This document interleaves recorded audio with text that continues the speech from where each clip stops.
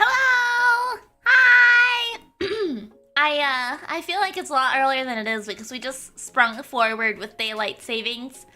So I feel like it's still morning because I just barely woke up, but it's actually not. It's 12:50 because we went forward an hour.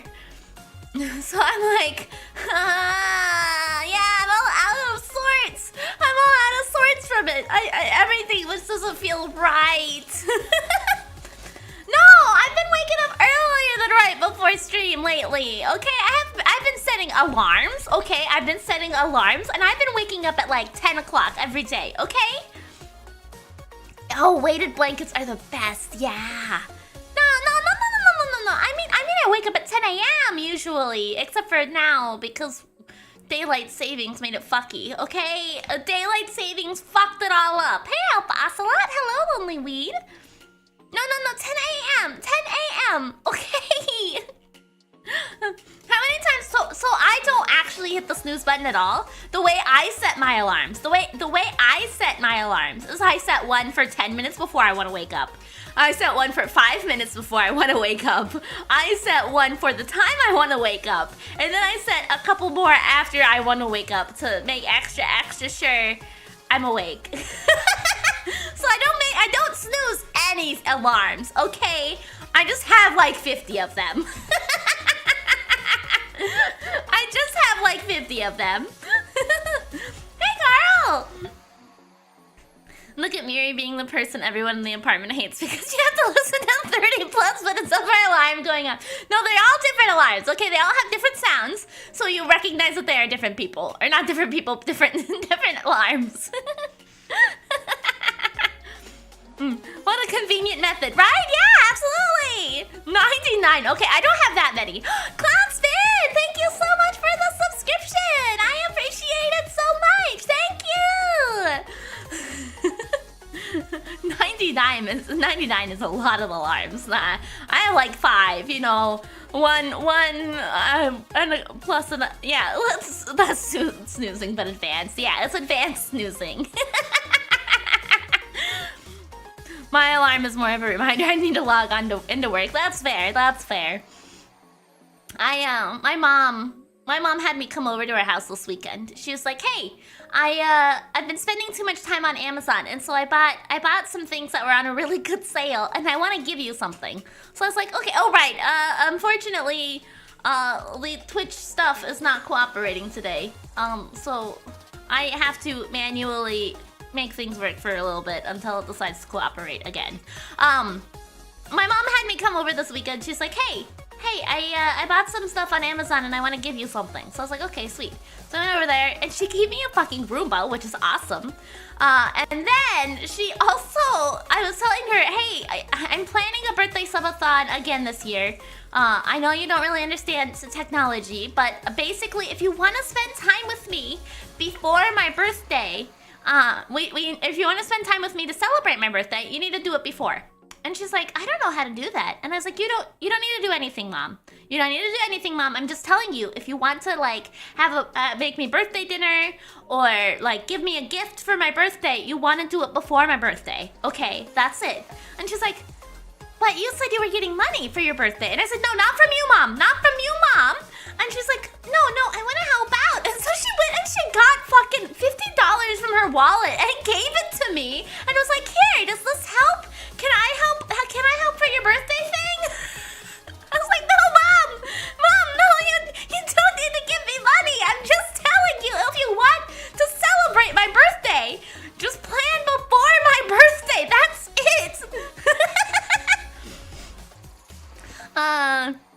Daylight savings got even Twitch fucky. It did. And yeah, we did daylight savings this weekend. Yes. Your mom sounds like a sweet old lady. She is 100% a sweet old lady. I was just like, "Mom," and then she wouldn't take the money back from me. She's like, no, I want to help out. Keep the money." I was like, "God damn it, Mom. Okay." No, I tried so hard to give it back. So the Roomba was hilarious. I set it up in my room after I came home. Clover was, at first, she saw it on the floor and she's like, "Oh, what's this? Is it a toy for me?" And she came over and she started trying to steal the little brushes from beneath it. And then I turned it on. And she hated it. She climbed into my lap and was just like staring at it as it went through the room. And was like, do you fucking see this shit?" And she just watched it slide around the room. And then she got on the floor and she started trying to approach it and move towards her, and she took the fuck off. And then she just sat on the other side of the cat door and just watched it move around my room for a while. It was so funny. As for Ellie, I moved it down into the kitchen after it finished my room. And Ellie hated it. She was following it around, barking at it. Maybe your mom wants to cooperate with her subathon. I think so, but I also was just like, "Mom, you don't need to give me money, okay?" My cat just hides on the stairs when the robot is going. Yeah, the Parsley was just hiding on the couch when I moved it down into the kitchen. Miri's mom donated $10. Clean the fucking dishes. No. Giraffe mom on stream? No, if she didn't even understand the idea that, like, I just wanted to tell her to plan stuff for my birthday before my birthday as opposed to trying to schedule afterwards, I don't think having her on stream would work well at all. I ended up taking the money and went and bought some Starbucks. Like, I was like, I guess, if you really just don't want to take the money then sure. Cat just sat on the robot. I wish the cats would sit on the robot. I think it'll be great if they get used to it to the point where they'll sit on it. I suspect if any of them will, it'll probably be either Clover or Basil. Have a good time at work! Miri's mom would dox me. Yeah, that's 100% what I'm afraid of. She would 100% be like, "Hey, real life name. What does this button do?" One day we push you down the cliff of having her on stream. No, she will not ever be on stream. She does not understand technology to the point to be able to do that. Okay.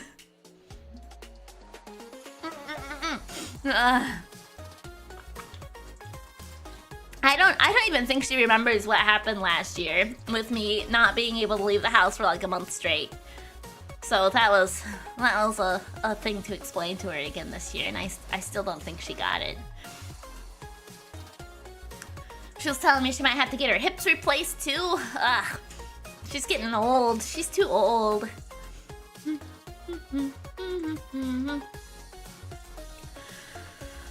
Wolf,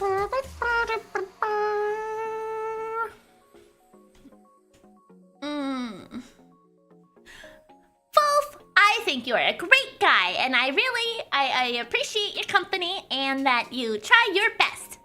How old is your mom? I think she's 73? She's pretty old. She's pretty old. Definitely in her elderly years. Well, that's how long it was last year, Facundo. I think it ended up being like 32 days or 23 days. It was pretty lengthy. You just don't want her to tell us about your embarrassing stories. I actually don't think she has very many embarrassing stories. So the thing about my mom, I'm off to rob graves. Good luck. The thing about my mom is prior to her accident in September, she was a huge alcoholic. So I'm not really sure how much of my youth my mom remembers, to be honest. So that's your depressing fact for the day. I don't think she really will have very many embarrassing stories, admittedly. I'm just mostly afraid that she will dox the living fuck out of me. My grandma's 84 and your egg donor is 59. Oh, damn. Alcohol testing stream with Giraffe Mom. No, she's not drinking anymore after her accident, thankfully. She's quit smoking. She's doing really good. It's so terrible. On one hand, it's great because her health has improved significantly since her accident. But on the other hand, like, she's almost like a whole different person since she had her brain bleed, but like in a better way, you know? You know, it's a blessing, but also I feel really bad for being excited about it. It's a good thing, but I also feel very bad that she improved her life so much after such a tragic event.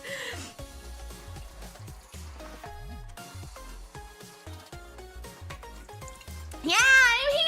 I know, but I feel like the whole day it's just been weird because of daylight savings time. So we're just, you know, we're making it work. Okay. God, and I could not imagine trying to do an alcohol testing stream with my mom anyway.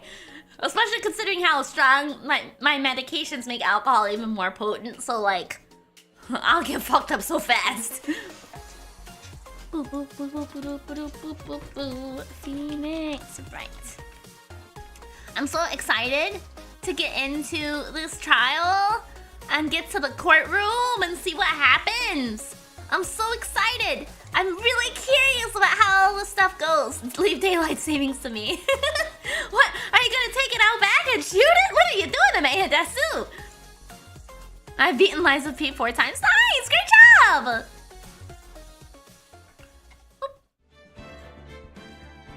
Okay.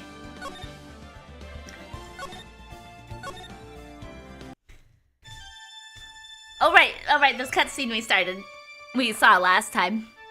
Huff! Huff! Grr! How did I get into this mess? That's far enough! You can't run forever, Mr. Phoenix Wright! Can't wait to see the fallout of finding out the truth, right? I'm so interested to see how it all unfolds. I cannot allow you to go on like this. Yep, we're starting off in the courtroom today. Silence! Well, I mean, we're about to after this little cutscene. You are no longer worthy of your title. Phoenix having a nightmare.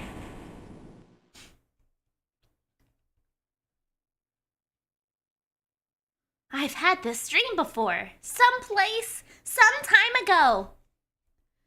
As if this day was written into my destiny. Today I'll stand in court as a lawyer. To prove a killer innocent. This is why this is one of the best cases of the series. Your client is guilty. Yeah, that's why I'm so curious to see all the mental turmoil that poor Phoenix has to suffer through. Like, how does he wrangle with this? How does this affect his perspective on the courtroom? I am so excited to see how this messes with his character, because it's not what we've experienced before. Mr. Geekazoid 11, thank you so much for the follow, and thank you for the lurk too, Curls. I hope you have a good day. Ba ba ba da ba ba.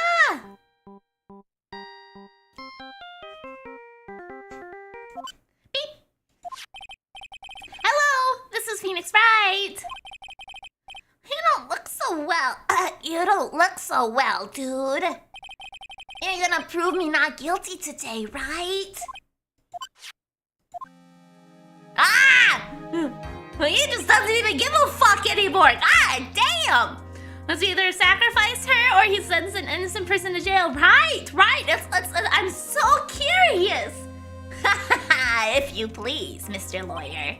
Remember, it's not just me. Your precious friend's life is riding on today's verdict, too. I'm a giraffe! Now listen up! You'd better get Engarde a guilty sentence, okay? If you get that creepy slime bag and not guilty, I'll never forgive you, ever! Your crush, Miri? No! I wouldn't say that! Phoenix! Phoenix! Mia! How is she? I don't know. You don't know? She hasn't tried to channel me since yesterday. Mia, what? What am I supposed to do?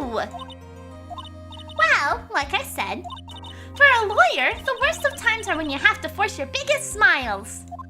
But you can't give up. There's still some hope left. Stop it, please. There's nothing left. Not here. Not anywhere. Oh no, depressed Phoenix arc. Depressed Phoenix arc. He's having a bad time. Ah! It's that accursed Engarde again! Will you leave me alone? Look! Don't call me anymore! I mean it! You're really mean, pal! Oh, Gumshoe! I gotta go. I work at 4 a.m. Oh my gosh! Have a good night, Lonely Weed. Thanks for popping by! Ah! Gumshoe, I'm really sorry! Where are you? They let me join the investigation team and we're chasing after the killer, pal. Then you have some sort of lead. Sorry, but right now we've got 0 leads on the guy. But we're not gonna give up. Gumshoe. Until the trial is over, until the verdict is handed down.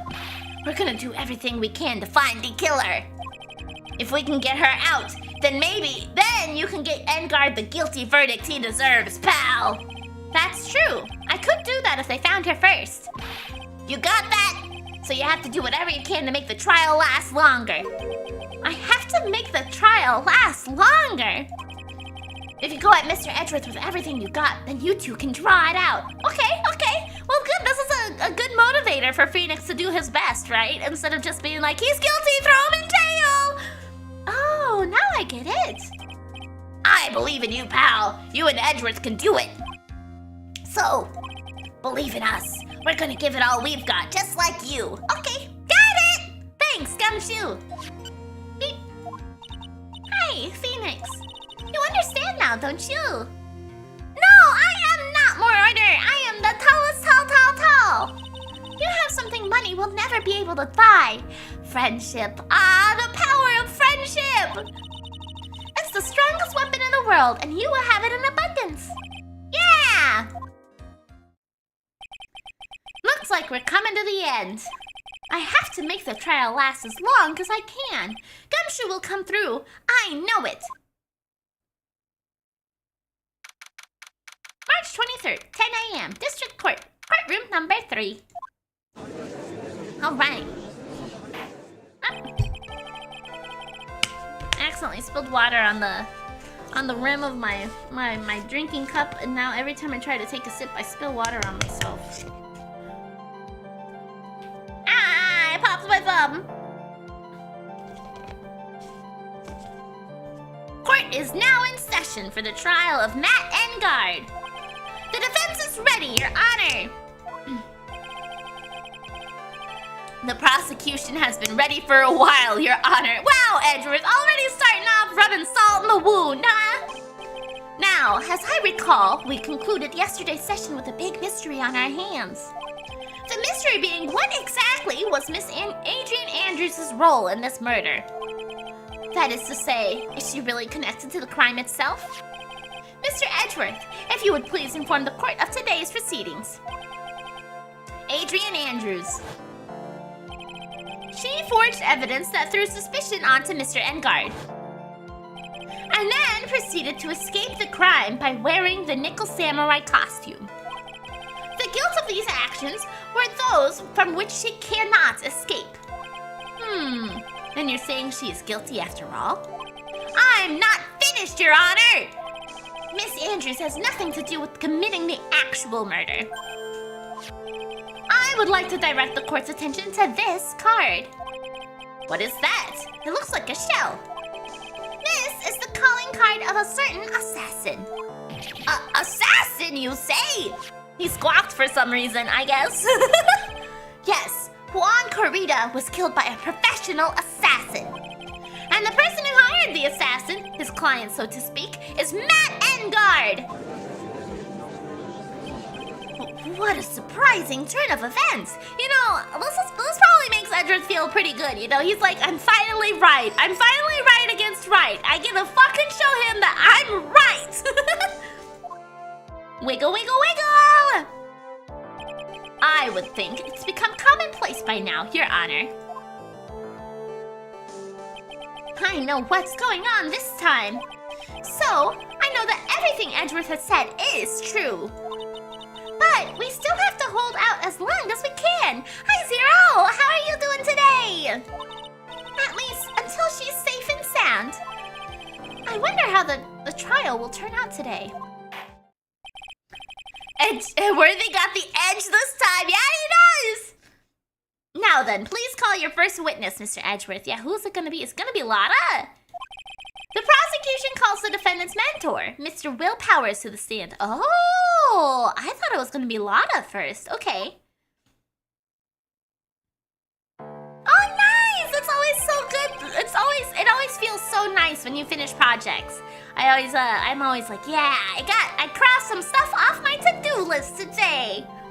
Now then, witness, your name and occupation, please. Okay. I'm, Will Powers. I'm a poor, underpaid action star. And what is your relation to the defendant? Well, I guess I'm sort of a lousy mentor to him in a way. Yeah. Edgeworth is putting the pressure on Phoenix Wright this time, not the other way around. Yeah, exactly. He's in an upper hand position this time, as opposed to being like, oh no. Today's gone. Aw. Alrighty, have a good one, Curls. Take care of yourself. Mr. Powers, please, you don't need to put yourself down so much. Oh, sorry, but, well, I'm just a kind of sort of nothing guy. On the night of the murder, you visited the defendant's room. Is this correct? Yes. Oh, okay, we didn't know that he was in there. I didn't know that. But you know, I didn't actually get to see Matt when I went. All you need to do is answer what you're asked. Now then, I would like you to please testify about when you went to Mr. Engarde's room. Okay, sure. What did you do in there? What did you do in there? After the award ceremony, I went by myself to Matt's room. Matt was standing there in front of his room, still in the nickel samurai costume. Oh, is he talking to the killer? Is this the killer right here? He was talking with someone. At first, I thought it was the bellboy. I watched the two of them for a while, but then I gave up and went back. I had guests with me that night, and I couldn't make them wait for me. Oh, us, yeah, okay, yeah. Nothing stands out as out of place in Mr. Powers' testimony. Probably the first witness to actually just recount what he saw without malice towards the accused. Yeah, he was just like, this is what I saw, that was it. And talking with the bellboy is no big deal. If one assumes the person Mr. Engarde was speaking with was an ordinary bellboy. What are you implying? Wiggle, wiggle, wiggle! Well, Mr. Wright, let's have your cross-examinations, shall we? Oh boy. Looks like we're in another sticky situation. Huh? A trap! Can't you smell it, Phoenix? But for us to find out more, we're just gonna have to charge in head first, right? Wrong. We're gonna press him. Well, I guess that is charging in head first in terms of the game. After the award ceremony, I went by myself to Matt's room. Okay. The defendant's room? Why did you go there? Well, I'm his mentor, like a big brother sort of, and I wanted to say congrats. What's wrong? Really? Right off the bat? Just out of curiosity, does making that raspy Powers voice make your throat hurt? Not that level of rasp, but like if I go full rasp, then yes. It all depends on the severity of my raspiness. Mr. Wright! What is it? You're gonna try to trick me into a corner, aren't you? Huh? I know I'm just a poor, underpaid action star, but I'm not the killer! He's like, don't trick me, I'm not a killer, don't make me into a killer! How many rasps can we squeeze in? Well, like Mo's level of rasp was too much rasp, and so that one really hurt my throat, but this little bit, that's not too bad. Oh. Yeah, that too, yeah, Damon, oh, what was his name? I don't remember his name. What's up? Not a whole lot, just the usual. No one said you were, Mr. Powers. No, please, don't trick me. Every time you do your lawyer thing, a witness suddenly turns into the bad guy. Every time? Witness, I will personally talk to the defense at a later time. So for now, please kindly cooperate and continue with your testimony. So sorry. He's not wrong. He is not wrong. No, he's actually incredibly correct. So you went to the defendant's room and then... Hey, wait a minute. How did I suddenly turn into the bad guy here? Matt was standing there in front of his room, still in his nickel samurai costume. Are you sure that was Matt Engarde? Yeah, I'm sure. He wasn't wearing the nickel samurai mask then. If that's the case, then he really can't be mistaken. And? What was the defendant doing, standing in front of his own room? He was talking with someone. At first, I thought it was the bellboy. At first? What do you mean by that? Well, he was in a bellboy-ish uniform, and he had a bottle of juice on a tray. Sounds like an ordinary bellboy to me. Yeah, but I didn't think he was a normal bellboy. And why was that? Why did I think that, Mr. Wright? How am I supposed to know? Sorry, but I can't remember right now. Sorry. He just know that there was something up about him, but he couldn't place why. Okay, that's it. That's it. I guess I'm gonna have to wait patiently on this one. I watched the two of them for a while, but gave up. You saw the two of them, the bellboy and the defendant together, correct? Yeah, the bellboy just wanted to say congrats. I feel that, right? Me too. Now, while you were watching the two of them, did you notice anything strange? You know, I did feel something weird. I think it was because Matt, well, he gave the bellboy a tip. Why is that weird? A tip? Well, normal thing to do. So, how long did you watch the two of them? Not more than a minute or two, I think. Okay. Yeah, we were the guests. So who are these guests you're talking about, Phoenix? Phoenix, it's fucking us! We are the guests! You, me, and then our friends, okay? You guys, of course! You and me and Little Pearl! I thought it would be really rude since I invited you guys if I disappeared on you. So, I went back to my seat pretty soon after I saw Matt in the hallway. This is like squeezing water from a stone. It's really pointless to press further. Do you remember this incident? Did Mr. Powers leave his seat that night? I don't remember that happening at all. She was making such a racket in her hyper state. I ended up focusing on her. I see. But in any case, from his story, he probably wasn't gone for very long. Okay.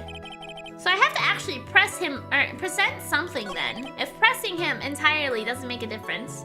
He was standing there in his nickel samurai costume. He was talking with someone and I thought it was the bellboy. Watched the two of them for a while and went and gave up. I had guests with me that night and I couldn't make them wait for me.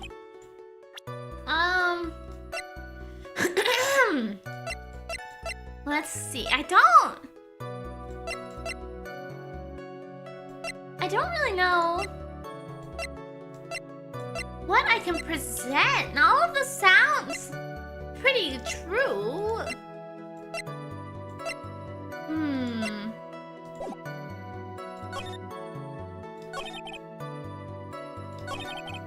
I went to Matt's room. Would you hit? No! He was talking with someone. I thought it was a bellboy. I watched the two of them for a while and went back. If you watch the two of them for a while, I feel like that's more than a minute. Let's see.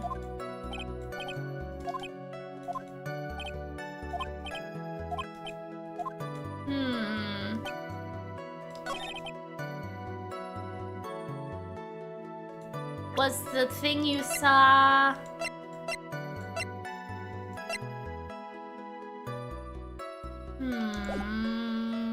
I don't know. I played this case last year, but my dumbass can't remember anything. It's okay. I mean, technically, I've played these all before, but I don't remember shit about them, so that's totally fair. Hey, Shagaf! How's it going? The defendant's room. I already asked this, and they got worried that I'm pushing him too hard. Thinking maybe if I go back to it, he'll get more upset about it. No.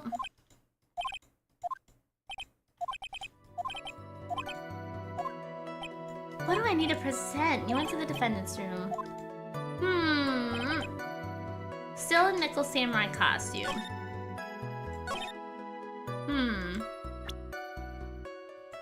I'm not sure why he went there.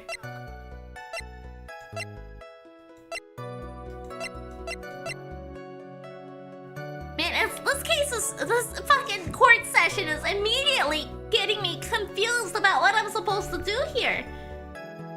I'm standing there, because I'm in a tricky spot, right? I'm in a really tricky spot. I know the person I'm defending is guilty, but I need to buy time. So do I not present things that make my client guilty? Do I just present things that I think would... Was there a dialogue where there's like two options to interrogate on? No, there wasn't anything like that. Cause it would pop up as the options. Let's see. Notice anything strange? The bellboy gave a tip.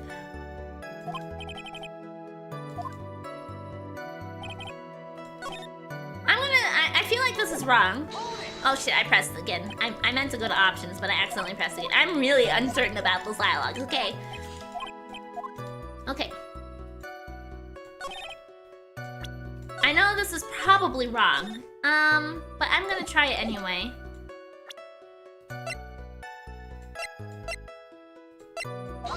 Yeah, that's kind of what I thought.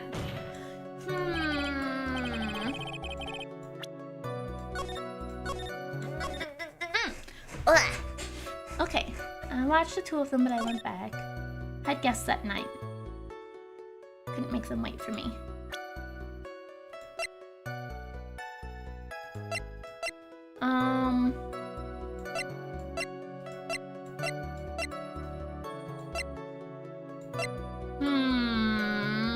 What do I present?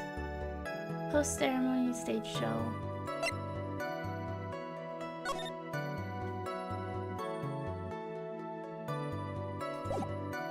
The witness is dumb and scruffy. I'm dumb and scruffy. I'm not sure what I'm supposed to do here. Obviously, I have something that I need to present. 8:15. But I have no idea. Watched the two of them for a while, gave up and went back. He was talking at first. I thought it was the bellboy. Matt was standing there in front of his room, still in a samurai costume. I went to Matt's room.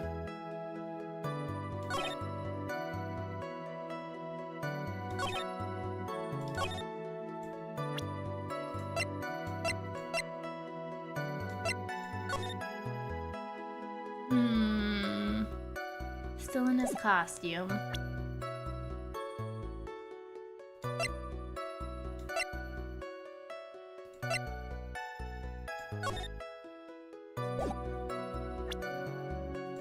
I'm baffled.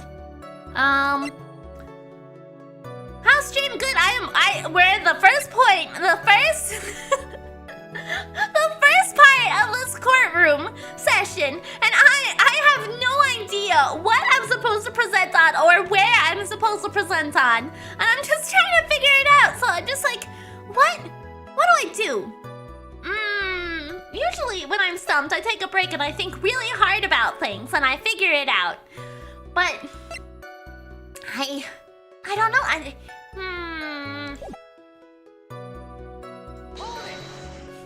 Pressing back forward on everything won't really help. Hey, how's it going?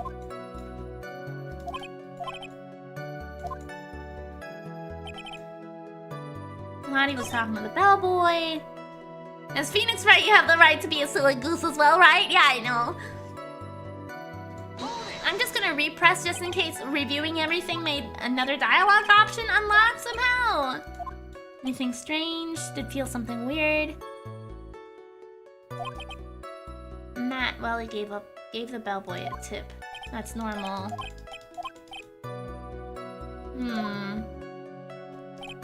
Yeah, that's really like the only thing I could think of to refute with, but like, he said that he didn't have his mask on, which seems totally fine.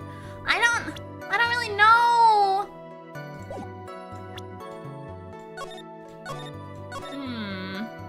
Maybe there's evidence with his fingerprints. Oh, I guess that's true. Yeah, that's a good point. If he had his suit on, he wouldn't have left fingerprints on the knife that he ate with, right? No.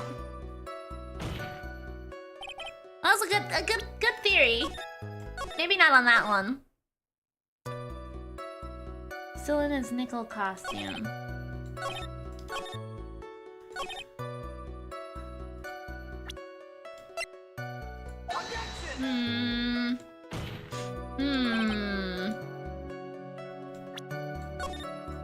What do we do? What do we do? You tried. That was a good idea. It was.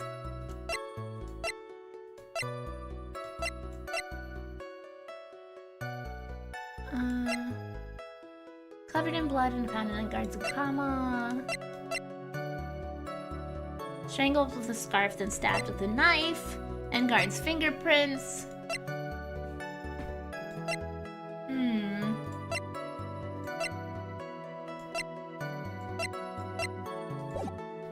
Well, I guess, if he thought it was the bellboy, watched him for a while, and he gave him a tip. If he thought it was the bellboy, I would argue, maybe, if it happened at 8, I don't remember what to do here, maybe with the position of persons? Yeah, I don't know. I'm kind of thinking like, we know this is going to record the victim's room for an hour. So why would Engarde be talking to him at that point? When he's supposed to be doing a murder, right? I don't think this is right either, but...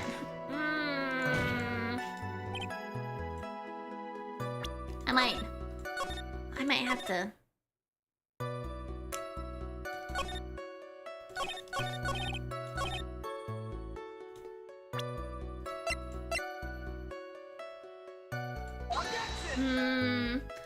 I was thinking maybe doing a murder sounds about right, but maybe there's another angle. Yeah, well, yeah. Maybe the evidence that has Engarde somewhere else. Yeah, that's kind of what I was thinking. And I couldn't make them wait for me. He was talking with someone, the bellboy at first. Standing there in front of his room. But he was supposedly taking a nap. Do I have anything about him taking a nap?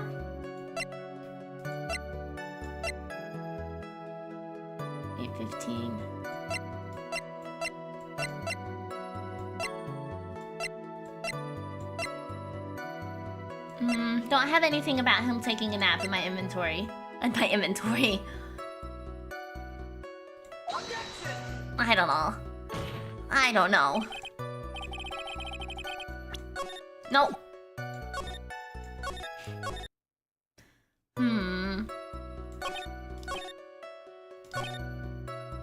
Well, it feels like... So when I pressed this one, Mia, it was like... Are you sure that he actually went away at that time? So, like, I feel like it was something to do with the final thing.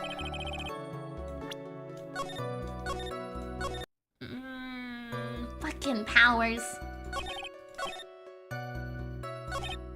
I had guests with me that night and I couldn't make them wait for me.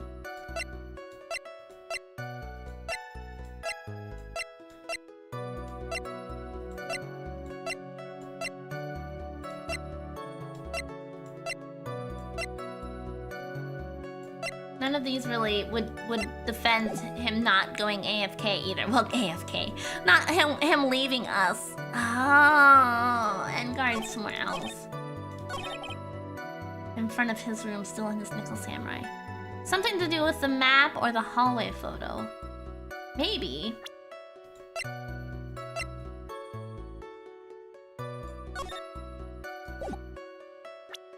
Standing in front of his room. Nope, not there.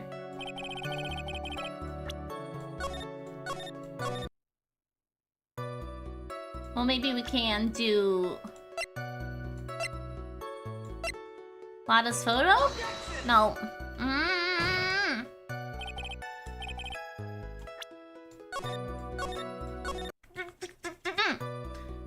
Standing in front of his room in his nickel samurai costume. Yeah, none of these really feel like they're things I can present to, which is really frustrating. I just healed them for a while and gave up went back.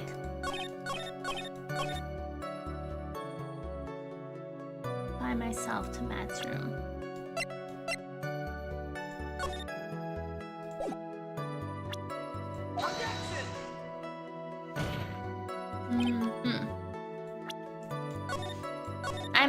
I might look this up because I am baffled. I am so confused. I don't know what dots I'm supposed to connect here.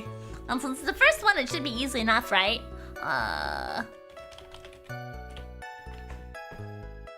Let's see. Let's see.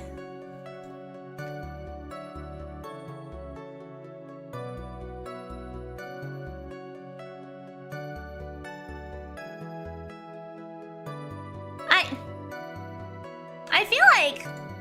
What? Okay, so I just looked it up, and it says that I should have, like... I should have the option to press something about the bellboy tip. But that didn't pop up when I, like, pressed on there a bunch of times.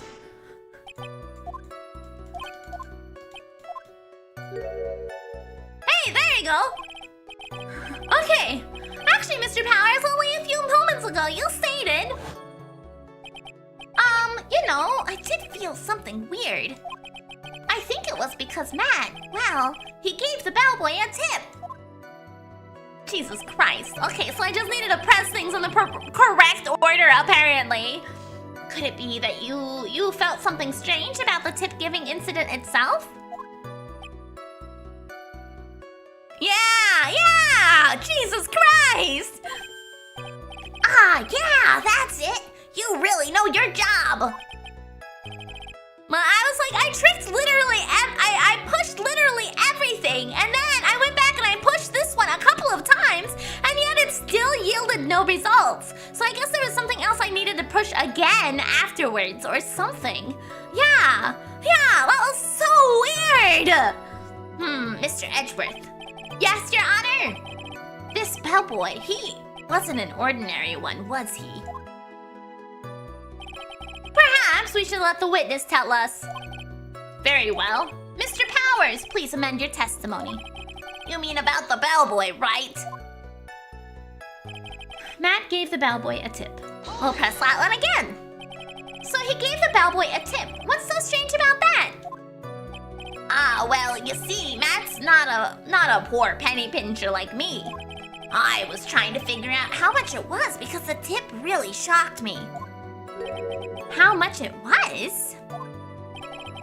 But that's when something even more surprising happened. The bellboy was putting the tip he got in his pocket. And that's when I got my first good look at the guy's face. Okay. I was really shocked.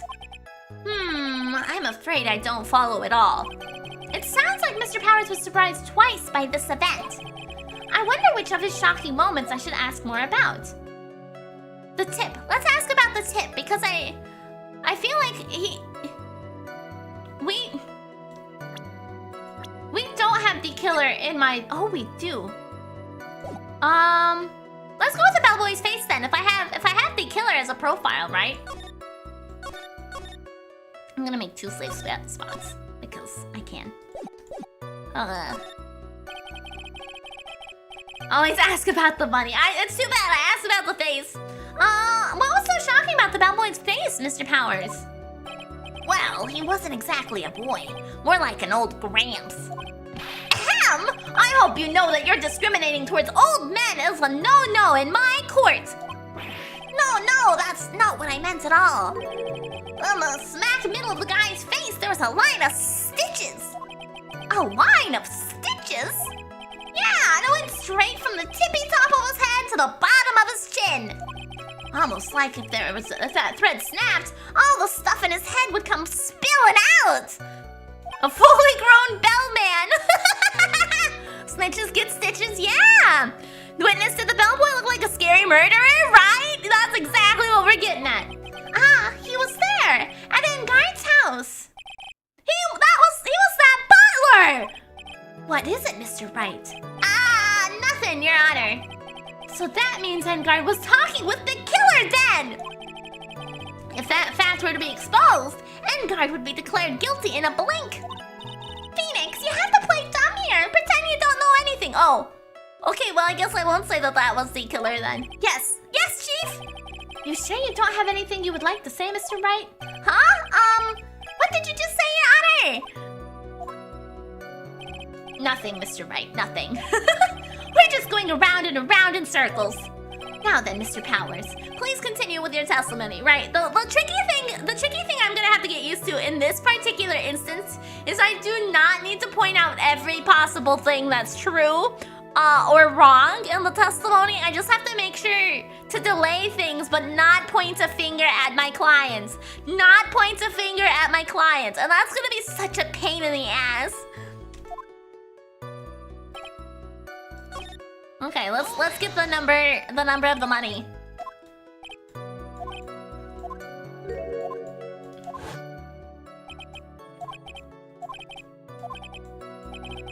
Okay, always bet on the butler being sus, even if they're not the murderer. They will know something. Yes, that's true. Okay. Okay, ask about the tip. Engarde's tip. You know, just the tip. Nothing more, nothing less. The defendant is a huge star. He can afford to give generous tips, wouldn't you agree? Sure. But giving him that much was maybe a little too much, I think. A little too much? Would you please clarify for the court?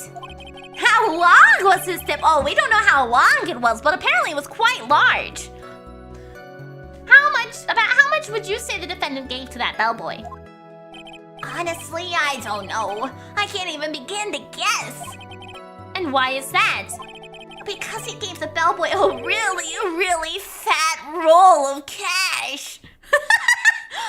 Oh my god! Wow, it's really quite thick, huh? A very girthy tip, you'd say. Hey, Miri, I hope I'm not late for the next episode of Phoenix Wright. You're a little late, but it's okay. I got super stumped on this first part of this case, so don't worry about it. Don't worry about it when even the tip is just too much. Yeah! A roll of cash? Time to become a bellboy for the grind. Miri being sus again. What do you mean? There's not a fat roll of cash in your pants. Are you because you want to bribe me, or are you happy to see me? I really thought he'd say a really fat tip. I was going to laugh. No. Fat, girthy cash. Yep. Oh well, how interesting. That was certainly a very generous tip, wasn't it? A very fat roll of cash. That could hardly be called a tip, Your Honor. The judge is beginning to look awfully suspicious of us. It's a cylinder. Yeah, it was a cylinder of cash. Not just a decoration or anything, right? Oh, let's raise an objection. I'm always gonna object if I have the option. The defendant is a superstar. Not just the tip. No, it was just a tip. That kind of tip is typical fare for people like him. Are you saying that all superstars are super spenders? If I could receive large rolls of cash simply by bringing people things on trays, then why on earth would I stand around here prosecuting? Can they please stop saying the word tip? He's got a point. I don't even get paid, let alone rolls of cash for all my hard work. So supposing that roll of cash was not a tip, then what was it? Payment, Your Honor. No, Edgeworth. At least Worthy is realistic. Right, he says what we were all thinking. Payment? Isn't it obvious? For the murder of Juan Corrida. Then the bellboy the witness saw. Yes, he was the assassin. Miles is mad he never got to live his dream of being a bellboy. I think so. But hold your horses now. Mr. Edgeworth, you don't have any proof of this, do you? Have I ever been unprepared to support my claims, Your Honor? I have here the card Shelley D. Killer left at the scene of the crime. Shelley D. Killer. He is the person the police special investigations team has been chasing for ages. I am certain that the person this witness saw was the very assassin, Shelley D. Killer. Really? I'm sure Nick can give him a bell and call him a wait. Your Honor, the bellboy was my defendant's boy toy. Yeah, they were just having a secret relationship. That was it, okay? There was definitely nothing suspicious or scandalous. Even though some may say that having a boy toy might be scandalous, but I don't think so. You gotta accept all sexualities and everything. So no scandal here. Absolutely not. Hi there, Grim Reaper. What's wrong, Mr. Powers? No, nothing. Just something clicked in my head, and I think I just figured something out. Miri, do you have a boy toy in your closet? No, I don't have any boys. Unfortunately, or fortunately, maybe. I don't have any. No. I don't have any. I'm building a farm in Starbound, and I'm hearing his massive tip. That's the game. It's not me. This display of money exchange was just the tip of the iceberg of what was going on. Yeah. Oh, actually, I saw that bellboy again later on that night. What?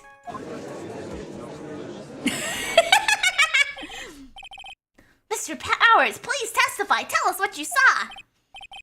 So you don't have boys but toys? No, I don't have any of that stuff, okay? Yes, sir, right away. Grim Reaper, thank you for the follow as well. If the bellboy is in the closet, please let them know we love them and accept them for who they are. Also, not to touch the witch and the owl and with the lion in there. Where is our best friend Larry Butts? I don't know where Larry is. Did we really see Larry in this whole game? Now that you bring him up. Mirida's what? Boys' butt toys? What? What? The second time. This time, I was in that hallway because I had to go to the bathroom. And that's when that bellboy I saw earlier came out of the room. Oh my god! He saw the killer come out of Juan's room! Of course, when I say room, I mean Juan Corrina's room. Now that I think about it, that bellboy did seem kinda out of place. Yeah, so he had to be the assassin, I am sure of it! I mean... So the bellboy was Engarde's prostitute that night. Yeah, I mean, that's what I think. How else would he give him the tip, right? How else would he give him a massive tip, right? Thank you. That's all we need for now. Huh? But I'm not done. There's still more. Let us first establish that the bellboy was truly Mr. the Killer. Then we shall see. So the bellboy came out of the victim's room. And if that bellboy really was the assassin, then I think the answer is fairly obvious. That would be correct, Your Honor. Well, Mr. Wright, I believe it's your turn to entertain and make us laugh. The bellboy in the dressing room with the knife. No, not with the knife. I'm sorry. You have incorrectly guessed. Was that your final answer, or was that just you wondering, taking a guess to see what cards everybody else has? Was that your final guess, or was that just guessing to see what everybody else has, Luxamber?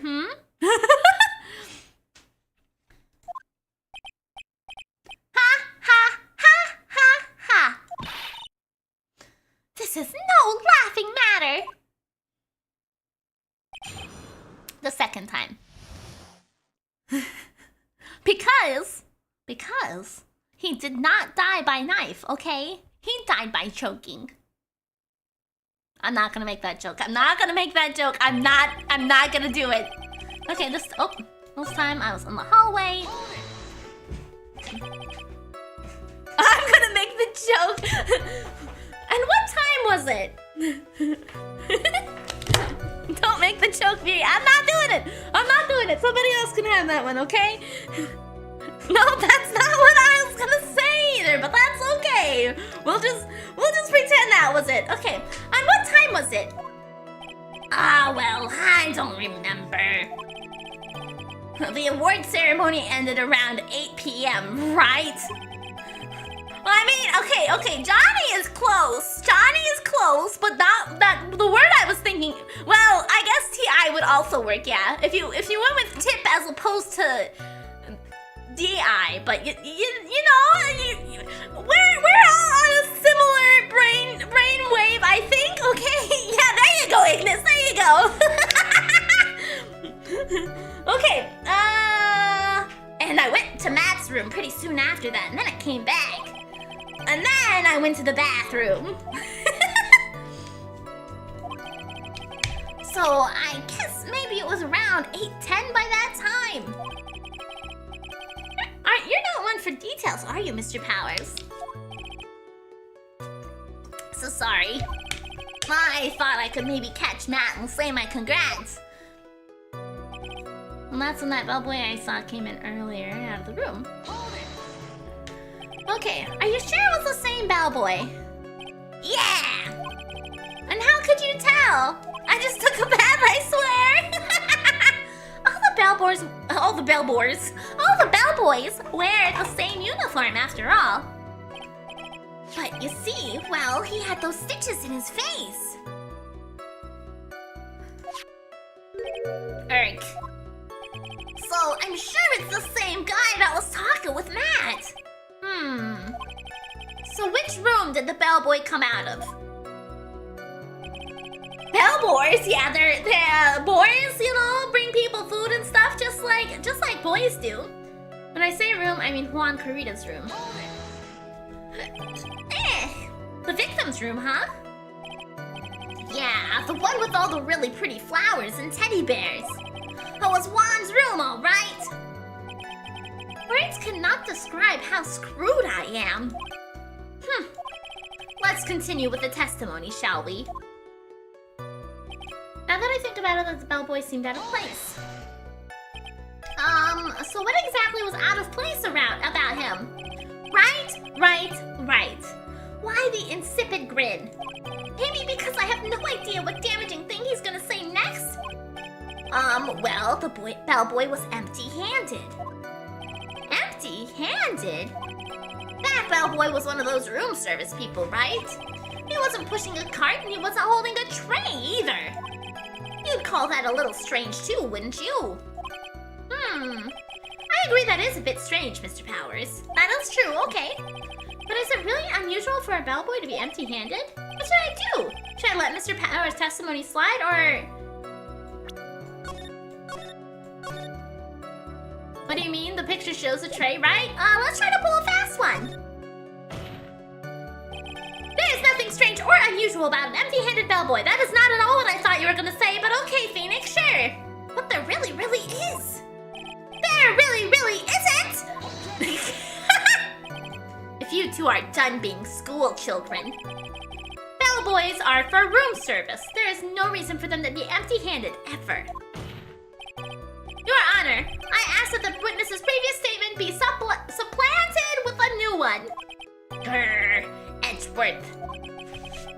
Are you gonna do whatever you can to make the bellboy look suspicious? The bellboy was ringing himself, which is what the client wanted. Yeah, exactly, shut up! Your Honor, you got it!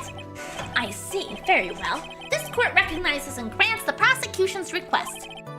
Mr. Powers, if you could please amend your testimony, please. Welcome back, Wolf! Yes, sir. I thought it was kind of strange for a bellboy to come out of the guest room empty-handed. So you're saying that it's suspicious for him to be empty-handed? Yeah, really suspicious. I mean, when I first saw that bellboy,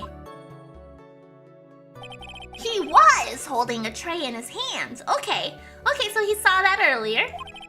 This is, see, this is murder. This is from previously. This is not currently.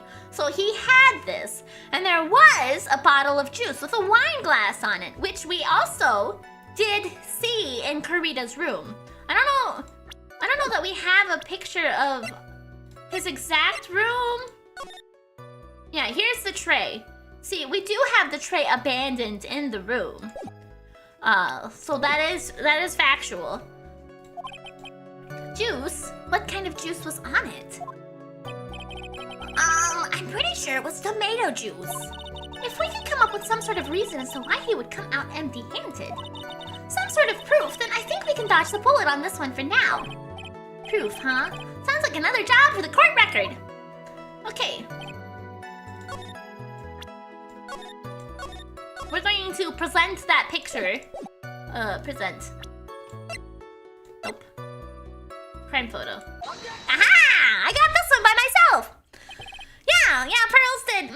Well, so the thing is I'm beginning to suspect that Pearls isn't necessarily summoning her, or that Mia is like, I need to be there, okay? I don't give a shit what's going on. In order to do the best we can, we need to have me there instead, okay? Tomato juice in a bottle? I only saw them in cardboard boxes. Yeah, I'm not sure who really would want to drink tomato juice like that. Hey, Gonzo! Mr. Powers. So I was tucked into a nice warm blanket this morning when I woke up, Doom Guy. I was all toasty in the blanket, and I was like, I don't want to get up. And then I overslept a little bit. And now we're here. Nep over here. Why are you drinking tomato juice like that, Nep? Yes? Do you think summoning Mia hurts? I feel like it must. You know, going from when I was a young giraffe going through my puberty years, you know, and I grew a pair, right? It took time and it fucking hurt, okay? I feel like just having them spring up periodically would leave pains when you go back to your regular body. This is some fancy hotel tomato juice. You're easily influenced by other people's words, aren't you? As soon as you heard that the bellboy might have been the killer, you got caught up in believing it must be true. I was thinking her bow, not her breasts. Well, I feel like it applies across the board, to be fair. I think it applies across the board. A pair of horns? Yeah.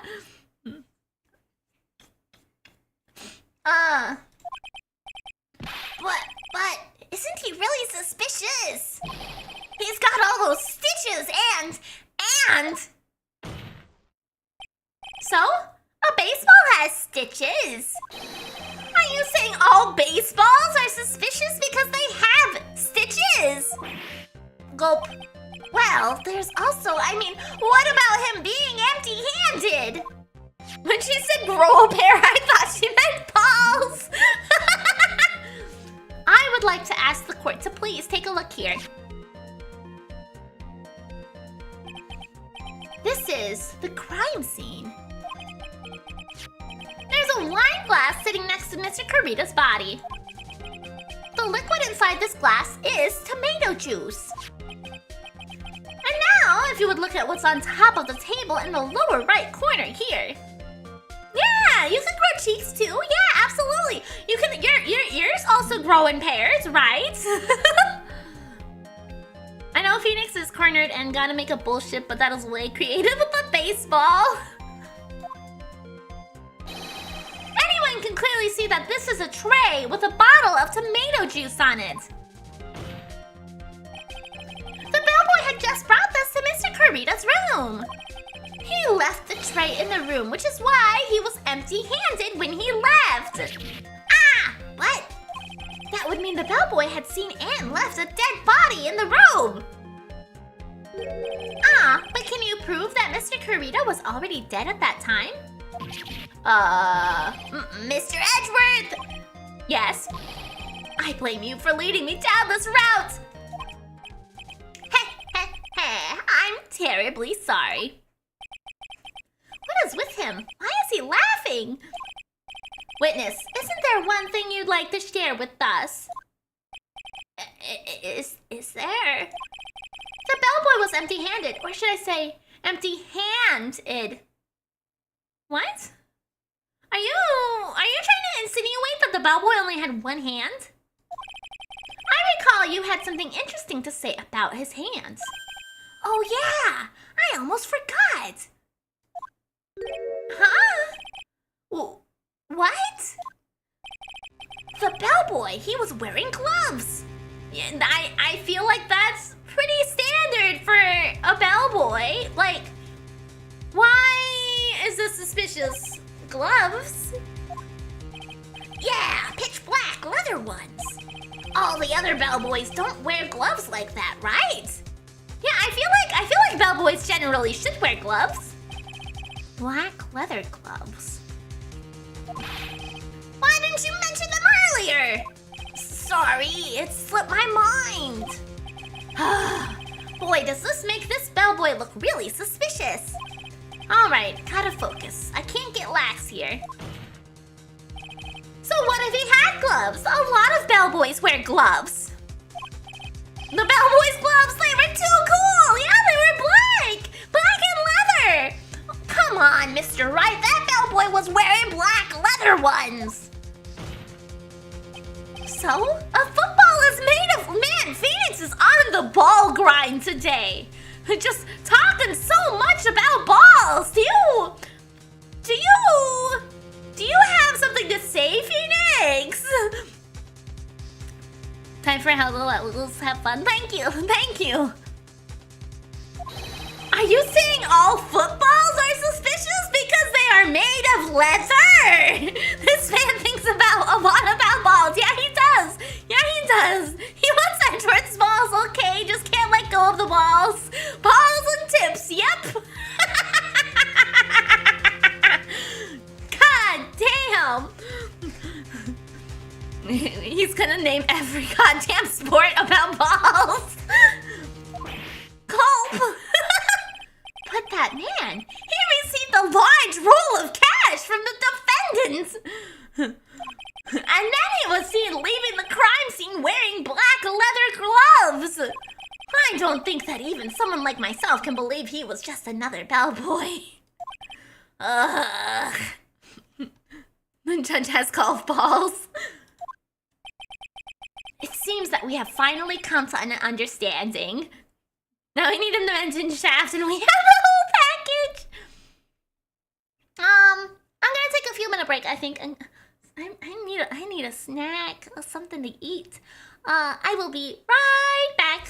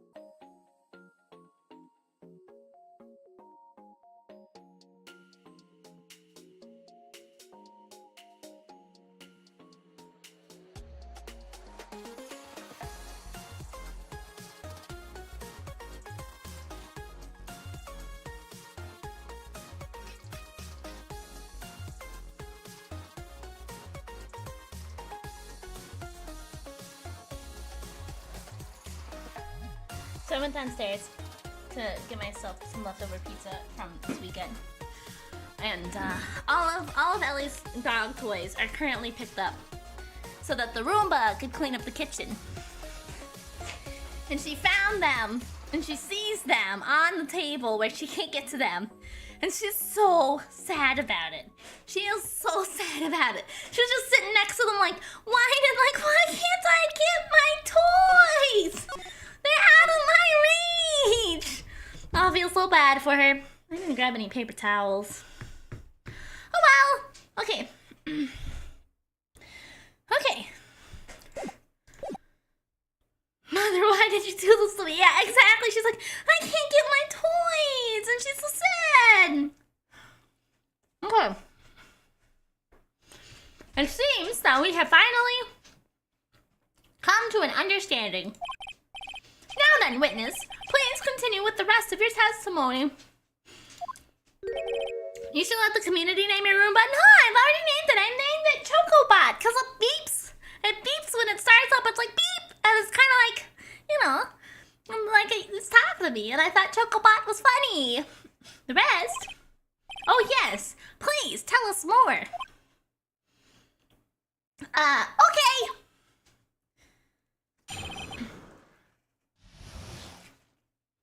Their second meeting. After leaving Juan's room, the bellboy went and knocked on Matt's door, just like that. He gave something to the person inside the room. Then the old guy just left without even going to the room. Chocobot? Like Chocobo? Yeah! It goes quack! Kinda! Yeah, I thought it sounded like it was kind of like a quack noise. After that, I went to the bathroom and went back to my seat.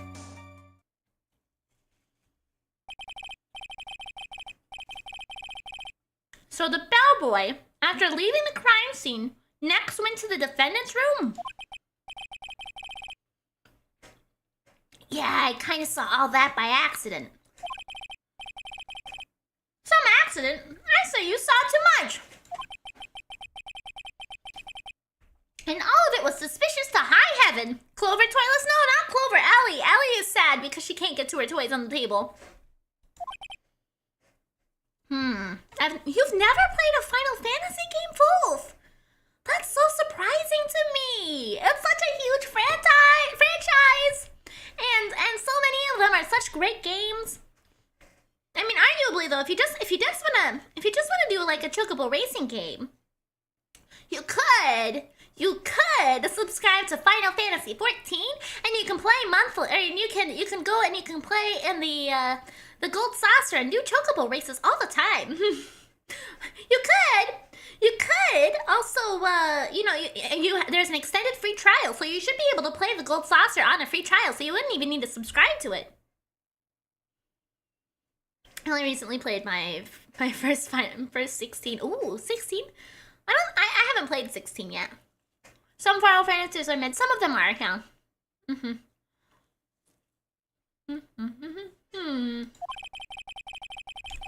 I think it's safe to say that we can no longer consider this bellboy to be normal.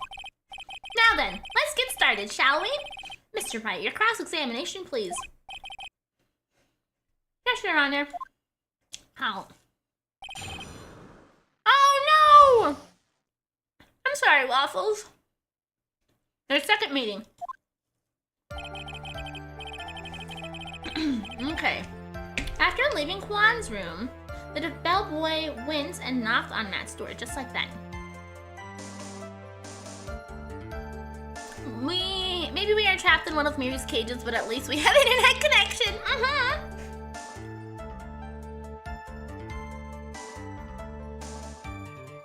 How's the game been? Great! I'm having a good time. I got a little puzzled at first, but we're making progress. Transformers 1, YT, thank you so much for the $1 super chat over there. I appreciate it so much. I've read reviews that Crystal Chronicles was mixed. The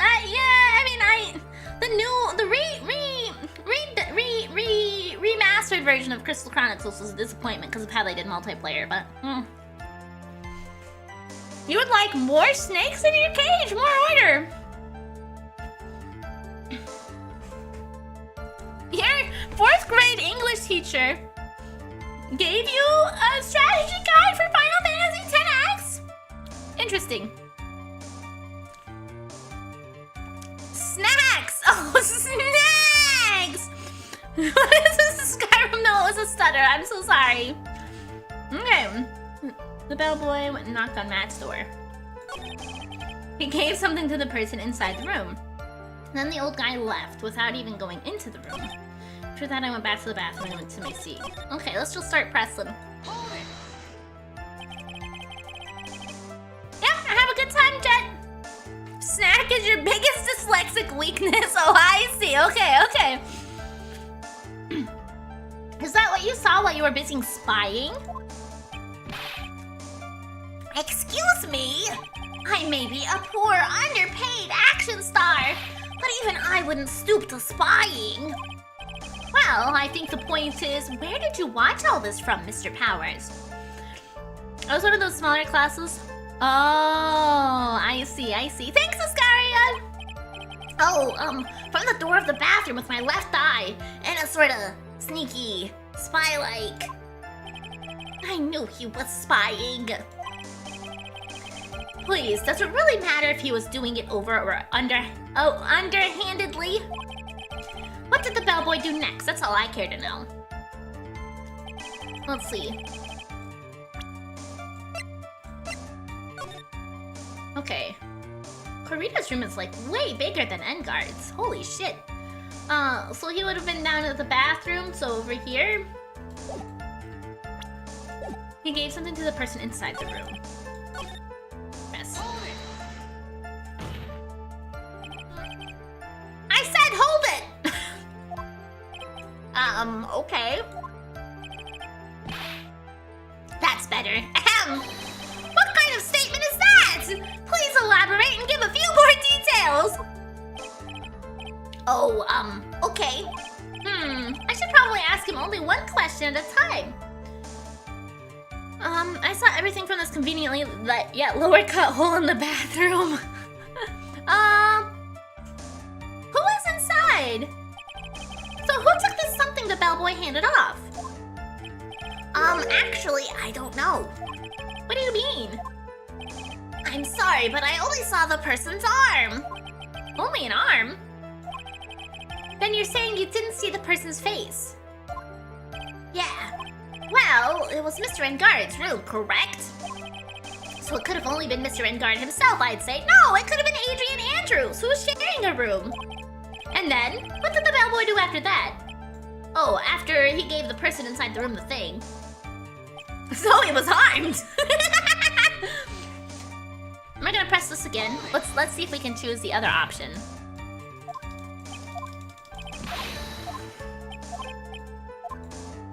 Ask about the something. He gave something to this person? Oh.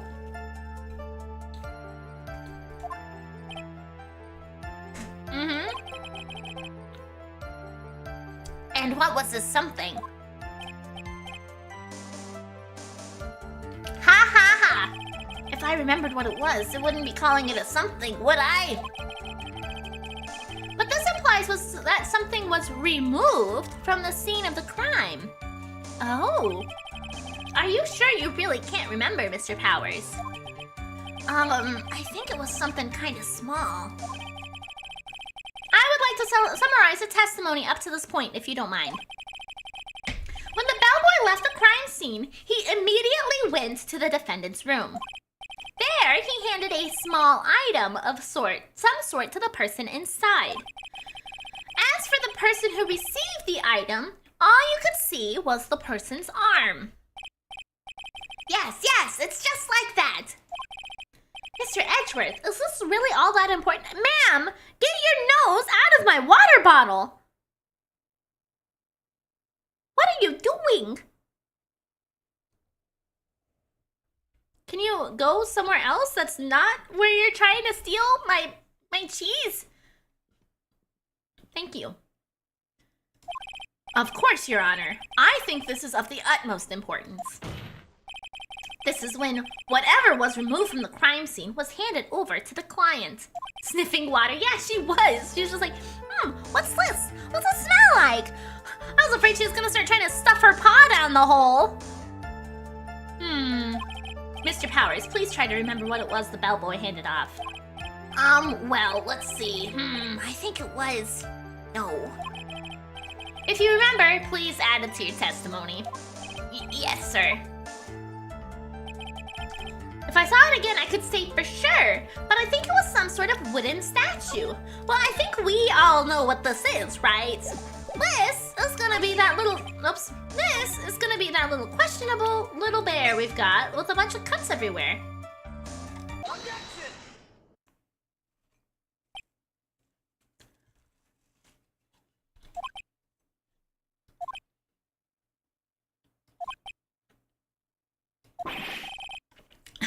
What was the point of that pregnant pause? No, we don't use that word here, Edgeworth. I'm sorry. Where did that objection come from? Well, speak up. It was me, Your Honor. What is it, Phoenix? I have a feeling that something bad is going to happen once I show this. Mr. Wright, if you have something to say, please spit it out. Yes, Your Honor. Okay, Phoenix. Deep breath. Mr. Powers, the something you saw, was it this item? Ooh, we got Matt Engarde's evil music again! Oh, we got his evil music again! Oh, hey, that's it! That's the something! Wow, Mr. Wright, you really figured it out! I recall we found this at Matt Engarde's mansion. At the defendant's house! What's your favorite ball? I never really thought about a favorite ball before.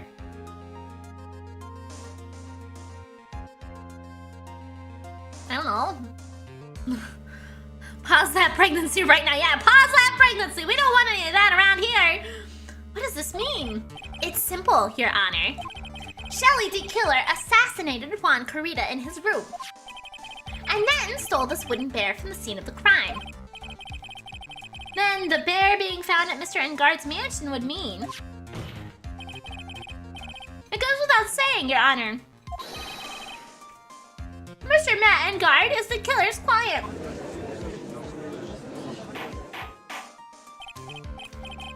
Order! Order! Order! I said order! Mr. Wright, this is the most unfortunate turn of events for you. Yeah. Sorry, Mia. No, it's all right. Your judgment was sound. Actually, I figured the bear would come up.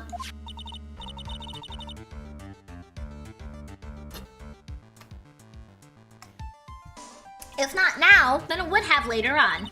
Even if you hadn't shown it to the court, I'm sure your friend Edgeworth would have. I almost forgot that he knew about it too. I think it is clear that there is no need for us to continue this trial. No, fuck! I can't let this happen! I have to do something! There has to be something we've overlooked. Your Honor, a minute, please. Yes, Mr. Wright. Well, there are still a few points left that we have not fully explored. What are you trying to pull? Oh, well, we can't have that. All right, Mr. Wright, what questionable point would you like to explore further? Parents' testimony, the person who received the bear itself. I hate this section. Wright gets so desperate. Well, I mean, it makes sense that he gets desperate. The person who received the bear. Maybe they planted it in his house. There was one thing in Mr. Powers' testimony that was very unclear. And that is the identity of the person who received this bear. He gave something to the person inside the room. I'm sorry, but I only saw the person's arm. As long as we don't know who it was that took the bear.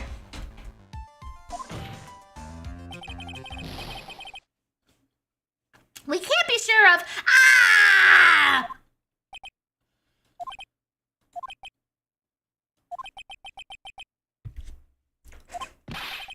What is it, Mr. Powers? If you're gonna scream like that, then at least give us a good reason why. Oh no.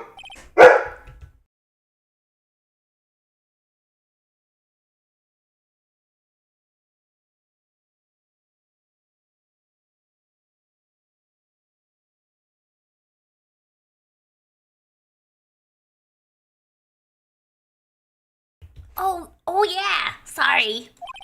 Actually, so I remembered. I remember who took the bear. What? Really?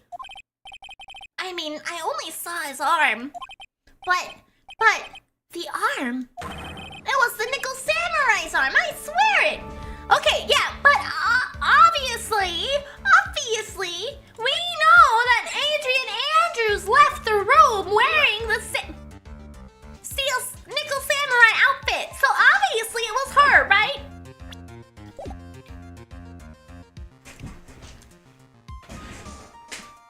How did you forget that? Right, that is something that you should obviously very much remember. Look at that thing. It's so different. Hey, where's his stitches? He lost his stitches! You've got to be kidding!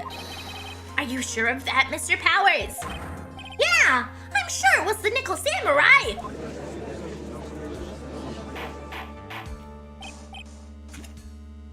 Order, order. It looks like you've dug your own grave yet again. How many times is that today? I've lost count. So, the person who took this little bear was the Nickel Samurai. And, as we all know, Matt Engarde is the Nickel Samurai. Oh, what? Don't act like this is a gotcha, Edgeworth. Don't act like this is a gotcha. Absolutely not. Good thing you have slaves come snick, right? Thanks to the defense, we've made that all the clearer. What am I supposed to do now? Mia, help! You don't have time to act lost. You've got to find another angle to attack this from. Hurry! That could have been anyone's robot arm! Your Honor. The strongest superpower of all. Save and load. Yeah. Again, Mr. Wright. We've already removed any and all questionable areas of this testimony. It's about time you were removed from this court, Mr. Fuck off, Edgeworth! Fuck off! Why are you playing hard to get? Why are you acting this way? Why are you throwing a tantrum like this? Yeah, exactly, Wolf. We have proof that there is definitely somebody else who could have been in that suit. I have to find something. Even one more little point will do. There are still questions left unanswered. Do you think that boobs are circular? I think not. Right, Choo-Choo thinks so. Listen, every woman, every person who has a pair of developed breasts are all different. They can be whatever shape. You know, there's beauty in all shapes of breasts. What are you trying to pull? Oh, well, we can't have that. All right, Mr. Wright. What questionable point would you like to further explore? Really? We're back to this? Personally, I think boobs are square honkers, square titties, squared up on a muscular woman. Yeah, they are. That is technically correct.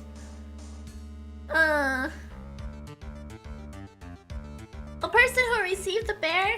All shapes and sizes are good. Exactly. There is one thing in Power's testimony that's very unclear, and that is the identity of the person who received this bear.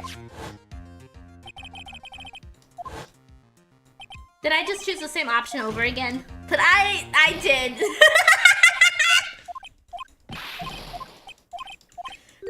I know. I realized once we started through the dialogue that we had in fact already did that one. Whoopsie!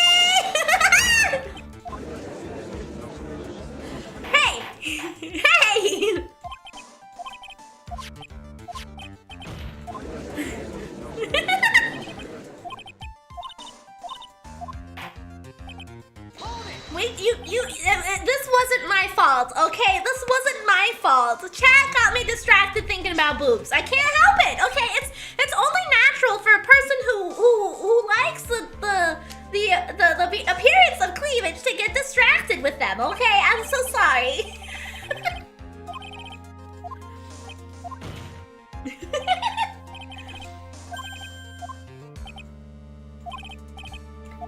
Okay, the bear itself.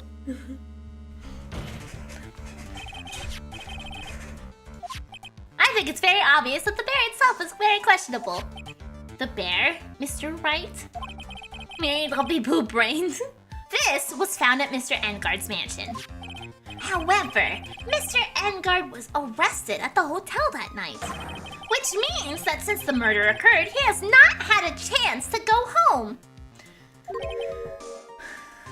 Okay, if Miri Souls-like boss fight start talking about breasts, well, I mean, arguably, I think the round that I got the clear on Ishin, we were talking about some weird ass shit, okay? Oh, I think Your Honor has already figured out what I'm trying to say. It's not possible that it was Mr. Engarde who took this bear to the mansion. Yeah, I am having a great time, Silencer. I'm so glad. I'm so glad people are still getting their shakers. It's so cool to see them everywhere. I love my shakers, so I'm glad that other people are enjoying them too. Why, that's very true. We didn't consider that point, Mr. Wright. There was no way, time-wise, for the defendant to have taken this bear home. Whew. Disaster averted. You haven't gotten the best of me yet, Mr. Wright. Huh? I remember it clear as day.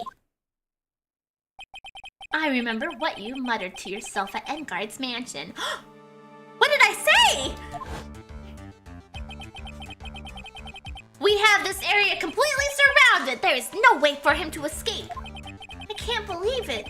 That butler, all this time, he was the killer. The killer and Engarde were working together, so to speak. And the killer was hiding at Engarde's mansion as its butler.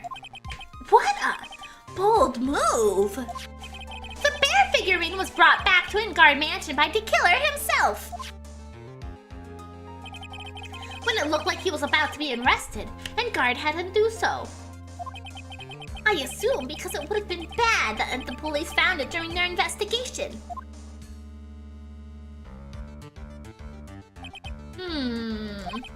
Well, Mr. Wright, you've been quiet for a while now. This is too much! Isn't there anything I can attack at all? I think we've heard enough. We now know that why this bear figurine was at the defendant's mansion. As well as who it was that received the bear from the assassin in his room. Everything has become very clear. The client who hired the assassin to commit the murder was Mr. Matt Engarde. I see no reason for this trial to continue. Therefore, I will now hand down my verdict. Fuck off, Judge! Thank you, Your Honor, for your understanding. You see, Mr. Wright? You could not win against the truth, could you? I call the bear to testify! Yeah, put that bear on the stand! I bet it'll tell us the time, right? I bet it's a clock of some kind. It'll talk to us! I knew it would turn out this way. After all, what Edgeworth has stated is the truth. Any objections, Mr. Wright? Well, do I? What should I do? Raise an objection! We will not hear the verdict now! With all due respect, nuh-uh. There is only one way for me to drag this trial out. The only thing I have left is this one dirty trick. Your Honor, right now, we have 2 reasons to believe my client is the assassin's client. Reason number 1, he accepted the bear figurine from the assassin. Reason number 2, that very same figurine was at the Engarde mansion. However, it's possible that this is all the work of a certain other person. What are you saying? What I am saying is, it's possible a different real client. The real client? Yes. Tisk, tisk. Is that all you have?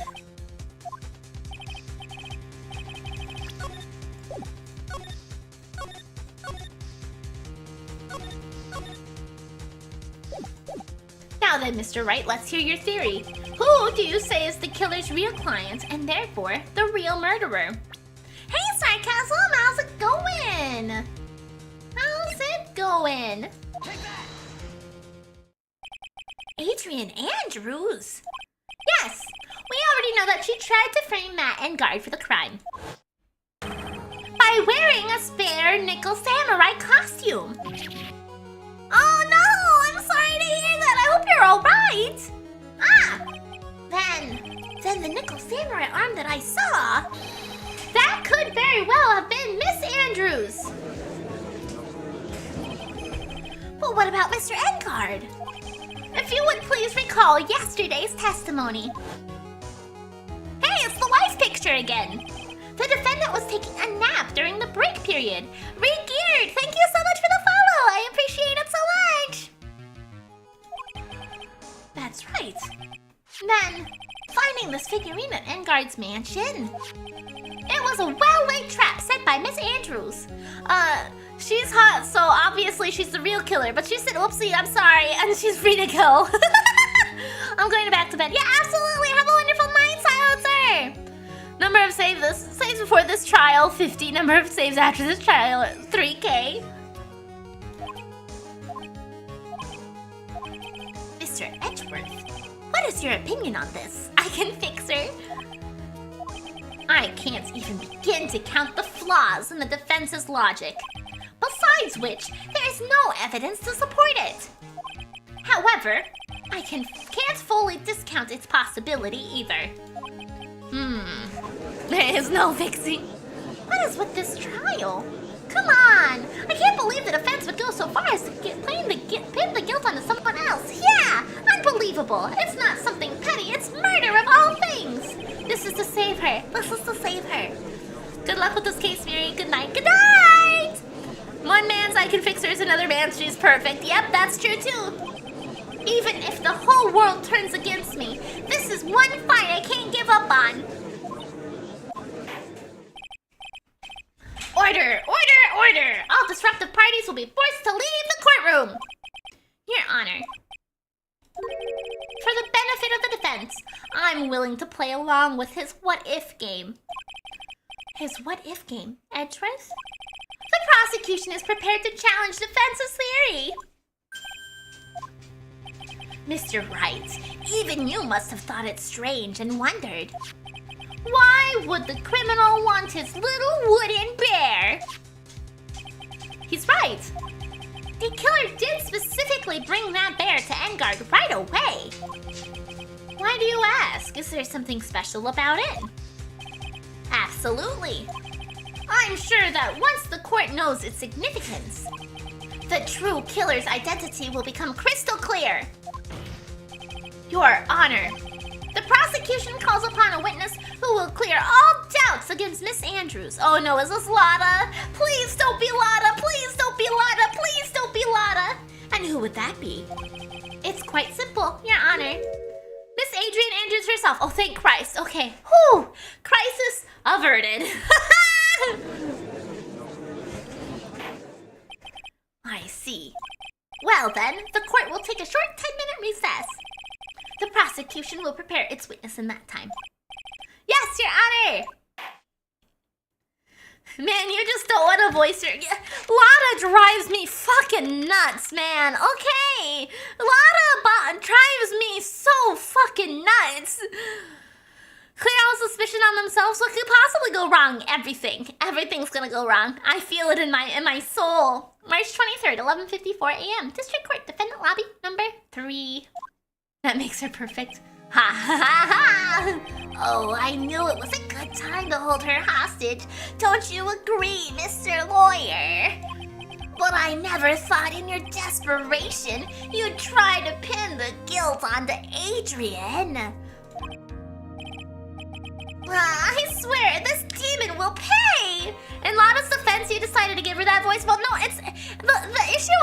is not with her voice that I gave her. It's trying to maintain the accent that I horribly attempt to give her, okay? I am not an accent voice person. I can't do accents to save my fucking life. I don't know why I tried. I mean, she naturally goes towards that style of accent, but I can't pull it off well enough. She is an annoying character too, yes. Mr. Nick! Pearls? Where's Mia? I don't know. A really strong power suddenly called her away. Oh! A really strong power?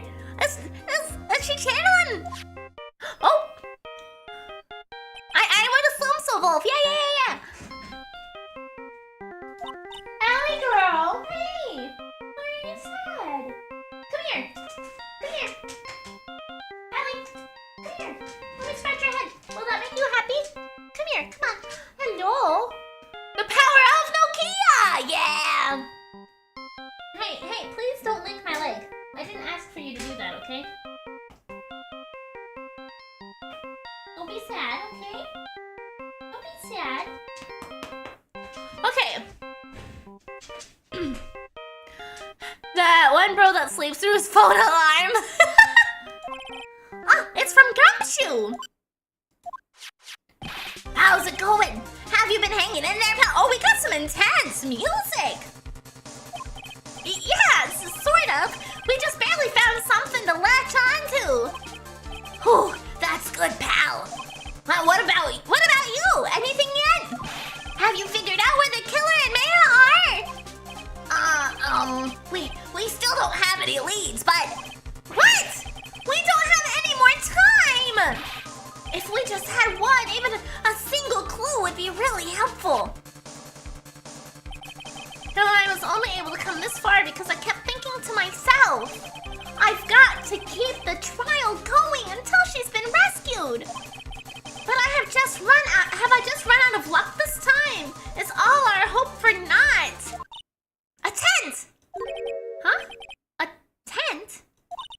I could see a circus tent! Mia! It looks like she was unconscious until just a few moments ago. As soon as she woke up, she called for me. So it was her that called you away. She's locked in a dusty little room right now.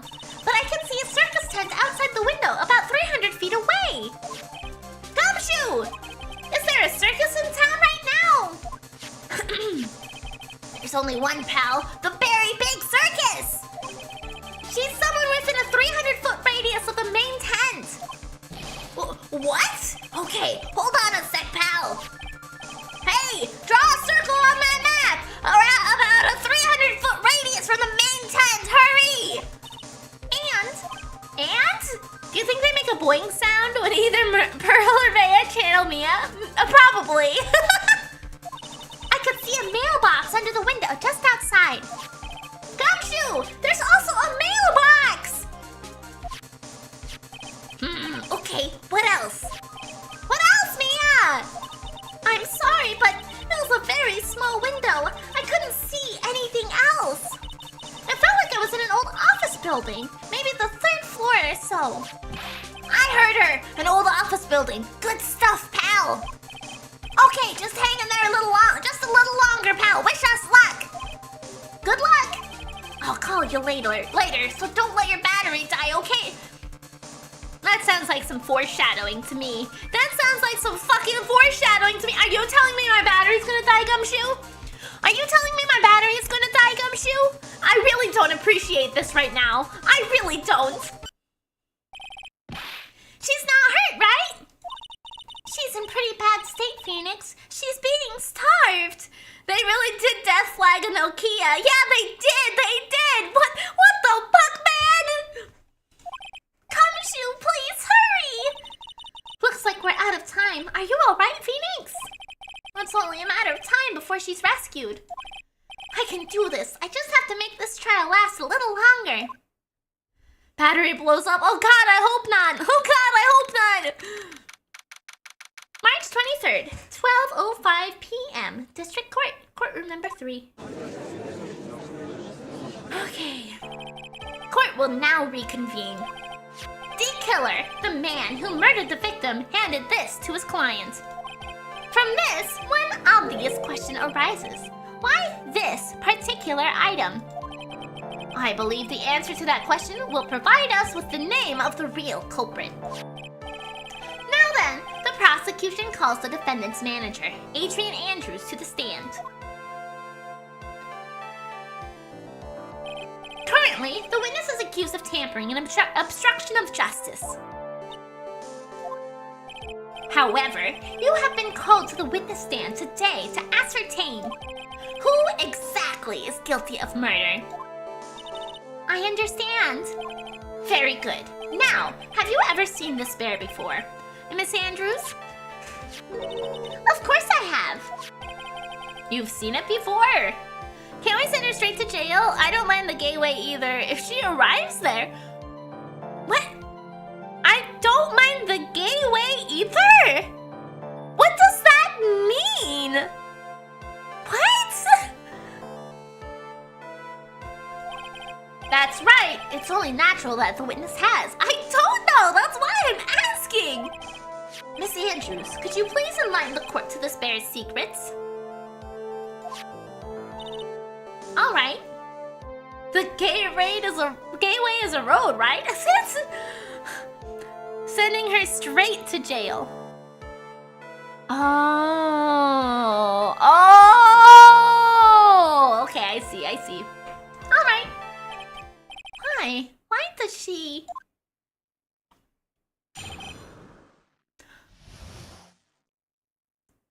Does the bear have the suicide note? Does the bear have the suicide note? I can't believe that was a thinker for you. Yeah, I didn't even realize it. That you had said straight to jail, even though I read it out loud. The bear figurine. Actually, this is an elaborate puzzle. If you know the correct order, it can be taken apart one piece at a time. At its center is a small cavity with just enough room to store a small item. Because of its complexity, if you don't know the order, you can't open the bear. You really can't tell that it's a small jewelry box just by looking at it.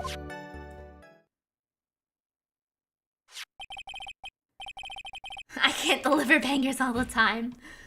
Me with an axe disagrees. Yeah, I think you could probably just smash this shit open if you really wanted to. Yeah, watch me with a hammer. Exactly. So this figurine is a container of sorts, is it? Yes, looks can be deceiving, wouldn't you agree? Yes, this is superb craftsmanship. Oh yes, I nearly forgot.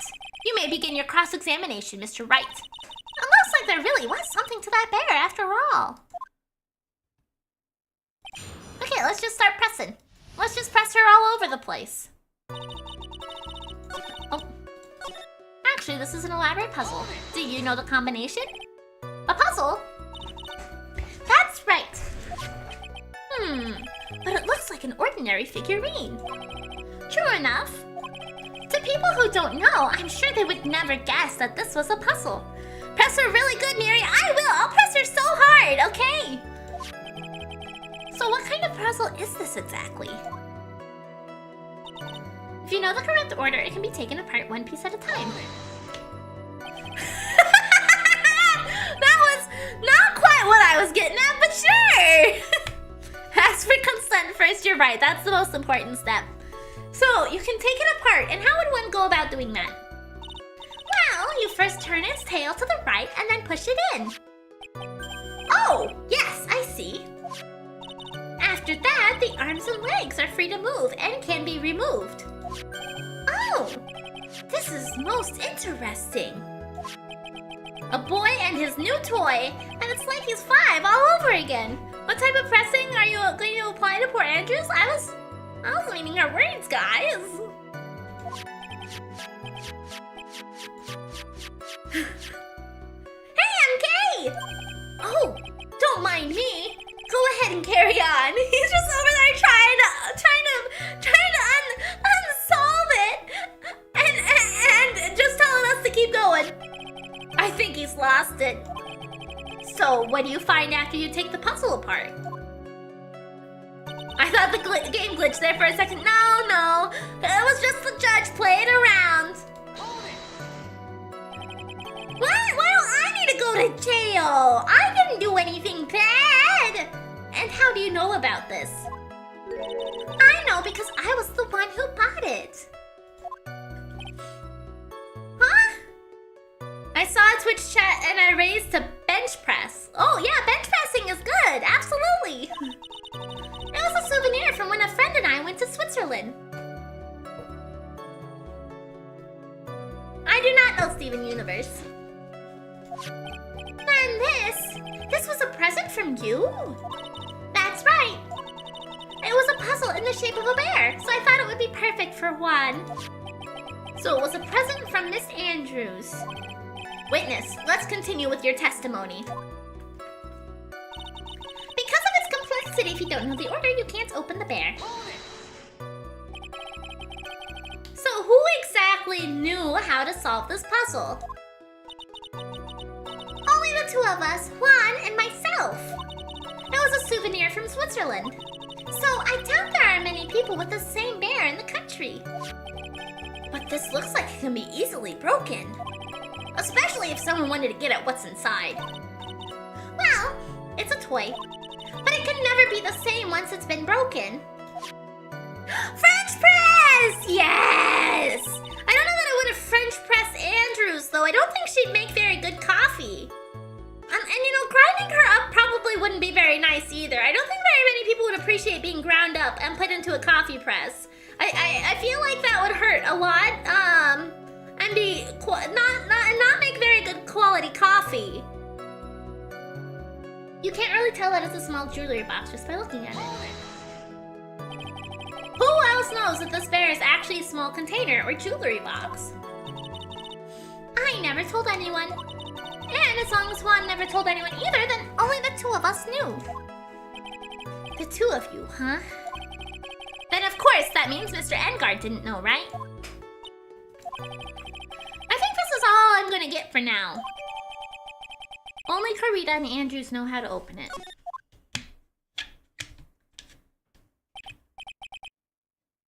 Press temple cane?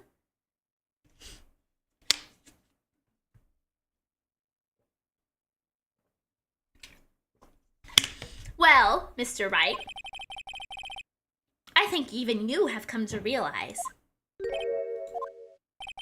that there is one very important fact that we have uncovered, and that it is, this bear is actually a jewelry box. Now that we have agreed to this point, there is only one logical question that can come next, and that is, what is inside the jewelry box? That's where my Lemon Ops wins! Oh! Clover did try to steal them last night, and she almost got away with it, but I found them! The Panini Press! That's another good press! Yeah!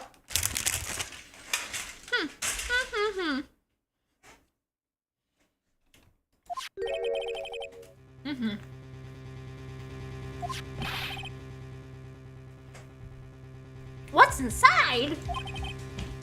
That's right. That's what we're gonna find out next, witness. Yes? You are the only one who can open this. Oh.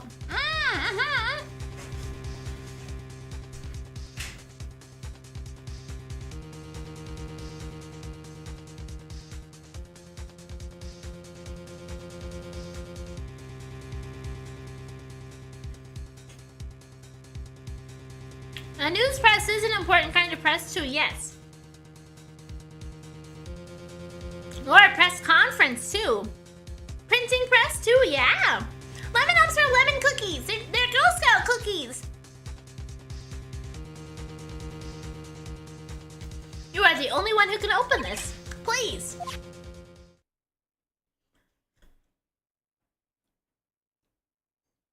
There's a painful silence hanging over the courtroom. All eyes are on Miss Andrews now as she tries to solve the bear puzzle. Click! I've opened it! you wanted? What is that? It looks like a note. It's the suicide note!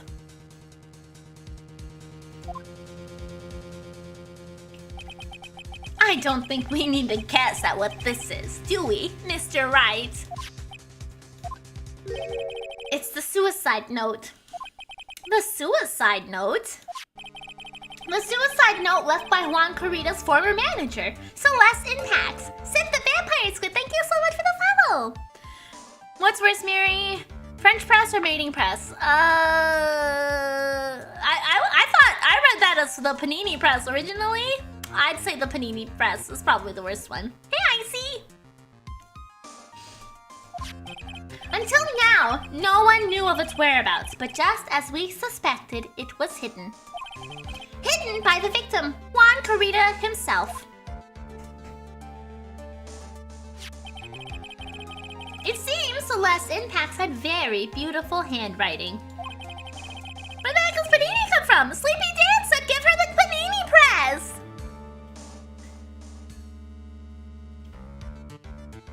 And she... and she just as beautifully signed her own name on this document. This is most definitely the note she left right before she committed suicide. Good! I'm so glad! I loved your comments on Until I See! Order! Witness, did you know about this? Yes, I did. I heard all about it from Juan. When I discovered his body, I looked for the bear. I wanted to destroy the note before it became public. But I couldn't find it anywhere. Because it had already been taken by the killer. Everything is going at Mr. Edgeworth's pace. So now that the suicide note's been found, what's the next logical question? What is written on the note? That's right. At least that's what I would think. Now then, I believe it's only appropriate the contents of this note be known. I can't stop you, can I? I went through so much just to get my hands on it. And I was going to burn it for her sake. I'm deeply sorry, but I can't allow you to persuade me to stop. Your Honor, if I could please read the contents of this note aloud. Oh, if you could please read the contents of this note aloud. Very well. The judge's voice rang loud and clear through the deathly silent courtroom. In her note, Celeste Impax left to us a record of all that had happened to her. About being used and then thrown away by Engarde. About being engaged to Corrida and Engarde's role in destroying that. And about how she decided in her despair to end it all.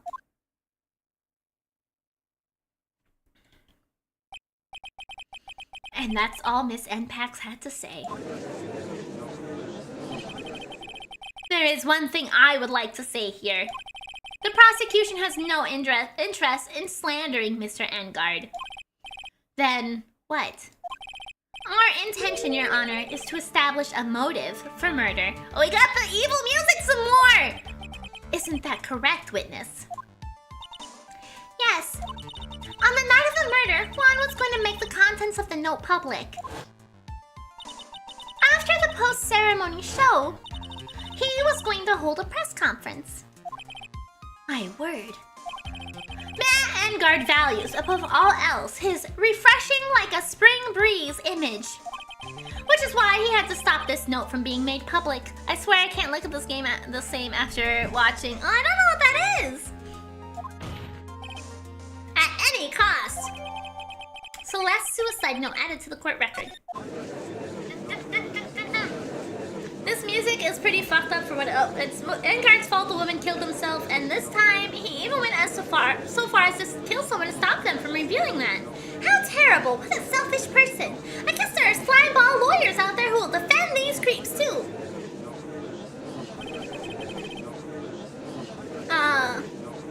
This music is pretty fucked up for what it is. We go from happy-go-lucky to a twisted theme sounding like a dark calculator. Yeah! Yeah! It's so intense! Which is why I like it. There is no room for doubt here. Mr. D. Killer's client goal only person who needed this note that badly is the defendant. Let's not forget that the bear with this note inside was found at the defendant's house. It seems that we have come to the truth at last. The defendant's motives were entirely selfish. He deserves no sympathy from anyone. Alright, how am I supposed to escape from this one? Phoenix gets a first-hand feel at what it's like to be prosecuted against him. Why the hesitation, Phoenix? Gumshoe hasn't called yet, so you know what you must do. I know, I have to carry on and buy him some more time. Okay, there are two deadly pieces of evidence, the figurine and the suicide note.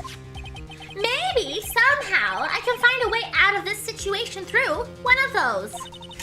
The gavel is already in the judge's hands. Phoenix, hurry! I haven't saved in a while. No. No, let me have this. Let me have this. Okay. Which one of these should I pursue? The figurine or the suicide note? Which one of these should I pursue? The figurine, I think? Objection! Please wait, Your Honor. Yeah, I think the figurine, because if nobody else knew about it, oh man, look at that lawyer. He's still going at it? It's like he doesn't care that he's trying to get a killer off the hook. Cause like, if only she and Juan knew about where the suicide note was hiding, then it would make more sense to me to say that she must have been the one who wanted to take it from him so that she could get rid of the suicide note, right? But if she got rid of the suicide note, then she couldn't use that as evidence against Engarde, right? The assassin took this with him from the crime scene after murdering Mr. Miridae. And the request of his clients, of course. So, what's your point, Mr. Wright? I don't think it's possible that Mr. the Killer's client was Matt Engarde. In fact, I think there is a contradiction here. You can't tell by just looking at this bear that it is really a jewelry box. The chances that Matt Engarde thought the note was inside the bear are 0 to none. Yeah, exactly, Sleepy Dan. How would he know? He would be like, if he asked for the suicide note and he was given a fucking bear, it's like, how is this a suicide note? What the fuck? Oh, I didn't think of it that way. Exactly, but I did think of it that way, and I thought it was rather strange. After all, there is no reason why Mr. Engarde would ever want a jewelry box like this.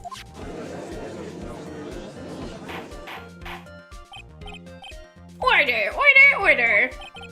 You make a very valid point, Mr. Wright. Mr. Edgeworth, what is your opinion? Phoenix is gonna quit after this? Well, no, because there's still another game. We still have one whole ass game to get through. Trials and Tribulations? Justice and all? No. Yeah, I'm pretty sure it's Trials and Tribulations is the third game. It was just a flash, but I think I did rather well on this one. Unfortunately, I think he believes differently. Miri's brain is working hard. Sometimes, I believe a show of appreciation is in order. Phoenix is going to instant age to Miri's level from all the stress. I'm not even old! The defense seems to be in love with wishing more despair upon itself.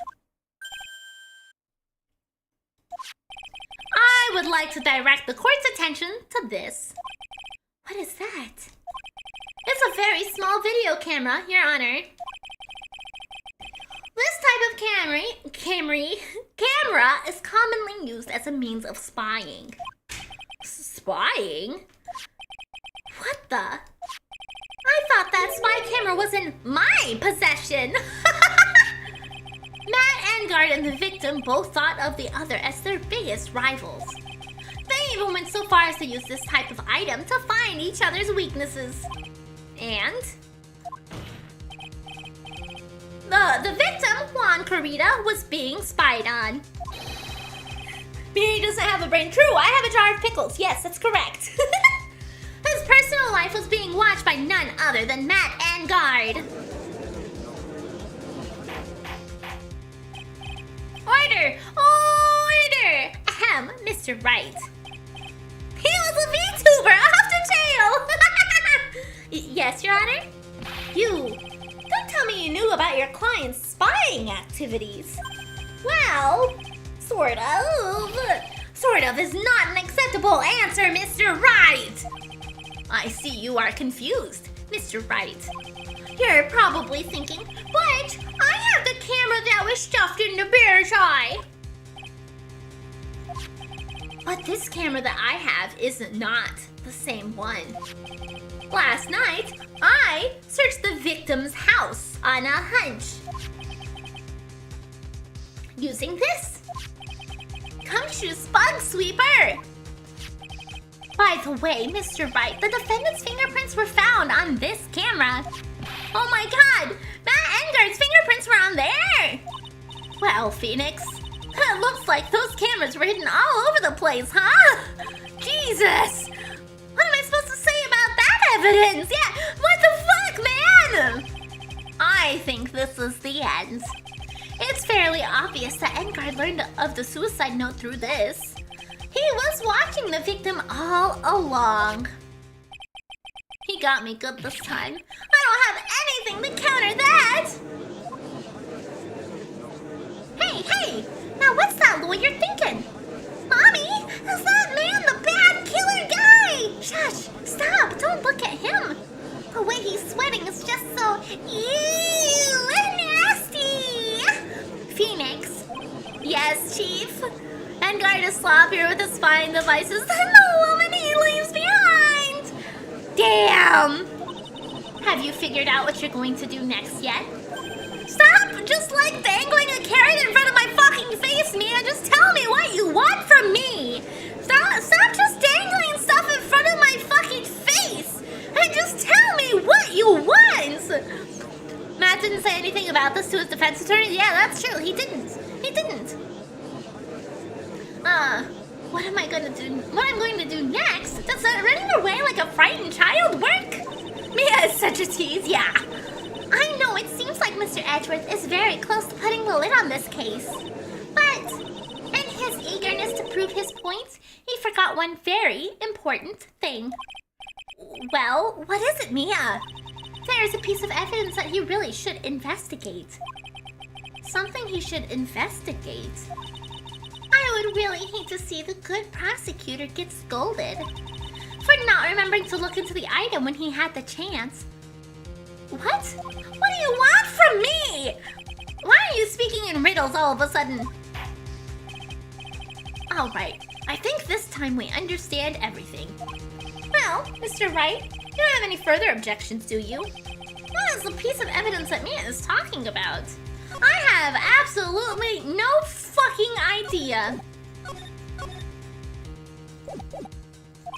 Can I figure it out what it is that still needs to be looked at, or should I let it go? Present evidence. I have an objection, Your Honor. Wiggle, wiggle, wiggle, wiggle. That was about the weakest objection I have ever heard, Mr. Phoenix, or Mr. Wright. Objection! Your Honor! The defense has no intention of letting this go easily!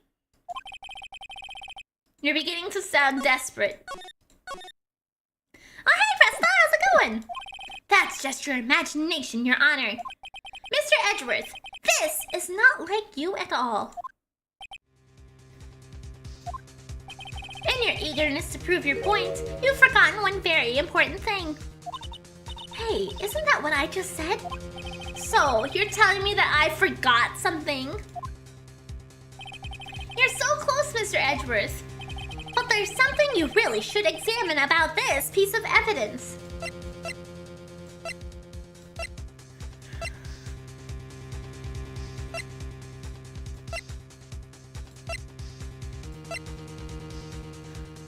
Ah! Ruby! Hello! Thank you so much for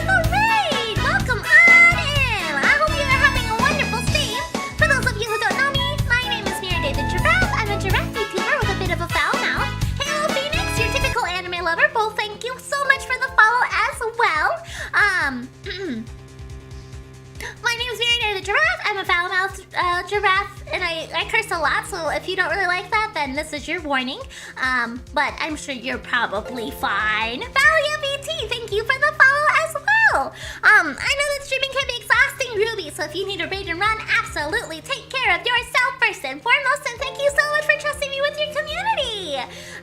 We are working through the second game in the Phoenix Wright Ace Attorney Trilogy. Wisconsin Bear, thank you for the follow as well. Yeah, go get dinner. Enjoy your meal. Thank you for trusting me with your community.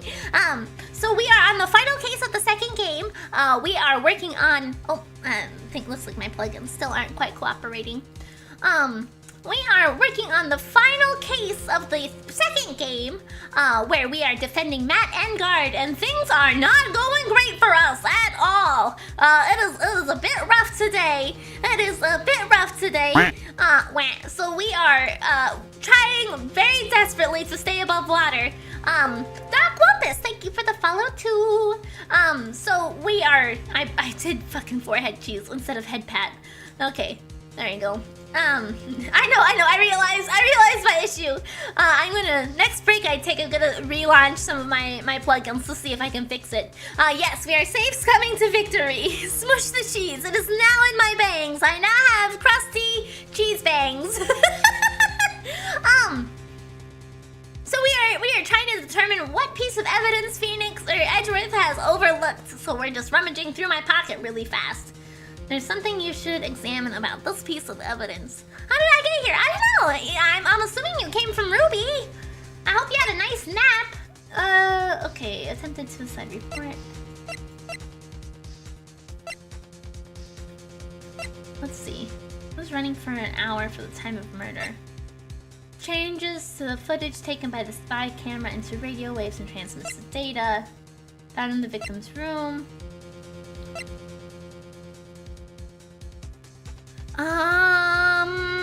I don't really know. Only Karita and Andrews knows how to open it. Tells of Miss Engarde's horrible misdeeds. I think it's this. I'm gonna guess it's this, but I think it's wrong.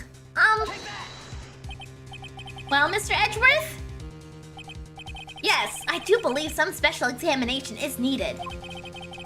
But I think the item that should be examined is the defense's gray matter! There's a game that has a whole Ace Attorney minigame. It's called Hide Swap. Oh, interesting. I'll have to look into that someday.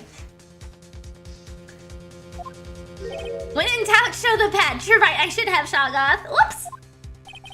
Mr. Wright. Okay. Oh, no.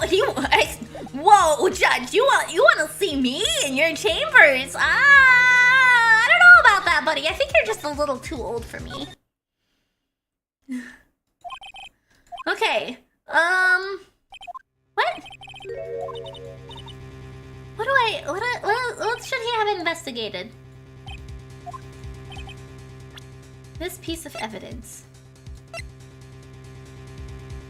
A wooden puzzle with hollow inside. Only Karita and Andrews knows how to open it. Clearly the judges see now we didn't present the wrong evidence. Oh yeah, for sure. For sure. Yeah. It's not me that's the problem, it's him. The big bear? Yeah, I'm thinking maybe. Nope. We'll get there. We'll figure you out. That's why I saved earlier. This is fine. Okay. Let's leave a little closer. Not the hyper-realistic bear.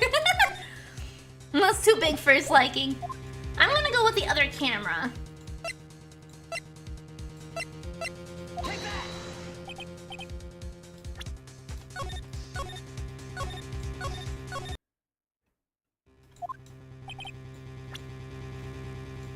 I'm assuming it's something he hasn't held on to for very long.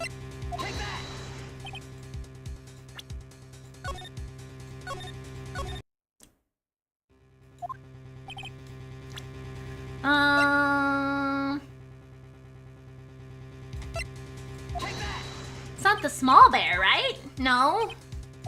God damn it. Something he should have examined when he had the chance, right? Which I feel like is something that he gave back to me. Okay, the real when in doubt, those when in doubt, anything that shows time.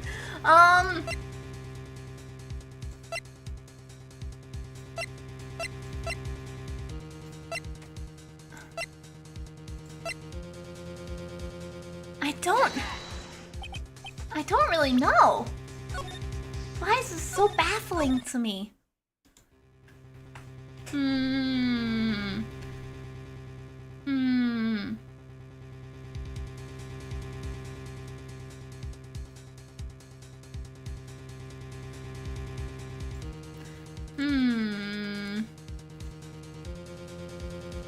Ah, hi Clover. Hello.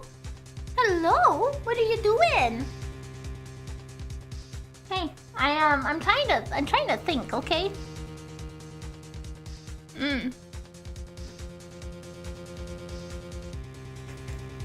Hey, ma'am, can you put your butt somewhere? Can you put your butt somewhere else so I can see? Come on, come on. Oh, maybe the note itself. Yeah, that might be a good idea. Okay, I have squished Clover. The note? Oops, whoops, whoops, whoops, whoops. What am I doing? Okay. The note. Present. There we go. Okay, here we go. We got the music to change. It was the note. We got it. Okay. That is Miss Impact's suicide note, right? Who knows? I mean, sure, this suicide note was found inside the bear. But this bear was in my possession until only a few moments ago. Which means... the handwriting on the suicide note has yet to be analyzed. Oh! So, as to whether this pivotal piece of evidence was really written by Miss Impacts or not, that has yet to be even remotely confirmed. Mr. Wright, you can't seriously be suggesting... Mr. Wright! Are you saying that the suicide note is a fake? Miss Andrews, you were the one who tried to pin this murder on Mr. Engarde. Who's to say you didn't create a fake suicide note and put it into this bear? How dare you! Your Honor, the defense is indiscriminately accusing the witness again! I feel like I do that literally every time I get into the courtroom, man. I do that literally every single time I fucking come into the courtroom, man. Are you really surprised? Are you? There is no evidence linking the witness to the suicide note whatsoever. But if this is a fake, then the witness is the only person who could have made it. Yeah, why did they think there was a suicide note before it was revealed? Because something about her death made them think that it was a suicide note. There was a missing suicide note. I was in court once. It was terrifying and exhausting. Well, I'm sure it's especially so if you have Phoenix on the stand, or not the stand, but you know, in the defense side in any capacity. But if this is a fake, then the witness is the only person who could have made it. What? Recall the witness's testimony concerning this figurine. The only person other than the victim who could solve this puzzle was the witness herself. Ah! Miss Andrews, you wrote this note, didn't you? We called the former Miss Impacts to the stand. Did you write the suicide note? Yeah, just have Pearls channel her in and we can get all of the answers we need. You wrote it so you could use it to frame Matt Engarde.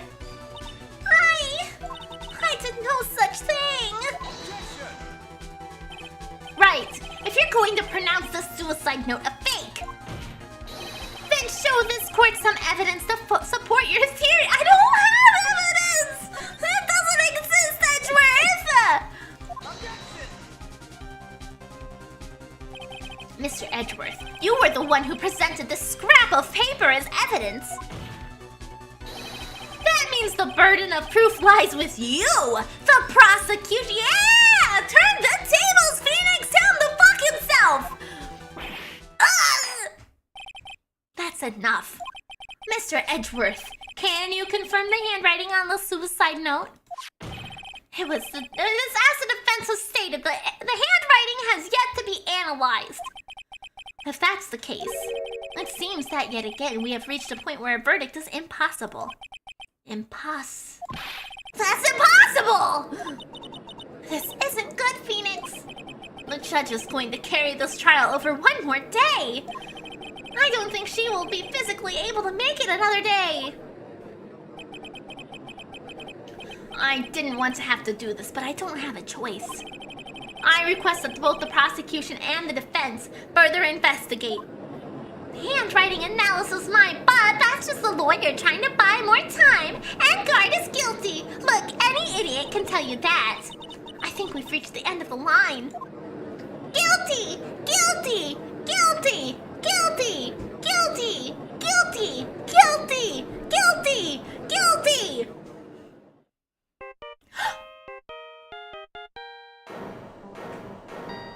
What is that sound?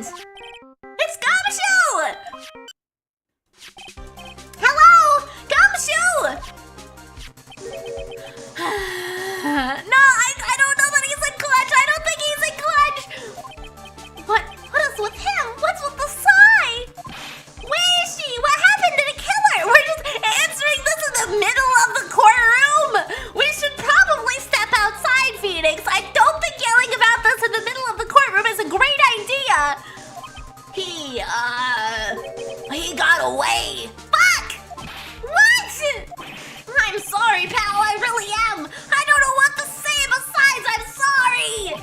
I wish there was some way to make it up to you. I really do. Anyway, what's going on? We found his hideout, pal. But the two of them were already gone. This is terrible. I'm going to keep looking for him, pal. Don't you worry. I just need a little more time. Hey, don't tell me we don't. Oh, don't tell me we don't have any more. Guilty! Guilty! Guilty! Oh shit, guilty! Can you not just yell guilty 9 times, please? Do you hear that? They're calling for his head. Do you have Gumshoe on speakerphone? Please tell me you do not have Gumshoe on speakerphone. Please tell me you do not have Gumshoe on speakerphone. Mr. Wright, I can't. For us to come this far and... Oh! What is it? Let me talk to Mr. Edgeworth. I can't do that. Mr. Wright, would you please get a hold of yourself? Yes, Your Honor. I'm about to end today's proceeding. You may take your phone call after. Fuck it. Hold on, Your Honor. Edgeworth, catch! Mr. Edgeworth. Please, you've got to buy us some more time. Court is in session. God damn! Brutal. I'm sorry, Your Honor. You were saying? Yeah, so brutal! Mr. Wright, this is a court of law! I'm sorry, Your Honor, but... I am reluctant to do this, however... It appears I have no choice but to suspend proceedings until tomorrow. This time I really can't do anything. Court is now adjourned for the day.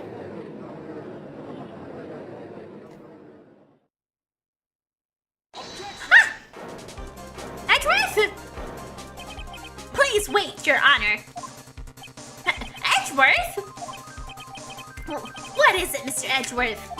I humbly request another 30 minutes of Your Honor's time. For what purpose? We can perform the necessary tests on this piece of evidence in that time. But can you really obtain your results in 30 minutes? Oh, thank goodness, yeah! I believe we can, Your Honor. But wouldn't it be better if we adjourn for today and then reconvene tomorrow? 30 minutes, please, Your Honor. That's all I'm asking for. Clover! please, Your Honor. Very well. At the prosecution's request, this court will now take a 30-minute recess. Be advised, I will not allow another recess today. I'm not sure if this is helping or hurting us. The court will now take its final recess of the day. Alright, sweet. We get another break. March 23rd, 2:04 p.m. District Court, Defendant Lobby number 3. Right! Well, what's going on with her situation? The killer! It looks like he got away again. 30 minutes? We can't find her in that time.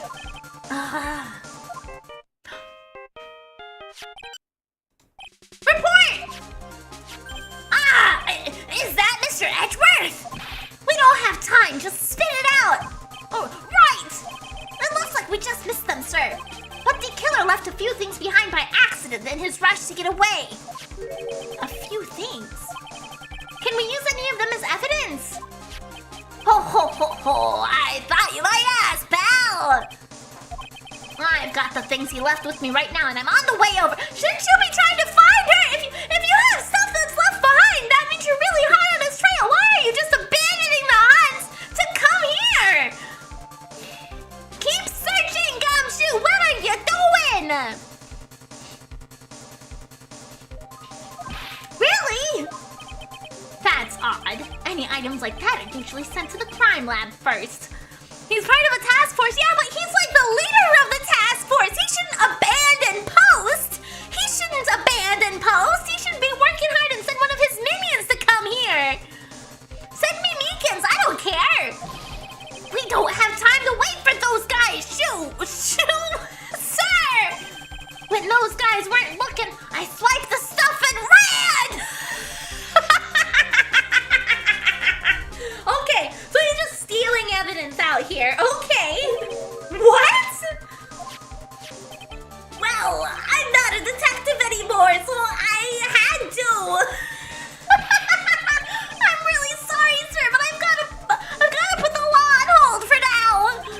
Sounds bad. I hope he doesn't get in too much trouble over this. I mean, that's par for the course at this point. It is, but also, come on, man! With my hunk of junk car, I'd say I'll be there in about 20 minutes, sir. Don't worry, I'll be there. Wait for me. All right, just get here in one piece. I'm on a mission. No one can stop me now, sir. No one. I'm pulling out all the stops and running every red light. Get in too much trouble. He stole evidence. He doesn't care about red lights either. He's on the way. Items left by the murderer, huh? Maybe there's something among them that will be decisive enough to end this. Earthquake? Gumshoe with the clutch, Gumshoe without a clutch. Hey, what's wrong? Detective Gumshoe, answer me! No one can stop me.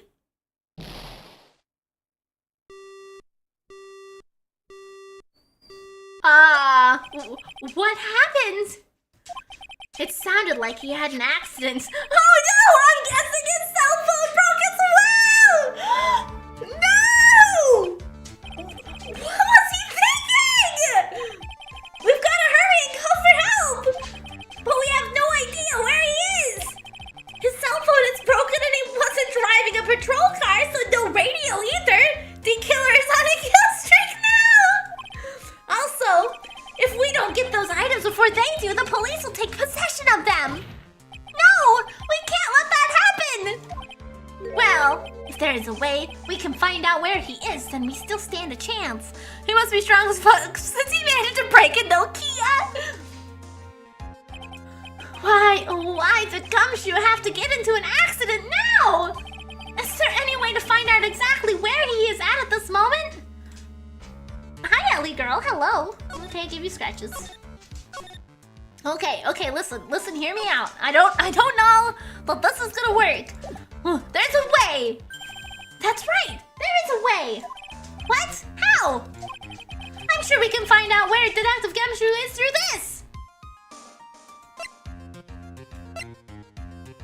I don't have any physical evidence, but you know what? I think maybe since, you know, Francisca's not in the hospital anymore, right? Maybe she can pull some weight and she can find him. Why are you bringing up Francisca at a time like, oh, I see. I'll try to get in contact with her. The chances are slim, but she's all we have. Really? That was actually what I wanted! Francisca, will she even want to help us? Edgeworth. What is it? I don't have any right to judge anyone ever again. Oh yeah, she put a tracker on him! That's right! I know my client is guilty. But what I'm doing now, I'm pinning the guilt onto someone totally innocent and using the evidence to do so. It might be my turn to say, defense attorney Phoenix Wright chooses death. Right. It doesn't suit someone like you to cry useless tears. Whether you did your job well or not, that can only be seen after the verdict has been decided. The verdict? Is Prosecutor Edgeworth here? Yes, bailiff. There's a phone call for you, sir. They said it was extremely urgent. They're probably finished with the handwriting analysis. Oh, we're at 25% of the way to the goal! What's with Phoenix choosing death? Foreshadowing? No. We're not foreshadowing death. No. She would put tracking devices on men. I have to go take this call. In the meantime, think hard about what it is you must do. To be continued. Okay, this is a great time for me to take a 5-minute break to get up, stretch my legs. The usual, you know, run my ads to get rid of pre-rolls, etc, etc, etc. Damn, that's intense, man. Oh, so intense. Okay, I'll be right back.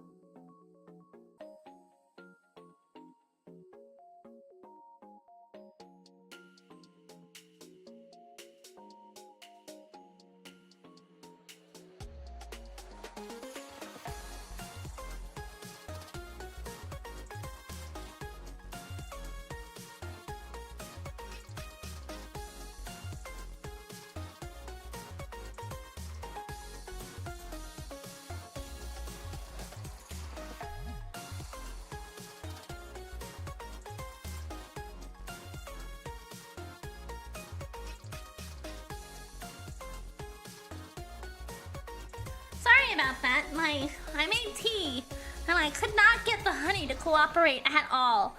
So I just ended up giving up. I just gave up because I couldn't get any honey at all. And out of the thing, I was trying so hard to get honey. And I was just like, no, you're not getting honey today. Thank you, glad to be back. Alrighty. March 23rd, 2:35 p.m. District Courtroom. Courtroom number 3. You still want to know? It's at the bottom part of the container. Black Tiger, 84, thank you so much for the follow. That's the bottom part of the container, so, like, it just refuses to get out of the container. It's all, like, solidified at the bottom of my honey container. So, I tried really hard. I tried to warm up the container, hoping it would make it runnier, but nothing happened.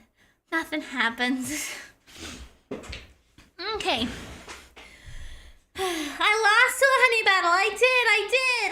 March 23rd, 2:35 p.m. That's what I tried to do, Simpleton, and it didn't work. Why didn't you make the inside of the container and then fill it in? I poured the hot water on the top of on the outside of the honey container. And then I dipped it inside of a bowl with hot water, and neither of those two things didn't work. So I gave up. I own this game and I've been meaning to play it. I really love Justice for All. Yeah, I'm having a really good time with it. Put it over the stove. I didn't have enough time to cook it. Okay. Back in the courtroom.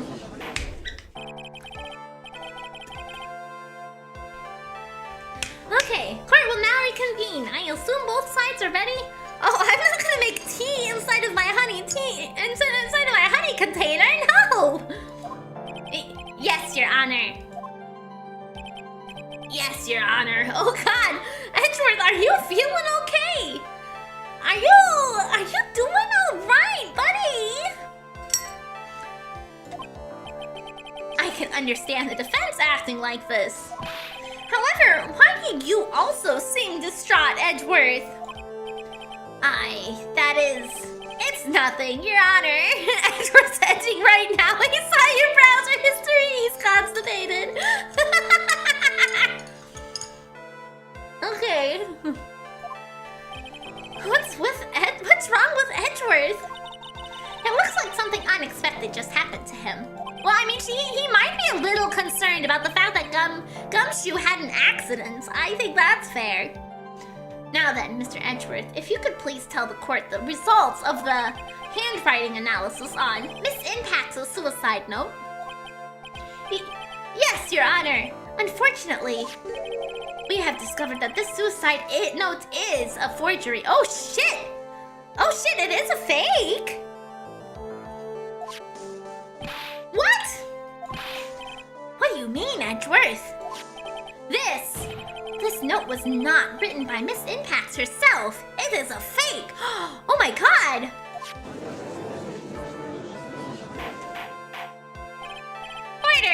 Order! Mr. Edgeworth, would you care to explain what's going on? The twist, yeah! If this was not written by Miss Impax, then who wrote it? We would need more time to do a more detailed analysis. However, it appears that the handwriting matches that of the victim, Mr. Juan Corrida. Oh. Mr. Corrida? Well. It looks like Miss Impax never left a suicide note after all. She never wrote anything about Engarde. Huh. However, okay. Your Honor, even though the suicide note is indeed a fake, Mr. Engarde could not have known that, and so the facts remained unchanged. Okay. Acting under the assumption it was real, he had plotted to possess it. That does sound very plausible. The theory that Engarde had no idea that the suicide note was fake. Have a good night, Zero! Something that seems a little off about it. Do I have evidence?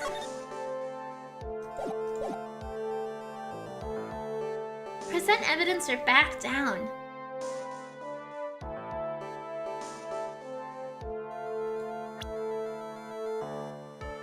I don't really know what I could present. It tells of all of Engarde's horrible misdeeds.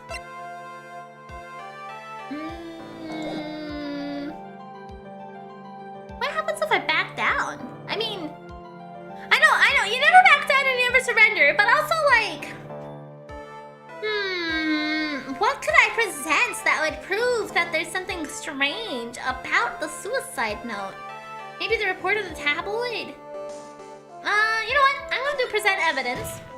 The defense believes that the theory the prosecution has stated contradicts testimony. If everything the prosecution has proven up to this point is true, then it's impossible for Mr. Engarde to not have known it was a fake. Because of this.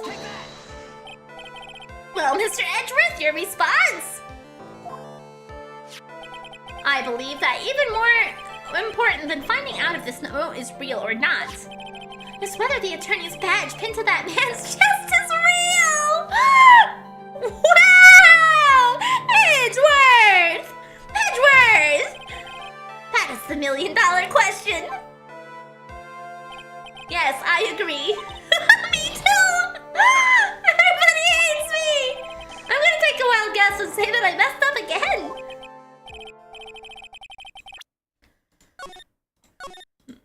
I don't want to lose those points.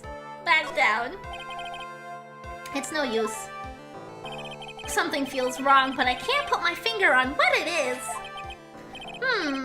Actually, there is something I would like to ask. Mr. Edgeworth, you had stated something earlier to the effect of the defendant had spied on Mr. Kurita's private life. I believe this would mean that he would have known about this note as well. That's it! Yes, and so naturally, that means Mr. Engarde would have known that the note was fake.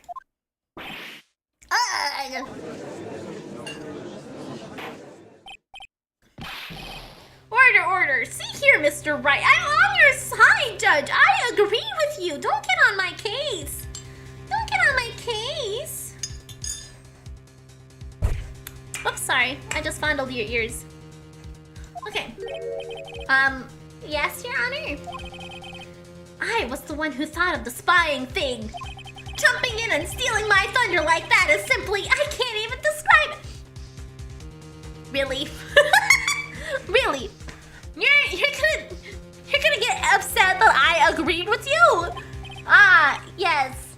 Sorry. I could have even bragged about embarrassing Mr. Edgeworth to my grandchild had you not. For that, I assign you a penalty, Mr.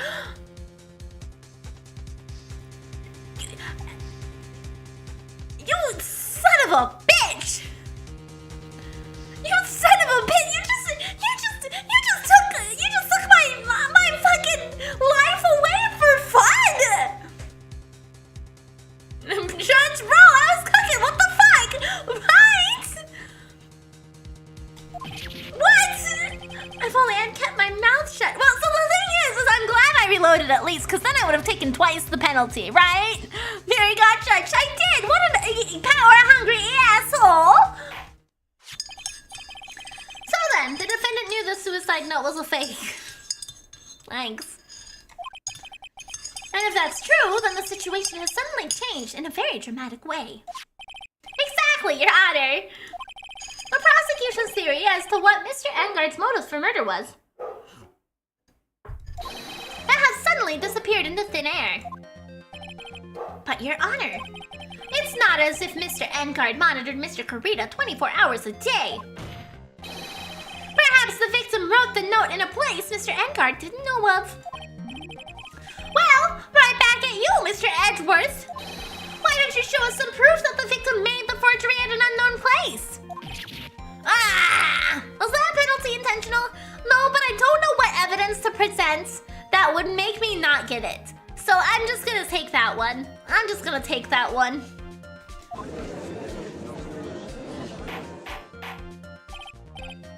Order, Mr. Edgeworth. It looks like this time it is you who has dug his own grave. As I figured. Huh? As you figured? As I figured, it came down to this after all. Mr. Edgeworth, you are not making any sense. When I heard the results of the handwriting analysis, I thought this might happen. The question is, what next? What next? If the prosecution can't prove Mr. Engarde's motive through the evidence, Then we must prove it from another angle. Well, I agree with you there. Your Honor, the prosecution would like to call a witness to the stand at this time. Please not Lotta. Please not Lotta. Please not Lotta. Oh, well then that's fine. However, this witness is a little unusual. Edgeworth stuttering. This is not like him at all. Unusual? Well, what sort of witness is this person, Edgeworth? The cat! If it's Shu? Oh my god. I would be so happy if we got Shu on the stand.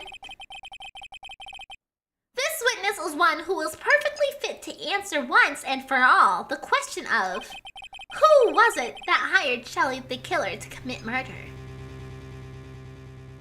Are we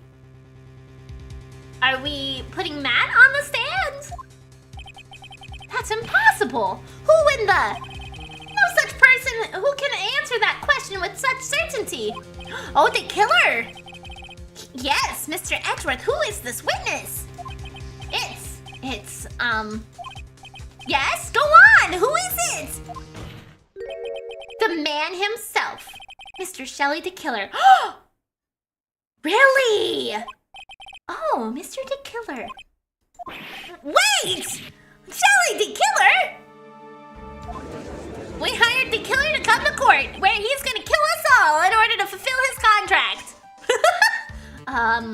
You mean the killer? I mean, the assassin? Yes, Your Honor. He's coming here to the witness stand. I mean, couldn't we just use however he's talking to us and, like, locate him? Well, yes, in a matter of speaking. I recognize that this is a very unusual circumstance, so I asked for your permission. Well, Mr. Wright. Yes? Is it all right with you? Do I have a choice here? I can't really do much else to drag this trial out. The defense has no objections, Your Honor. I'm sure, I wonder if it really is all right to do this. Very well then, the prosecution calls its witness to the stand.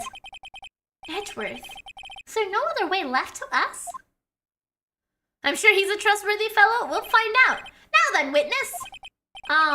Your name and your, occupation, please.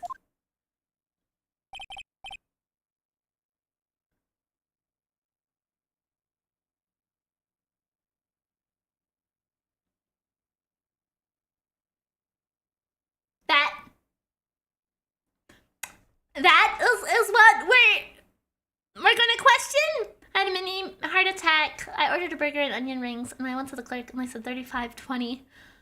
And she said, wait, I messed up. Oh my god, yeah, that would be like 3 times the price party. Holy shit. A walkie-talkie, yeah, we got a walkie-talkie on the stand, huh? He's a handsome face. I mean, he at least still has a line down the middle, right? and the monocle, I could see it. You know, if you squint hard enough, you can definitely see Shelly the killer. We got the eye, we got his monocle, we got the line down the face. Did he have a goatee? Oh no, he had a little mustache. Very good, sir. My name is Shelly the Killer, and I am a professional assassin. I mean, this is our main way of talking to him. It is. We talk to him through the little thing, too. Your Honor, this witness is an AI. I like how the walkie-talkie has the killer's likeness. Yeah, it does. I say. What's going on here? Your Honor? How can you remain so calm? And what is the meaning of this two-way radio? Actually, Your Honor, it was delivered to me just now, and it came with a condition. As long as we do not trace its source, Mr. D. Killer will testify to the court. Hey, welcome back, Alpha Ocelot. A very professional walkie-talkie. So trace quietly. Yeah. Very quiet tracing. So this must be what that urgent phone call he got about earlier was. Oh no, this will not do. I will not allow this in my court. First First of all, we can't even be sure this was really the killer himself. I want to be Tracer. Witness, please present some sort of proof that you are, in fact, Shelly the killer. Oh, I was gonna reboot my stuff. Give me a second. Give me a second. I forgot. Let's see if I can reconnect again. Nope, guess not. Guess we're still flying with no connection. Oh. Oops, shit. Close too many tabs. Yeah, there's currently some problems with the connections of my stuff to Twitch, apparently. So we got that extra layer of scuff that I forgot about. Okay. No, I can't connect tits to Twitch today, apparently, so I can't fix it. I understand. Please wait a second.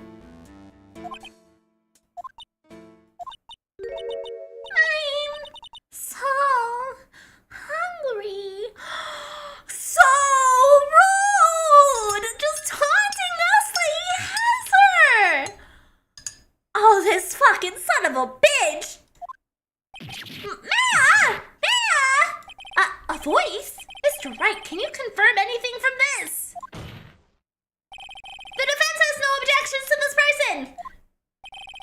We are satisfied that this man is indeed Shelly the killer! That's just a VOD, just like the stream! Looks like we have run into yet another unexpected turn of events. Well, it doesn't seem like we have too many choices under these circumstances, so... Now then, witness! There is one thing I would like to confirm before we speak of anything else. And what would that be? At the request of a client, you killed Mr. Juan Corrida. Is that correct? It is as you say. I did indeed kill Mr. Corrida. Gulp! At least feature a hostage the killer, right? Well, I guess that's why he's called the killer and not the hostage taker.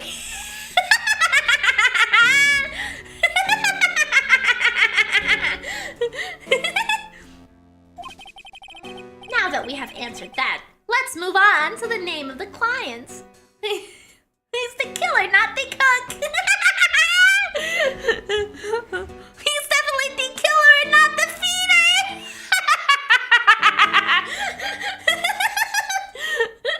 Excellent, excellent. I'm so glad we were all on the same page with that.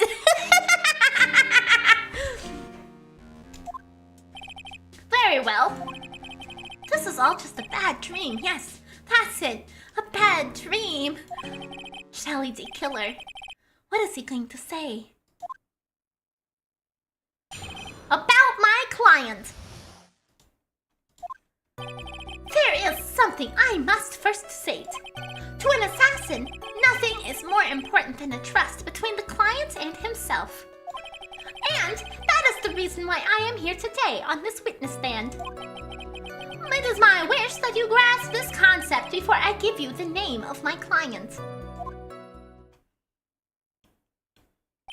People used to be taken to prison for this. It's a bit weird having the murderer as a witness to his own crime and you can't arrest him, right? Mr. D. Killer seems to be a very clever man. I'd almost say he seems to be mocking us. Wiggle, wiggle, wiggle. While he may appear to be our enemy, Your Honor, Mr. D. Killer is only stating the truth. He is no hypocrite. He has always stood by this one belief. You mean about this trust between his clients and his self thing? It seems to be a level of trust beyond what people like me can comprehend. Well, Mr. Wright, are you ready to cross-examine the witness? Yes, Your Honor! There's no way to know what's coming next, so stay cool and collected, Phoenix. What's next, VTubers appearing in court? I mean, I think there have been some VTubers who have done like Phoenix Wright-esque streams before. Like where they had one VTuber versus another VTuber on the stand. About my client. Okay, we're just gonna press these all. We're just gonna do the usual. Unfortunately, he's no Adrian Andrews, so I'm not sure if you guys want to do the mating press or not, but well, I guess that is an option if you really wanted to. We can hear anything you have to say later. Can you please just tell us your clients? I don't think you understand your place, Mr. Attorney. I said this is something I must first state. Do you know what the word first means? Sorry, go on. Wait, what? Well, it appears this is one witness you can't badger, Mr. Wright. That's only because you don't know about her situation. What's not to judge if the client got the coin, he commits the crime, right? Well, it'd be cool. There's no other option, we have to press. Yeah, absolutely. To an assassin, there's nothing more important than the trust between a client and himself. The trust between you and your client? I provide my services in a fast and efficient manner. In exchange, I trust that my clients are discreet about me and my identity. If too many people knew my face, it would be quite troublesome. And that is why you're testifying in this matter? This is the first time one of my clients has ever been accused of murder. I must preserve the killer name so my clients can trust me. But couldn't someone stab you in the back and break your trust? It has never happened before, but if it did... Yes? That person wouldn't be my client for very long. They would certainly... That's enough! Please, no more! Very well. That was only a hypothetical anyway. You know, I think it's fine if you get killed by the killer, honestly. Witness, were you in fact my client's boy toy for her fat curtsy wanna cash? Press. Press. That seems a little strange to me. I mean, you're about to tell us the name of your client. I would think that this would be very bad for them. Why is the judge afraid of the radio? I think the judge is afraid of the threats of death, more than he is afraid of the radio. It doesn't matter to me. This client has already broken the rules and acted outside their prescribed role. Their role? This person tried to implicate me implicate another of the crime in order to save themselves. They sound like they're suggesting it's Adrian, but we all know it wasn't. And this is a trespass that cannot be forgiven. Who gave you the right to be so high and mighty? To the gentleman who spoke just now, excuse me, but would you care to die? No, I didn't say anything. The judge had better watch himself. Amazing. It is my wish that you grasp the concept. Press. We understand, so please tell us the name of your client. Yes, bring it, motherfucker, right? I'm not scared enough to hide behind a fucking walkie-talkie, asshole. I'm afraid I cannot do that. I still have a few things to say before I do. The egomaniacal. It's not good for your health to be so aggravated. You won't live very long if you let everything bother you. Wow! Somehow that coming from an assassin makes it less than comforting. I don't really care about all this extra fluff. Just tell us the name already. Patience. Try to calm down a little. It's important to try and understand his mindset. He seems very steadfast and close, so you're gonna have to work to get him to talk. I'm not a therapist, you know. Death threats to a judge sounds like a bad idea. I'm double pressing because of the last time. I needed to press things in a specific order, so I'm. Oh, you had said that your client already broke the rules. See, I got it. I figured it out. Okay. A person who frames another is the worst kind of human. And that's why you feel you can betray this person? have no trust relation with the clients who can't understand her assigned role. Just my luck. An assassin with a conscience. Who would have figured? Now then, everyone, do you think you can understand my logic? This case just keeps getting better and better. If you can't, then I'm afraid we can't proceed. Everyone understands your point, I think. Really? In that case, I believe I am prepared to disclose the information you seek. You have made it crystal clear that you value trust over all else. I believe we are ready. Excellent.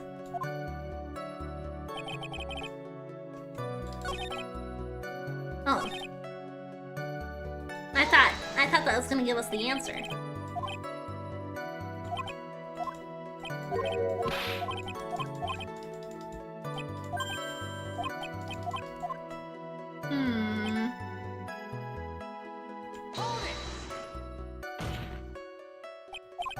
What is it? Now I can't bring myself to ask the client's name.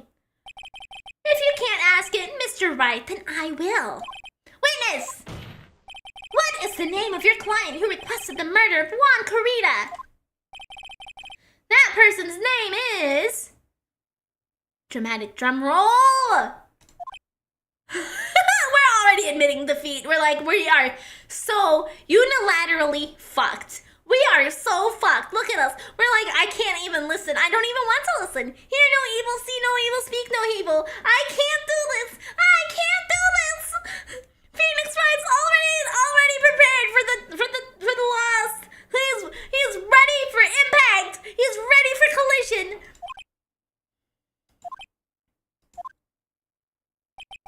Adrian Andrews. Oh, you lying sack of shit.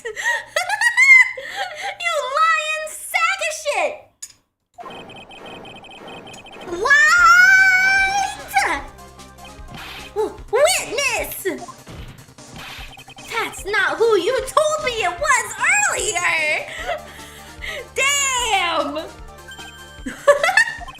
Pray tell, what are you talking about, Mr. Prosecutor? I should think I know my own clients, and it is Adrian Andrews. The killer is the liar! Yeah, he is! What? This can't be! On the phone earlier! What's going on here? My guess is that Mr. D. Killer just stabbed Mr. Edgeworth in the back. The fibber, the smoother? Stabbed Edgeworth in the back? I'm sure in order to get an audience with this court. Mr. The Killer told him a different name. Matt Engarde, perhaps? The Killer lied like a rug. The backstabber, the bitch! I knew it. This is outrageous. I was deceived. This witness is telling a very serious lie. But you were the one who summoned this witness. Urk! Grr, you Shelly D. Killer! My testimony is the truth. The defendant at the moment is Matt Engarde, am I correct? All I wish to do is help procure his acquittal.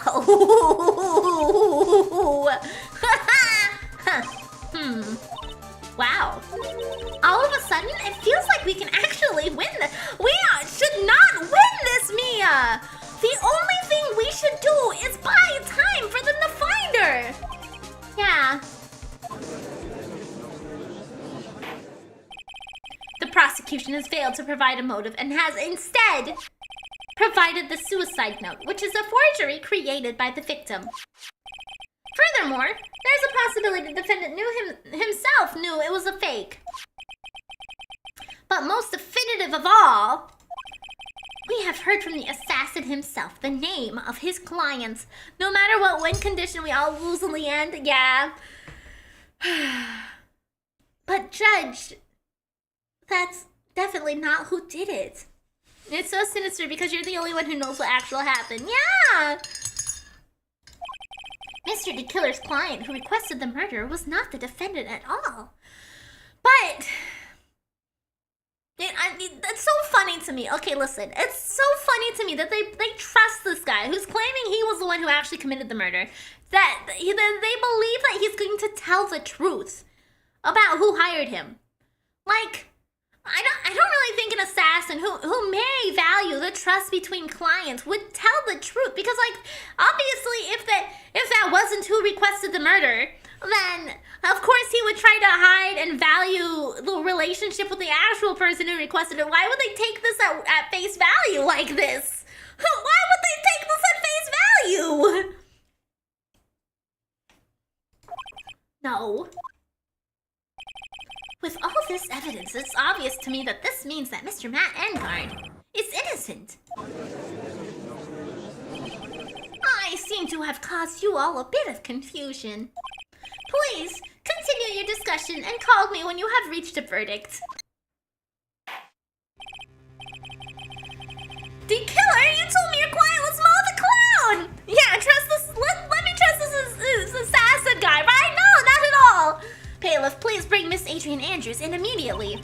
What now? With the way this is going, Engarde will be found innocent. Well, this is what you said you wanted, Mia! This may be our last chance to save her. Yeah, but Edgeworth is right. The Killer is lying. And Engarde, my client, I know he's guilty. Can I live with myself if I win this? No, I don't think you can, Phoenix. Who would have believed that the prosecution's own witness would absolve the defendant? Your Honor, the prosecution requests permission to further question this witness. Shelley D. Killer is certainly lying under oath. Yeah, I think you're probably right. It wasn't me. Listen, everyone, please. That testimony just now was all one big lie. Miss Andrews, the suicide note may have been a fake. But that man, Matt, he's the reason Celeste died. And Juan's death, it was all because he got pulled into Matt's twisted world. He didn't put his hand on the Bible, that's true. He couldn't have as a walkie-talkie. And that testimony just now, you have to believe me. It was a horrible, horrible lie. But Mr. D. Killer himself has testified. He has named you as his client. No, that's not true. Also, there is quite a bit of evidence that points to you. The knife and button, donning the nickel samurai costume. But that's... You even have a motive. We know that Celeste Impacts was a large part of your life. I mean, this guy fucking kills people for fun, and I'm not sure if he minds lying under oath at this point, right? Right! He is breaking the biggest law of them all, right? Don't kill people. And why would he fucking care?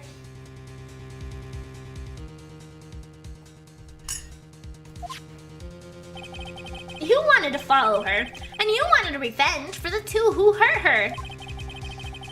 I would say you have plenty of reasons to want them both dead. I know! Mr. Wright! You know the truth. Tell them! Oh no. Oh no, no. Tell them the real story, who the real killer is. Tell them! Please, help me. Why are you leaning on me? Mr. D. Killer, that's illegal. Yes, I know the truth. Mr. Wright. Yes, Your Honor. I believe we have reached the end of this trial. Let her go to prison? No! Before I ask the defense for any final words or opinions, I have to decide. Do I take the not guilty verdict and save her? Or do I throw this chance away and wait for Gumshoe's new evidence?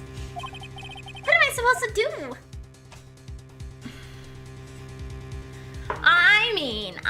think it's more fulfilling as a player and a character for us to struggle with the importance of morality and what we should consider in a situation like this, right?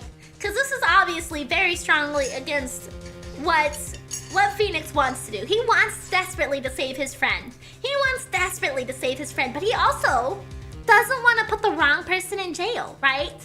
He doesn't want to put the wrong person in jail, and I feel like he's a very strong proponent of finding the truth, right? That's kind of the whole thing with him and Edgeworth. It's they both just want to find the truth and really determine who did the crime. And I feel like if we just accept this verdict, then we're no better than someone like Francisca, who just wants the win, right? She's a stranger, her life means nothing to us. I mean, arguably that's true. That is one of the things that this case in particular, I think, is trying to make us weigh. Do we throw someone away in order to save someone we love, right? That's what it ultimately is boiling down to, but also the morality of it all. Could you put someone in jail knowing they were innocent, and fuck up their life forever, right? Because that's essentially what this is. It's like a life for life. We save our friends, or we put someone in jail and fuck up their life forever. It's a fun little moral question. Yeah, exactly. That's another thing. Is that she is showing she is so vulnerable. Yeah. It's such a good storytelling mechanic. I fucking love it. I'm eating this shit up. It's so great. Like, depending upon what choice you make really dictates what kind of a person Phoenix is. Do we think that Phoenix puts his pride in finding the truth above all else? Or do we think that he cares more about his friends? Like, that is a very strong differentiation between who Phoenix is at his core. And letting the player decide that is just, excellent storytelling. I love this shit. But I want the answer, so I'm gonna let the trial continue. Phoenix? I can't do it. I can't do it, Mia. I can't accept the not guilty. You are a lawyer. I know. But Matt Engarde is a killer, a murderer. I can't let him get away with this. I can't let someone else take the fall. If I let Miss Andrews be convicted, then I am no better than Engarde. Well, no, I believe from what I know about storytelling, right, is that, I think we'll end up finding her. I think the time that it takes for us to really work through this some more will buy us enough time to find her. I honestly don't think there's any real threat of her being killed. I mean, I'm sure if we were actually living in Phoenix's shoes, that could be a very, very real threat. But I feel from me as a player, I don't think there's any actual threat. I think she'll be fine. And even though I don't want to admit it, I have to face that fact. That it is because of Edgeworth that I know now the real truth. He could have gotten Engarde convicted so many times over, but he never took a single one of those chances. Not with that attitude, you sure about that? Yeah, I'm pretty confident that we'll probably get him back. We as players are aware of plot armor, yes, especially for a dated game like this. Like, I feel like more recent games, after the Final Fantasy VII big reveal of the death of a character in that game, I feel like plot armor was so much stronger in older games. So I don't actually feel any real concern about people like that. You know, and in older games, absolutely not. People will come back. It's no big deal. No, I don't think so at all. You're typical anime lover. I think a lot of people like that, or feel that way. If I take this verdict right now, I'd be betraying his trust. His trust? I never thought about it until now. I trust him. See, like this moment right here, anime lover, is so proof. This is one of the reasons why they absolutely should ship them together. Yes, you do. Mr. Wright, your opinion, please. The defense requests that we be allowed to further question Mr. T. Killer. Am I hearing you correctly, Mr. Wright? Right. What? But that witness has cleared your client through his testimony. Your job here is done. I'm not done yet. To see through the witness's lies and find the truth. That is my job, Your Honor. There's still more evidence to look at. And I'm sure that once those pieces arrive here in this very courtroom, a miracle will occur. Very well. The trial will continue. Mr. Edgeworth, please re-establish connection with Mr. D. Killer. Right away, Your Honor. Has a verdict been reached? Before that, we would like to talk with you a little more. About? All you need from me was the name of my client. What else could you need me for? Well, actually, we would like to hear everything you know about this case. Oh, care package, yes. I stretch. Hey, Sage! My Twitch integrations aren't working today, and I think the only way for me to fix it is to restart everything, so I'm not gonna do that, so I'm sorry, you didn't actually throw anything at me. Gumshoe shows up with small pieces of trash. I wonder if he's gonna be badgered and broken and stuff. A close male friendship, K-lovers, corporate wants you to find the difference between these pictures. Okay.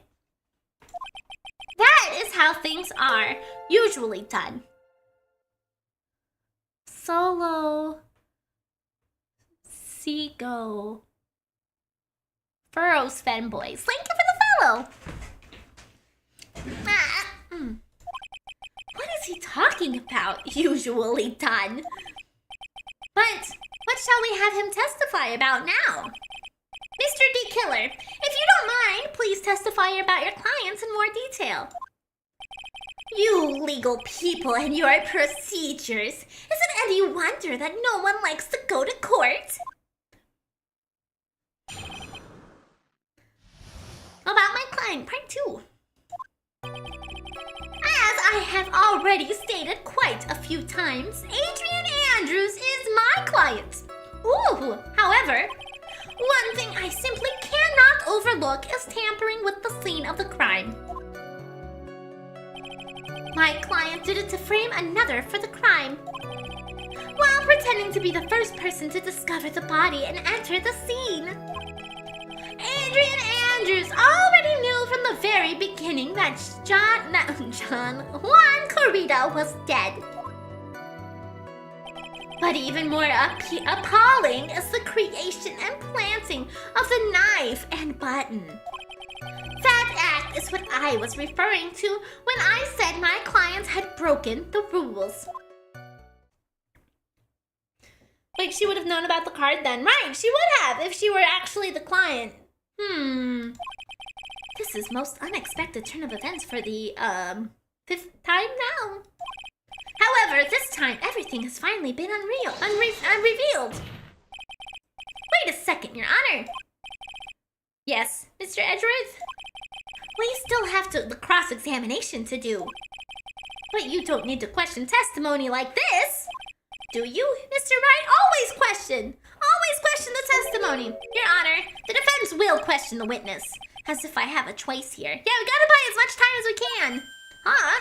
Why? What this witness has said is nothing but beneficial to the defense's case. If you scrutinize the testimony, then I'll expose the lies in that also beneficial testimony, I suppose. I don't understand what's going on anymore. That makes 2 of us. About my client, part 2. I already stated quite a few times, Adrian Andrews is my client. Yes. What is it, Mr. Wright?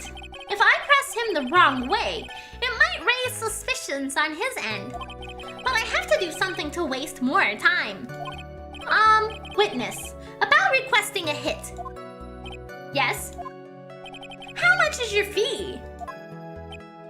Okay, have a wonderful night. Thank you for hanging out, typical anime lover. I see you are also quite a dark-hearted man, Mr. Attorney.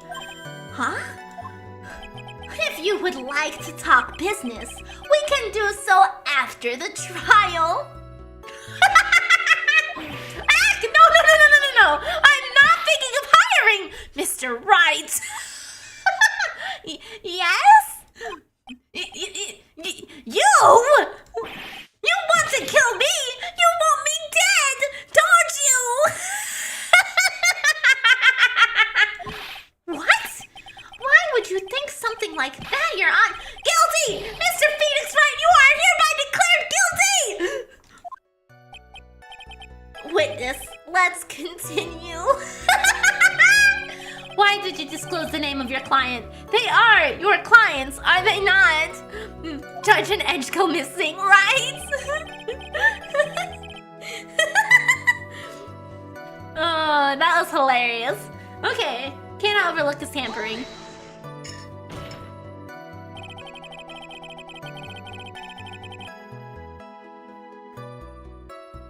I would think that most people wouldn't be able to overlook a person hiring to kill another.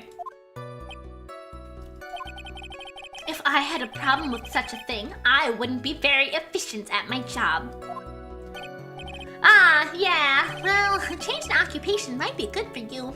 Some weirdo in the Ace Attorney fandom sees a silly line like this and writes a super serious fanfiction or game based on it. That's true! That's true!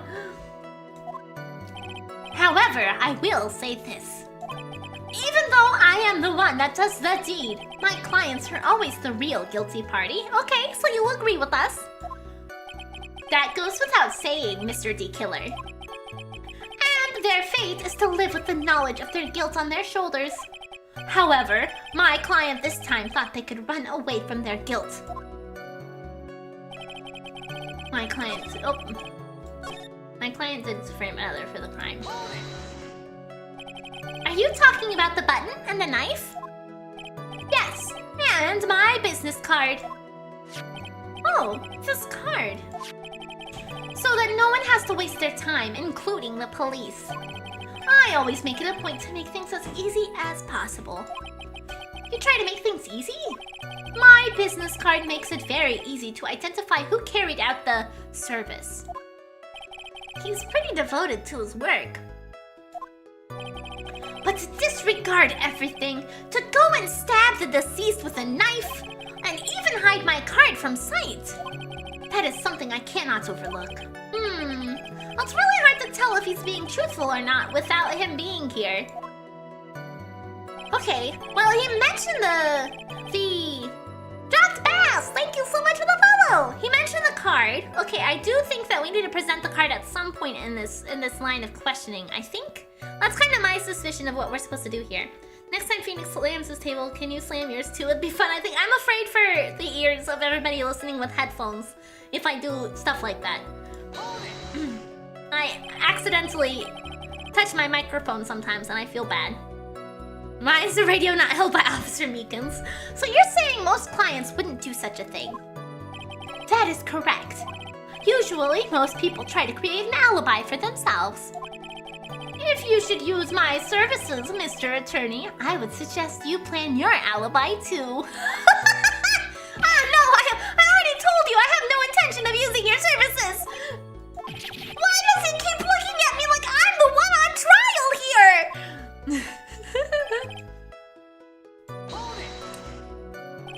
From the very beginning. That is correct. From before my clients visited the room. All of my clients know precisely what the situation is at all times. I wonder if that's really true. That's odd.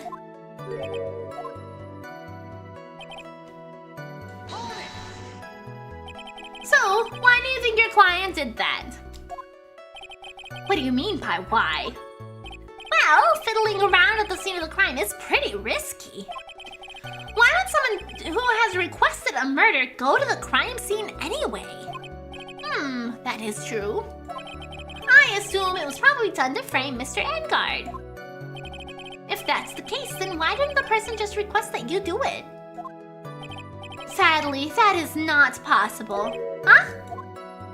My job is to kill, that is all. And to leave my business card behind, naturally. The business card is so my clients may escape blame. To protect them is my duty. Even if they say it's for revenge, setting someone else up to take your fall. That's actually what I was referring to, okay? And that's all you have to testify? Yes, and I pray that I will never be called to the stand again.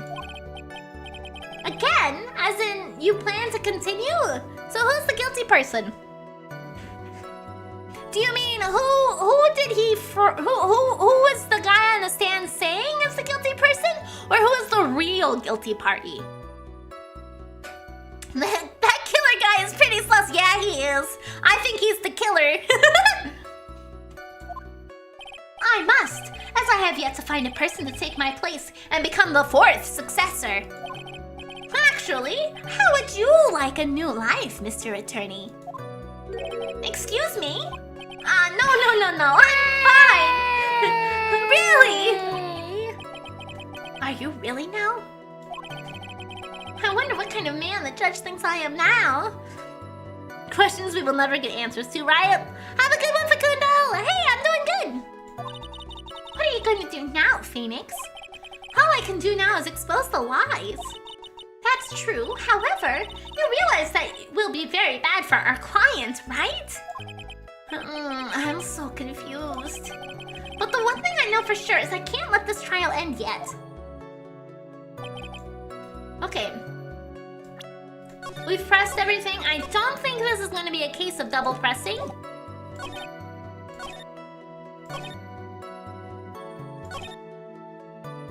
Knew from the very beginning that Juan Corrida was dead.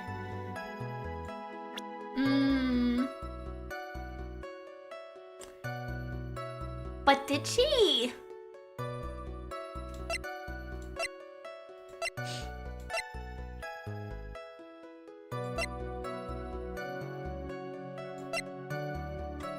I'm gonna press this one again. I think this was one.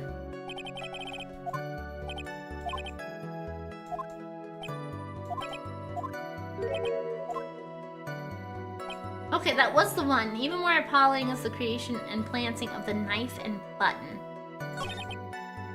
The fact that's what I was referring to. We know for a fact he is at this point. Adrian Andrews already knew from the beginning that he was dead.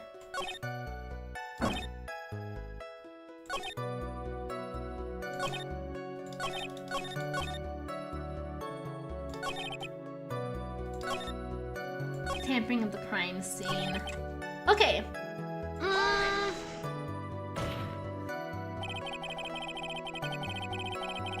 I think that most people wouldn't be able to overlook a person hiring to kill.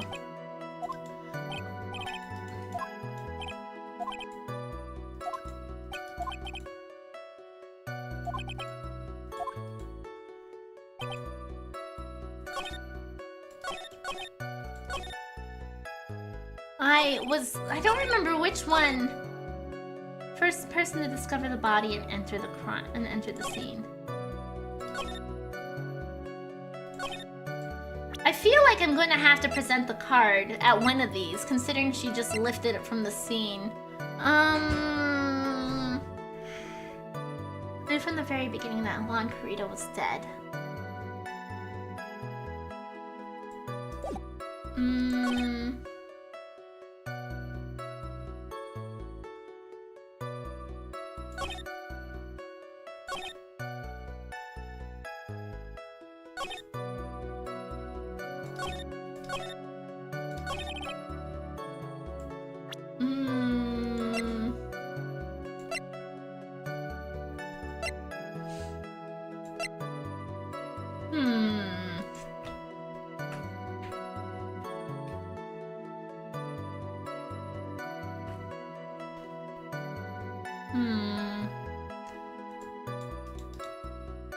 Maybe the wine glass, but I don't know. Yeah, it does have fingerprints, but I don't know where. I guess tampering with a crime would be the wine glass, right? Because she moved it.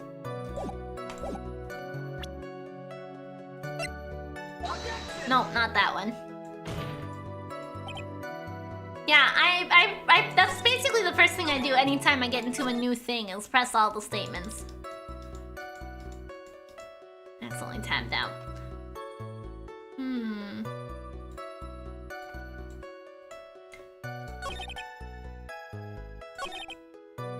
Right, I have a good bottle of wine cooling my fridge. Oh, nice! Adrian Andrews, and I think she moved it because she was in shock, right? So maybe this one? Maybe this one with the wine bottle. Aha! Yes! Thank you so much for taking the time to testify, Mr. D Killer. What is the meaning of that attitude?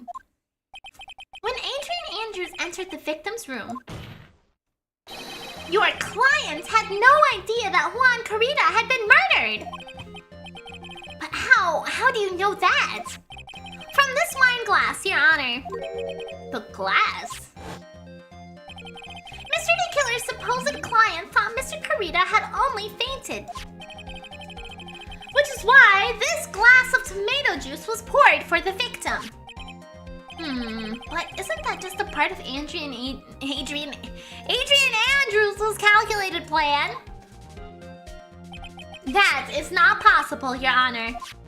This glass bears the fingerprints of that person. Had this been planned, they would have never left their fingerprints behind. I see your point. Mr. Edgeworth, what is your opinion? Strangely enough, I had the same exact thought just now.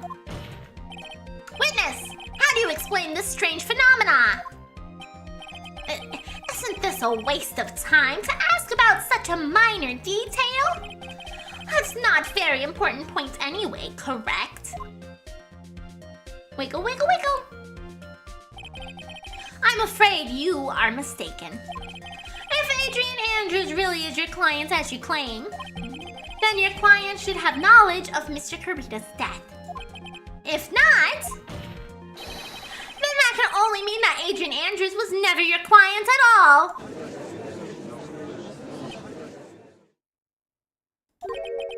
How strange. Yes? Why is it that the attorney has yet to raise an objection at this absurd situation? He's getting suspicious. He's getting suspicious! Phoenix, if T Killer figures out what we're up to, we're in real trouble. Yeah, I know. Mr. Edgeworth, I'm surprised. You know you can't say things like that without any evidence! Ah, sorry. Well, that was an awfully weak objection for the two of you. Never mind, I'm back. Welcome back! Anyway, I am positive there was a contradiction in that testimony. The prosecution requests further testimony concerning where the request was taken. Very well. Right now, I have to buy us more time. While we wait for the items D Killer left behind to get here, I just know that the very outcome of this trial lies in those items. Request taking. This request came to me, about a week ago. Okay, so it's a pretty short turnaround. Was a request for my services. Oh, accidentally tapped out again. God damn it. Request for my services on the night of the award ceremony. We met at a certain bar to discuss and finalize a few matters. That is what has occurred. I trust my memory and I believe I have made no mistakes. So you physically met your clients, huh?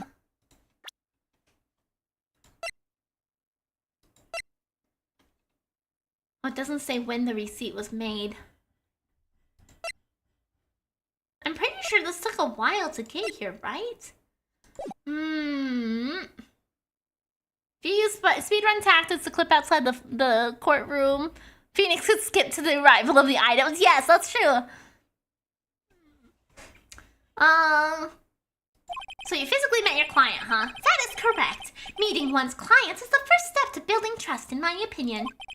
I see. Well, Mr. Wright, your cross-examination, please. Request taking. But before we get into diving into this, I'm gonna take a 5-minute break, get up, stretch my legs, move around a little bit, so I will be right back.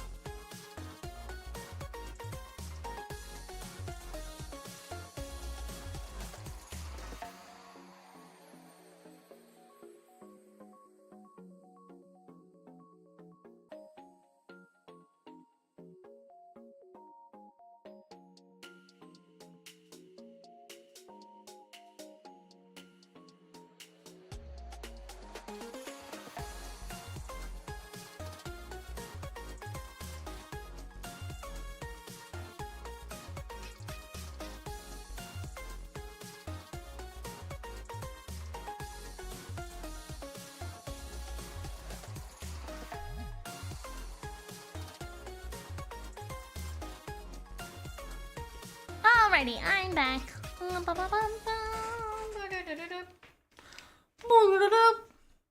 Okay. Alright. Request taking. Let's start pressing. About a week ago.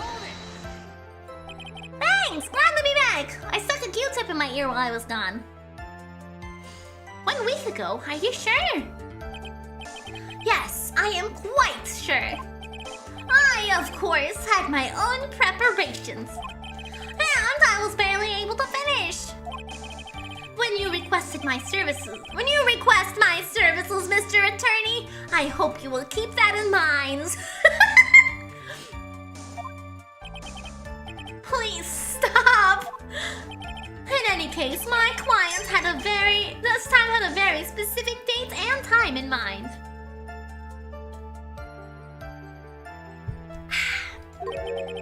A specific date and time.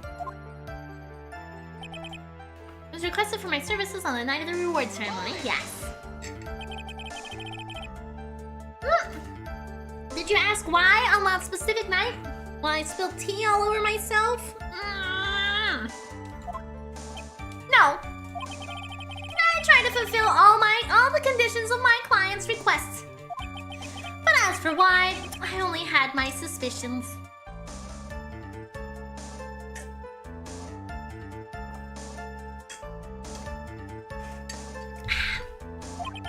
Your suspicions, huh?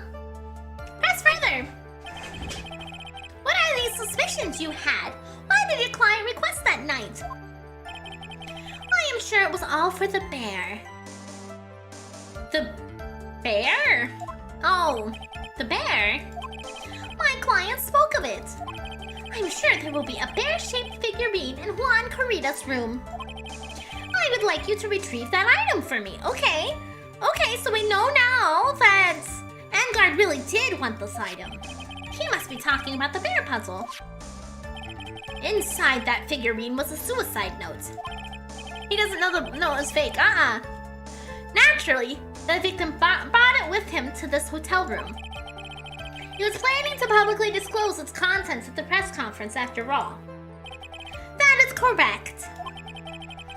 And if I had not done the job that night, I would not have known where that bear figurine was.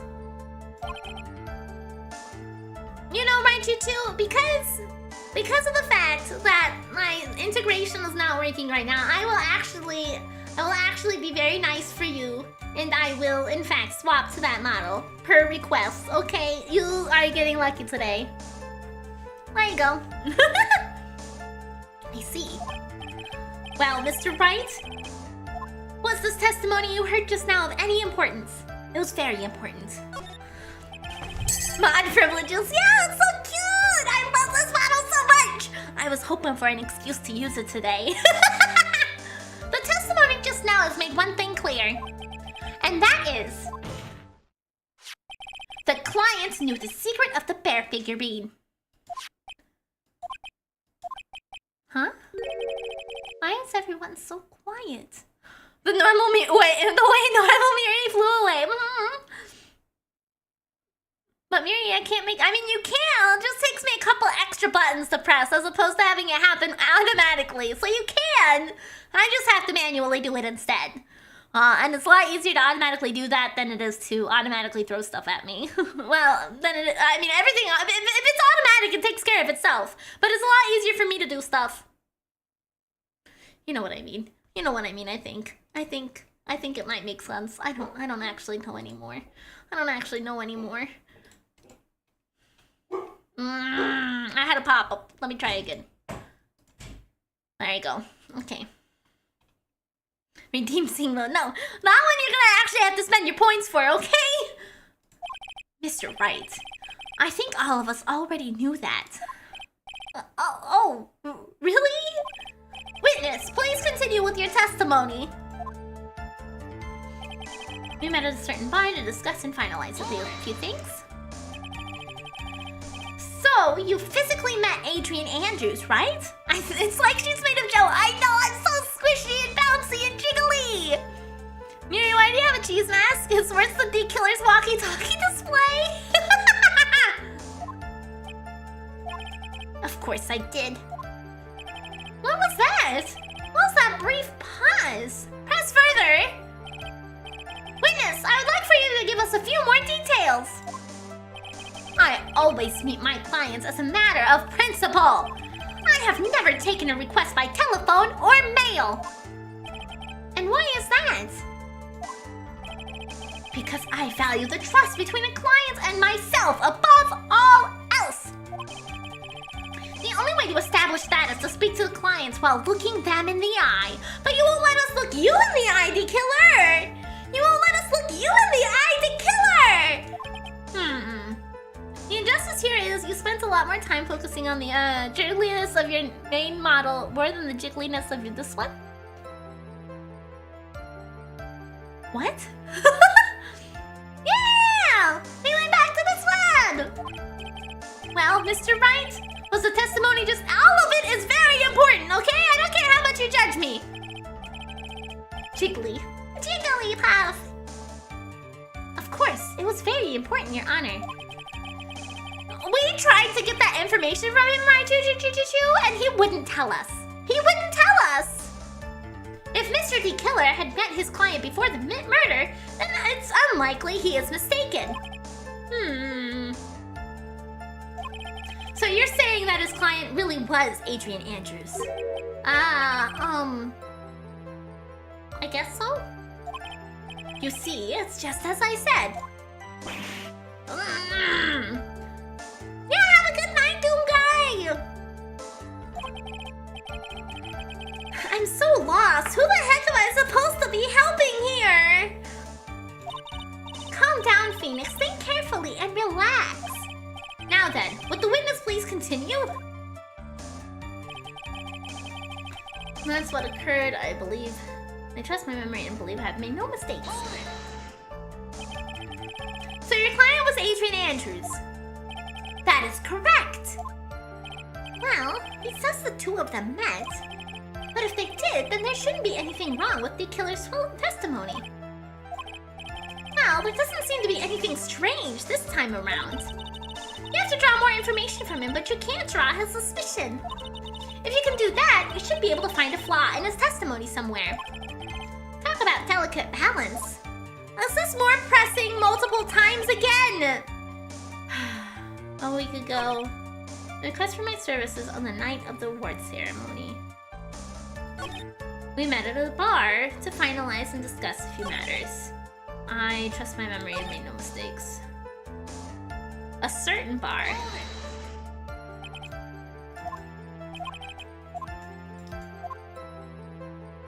I pressed further on all of them.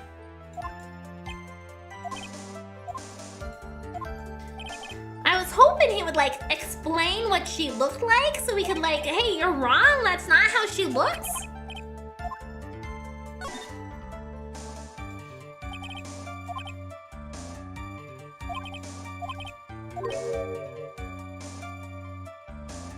Oh, I see.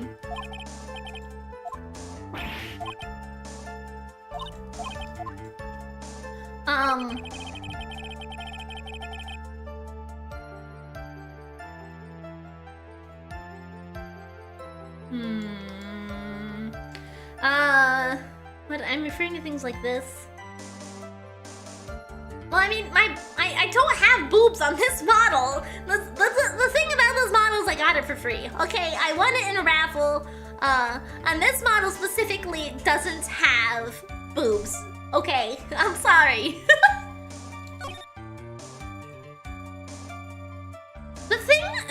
So the thing about this one is...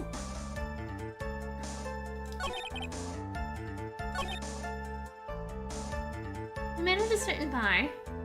Maybe if you let it go, he'll say something more incriminating? Maybe.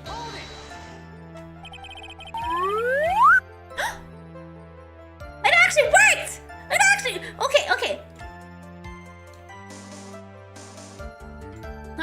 Let me see if I can get tits connected again. Yes! We got tits connected again! We got tits connected again! Ah! Did they all auto-connect? Yay! Everything works again!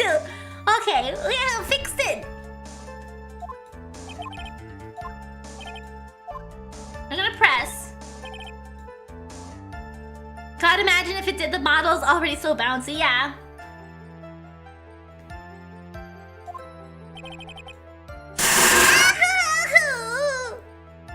You can just do that? Yeah, I have neck lengthening toggles.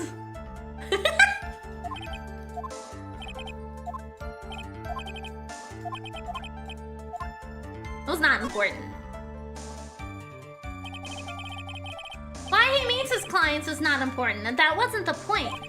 Witness, please stop Okay, I see. Stop sidestepping my questions. What do you mean by that? My question was, did you really meet Adrian Andrews in person? I already told you, I did, Mr. Wright. I was only through talking with him, face to face, that I began to trust him. Oh! She's a giraffe, she's gotta have next level rigging. Yeah, exactly. That's when I thought, I can trust this person as a client. It's true what they say about talking face to face. Well, Mr. Wright, was the testimony just now of any importance? Yeah, absolutely, fuck it is! If I heard what I think I heard just now, then I think I've got him. Your Honor, I believe the testimony of right now was just of the utmost importance. Huh? Really? If that's the case, witness, please include the statement just now in your testimony. Very well. Finally, you can go. Yes, now I am finally a maid. I can finally clean everything.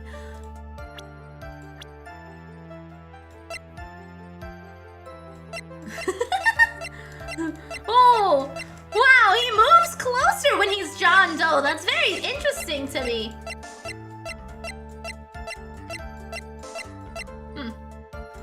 Okay. I would like to go over this one more time.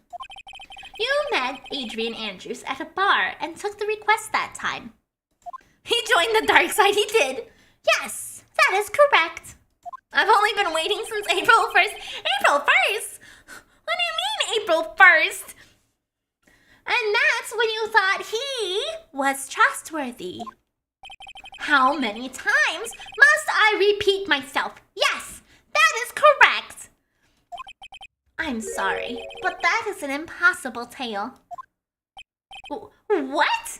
April 1st wasn't me being a maid. April 1st was when I was spotless, when I had no spots.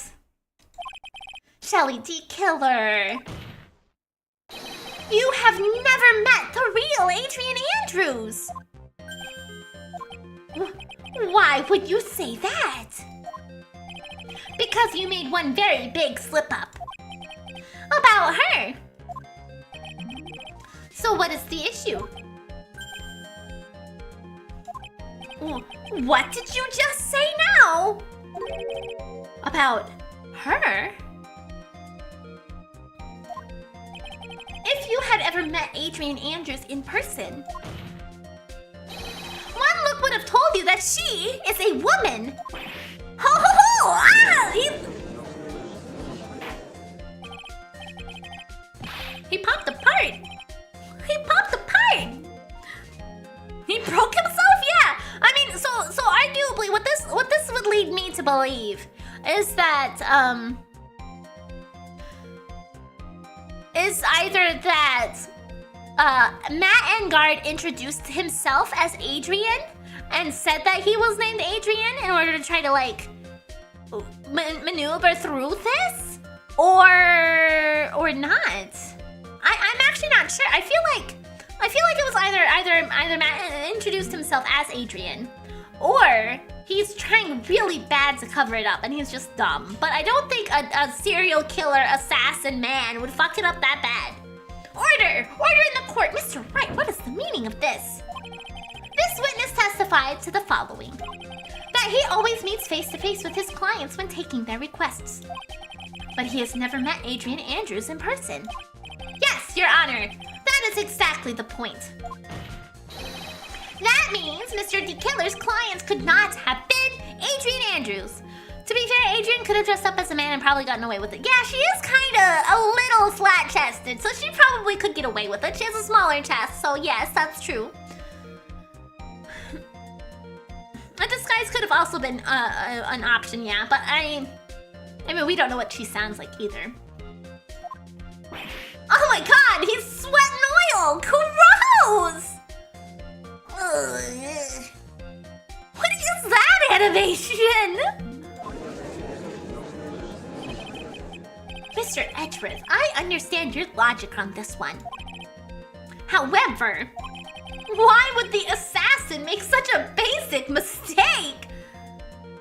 Why the oil either? I don't think we want to lube him up. I believe it has to do with her name, Your Honor. Her name? Yes, Adrian Andrews is, without a doubt, a very androgynous name. Yes, I see. Unluckily for Mr. D. Killer, the entire time he was on the stand, no one had stated Adrian Andrews' gender. Where is the oil coming from? I don't know. Maybe Andrews was wearing one of those fake mustaches with glasses and nose, maybe. And so he simply picked the wrong gender to go with. Oh, what? What is going on? Shelley D. Killer, this court demands an explanation. I think somehow I must have mixed up this client with another. So does that mean you remember something different now? Yes, of course. Please, if you would allow me to testify once more. I know he's just gonna spit out more lies. Very well, but this time please give us the truth, and nothing but the truth. Taking requests, part 2. Yes, now I remember. I took that request by mail! You fucking lied! You just said you don't take requests by mail! There have been times where I took a job without having to meet my client. Oh yeah, okay. Okay! The request was for the murder of Juan Carita and 2 or 3 other small things. I can mail order an assassin? I think the only mail order assassin you can get is M-A-L-E. Here we go, he's gonna be slipping up more. Yeah, he fucking is! When I saw the name at the end of the letter, I thought my client to be a man. He added so much more bullshit. Yeah, he fucking did! So you took this job through a letter. He didn't mention anything about a letter in his earlier testimony, which means he is definitely lying. Be careful, Phoenix. If you break the assassin's testimony completely, it's over for us. I know. I can make him suspicious. I can't make him suspicious, but I think we're okay. Like, we can do this. As long as he's standing there across from me, no matter how strong of a punch I throw, he'll counter it. Now then, let's begin the cross-examination. Request taking, part 2. Okay. I remember I took the request by mail. But didn't you just say that you always meet your clients? Yes, I suppose I could say that. However, there are some clients for whom a meeting is simply not possible. But didn't you meet your client this time? No, I did not. Oh, come on now. Let's stop with this game of cat and mouse. Well, welcome back, Jet. Those two are the gayest. Those two are the gayest side of the whole game. They're pretty flavorful. Using your silkiest voice is not going to work on me. Alright then, just cough it up and confess! Mr. Wright, you can't badger a witness with such harsh words. You're a lawyer, so behave like one and present evidence instead of mindlessly yelling, "Oh, fuck off, Judge!" Now then, do you have any proof that Mr. D. Killer met with his client?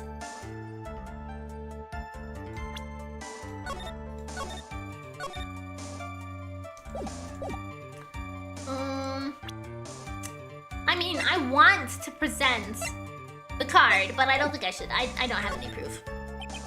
I'm sorry, Your Honor. Unfortunately, I don't have any proof.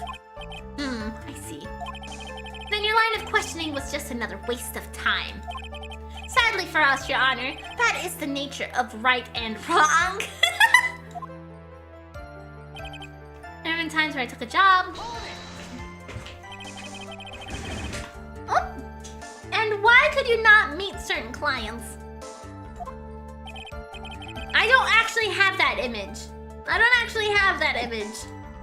I have the suicide note, a figurine, I have a credit card receipt. I don't have anything connecting the two, literally. Recently I've been receiving more requests. If I met each and every client, I would lose some nice business opportunities. Nice business opportunities? On top of which, the times have changed. It is now the age of information and computers, correct?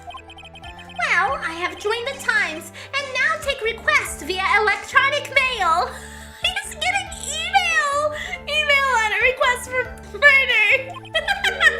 Electronic mail?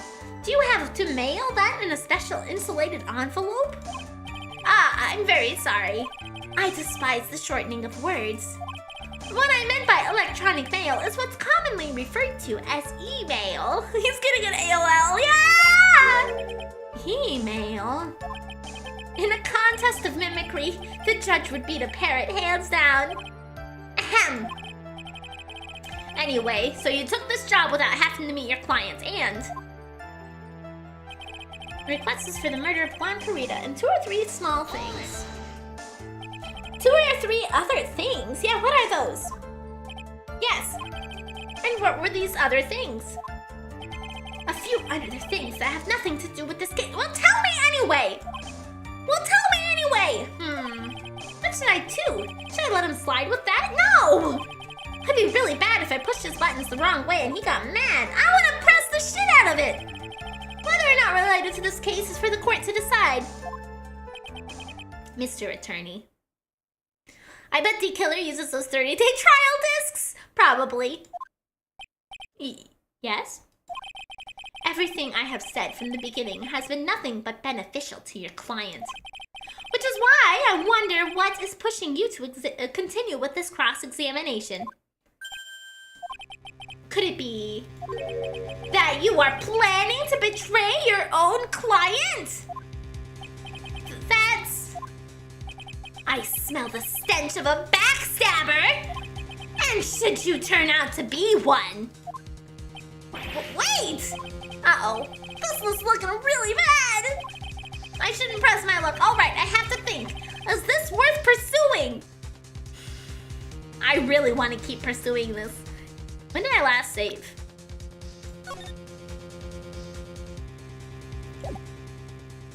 Four minutes ago.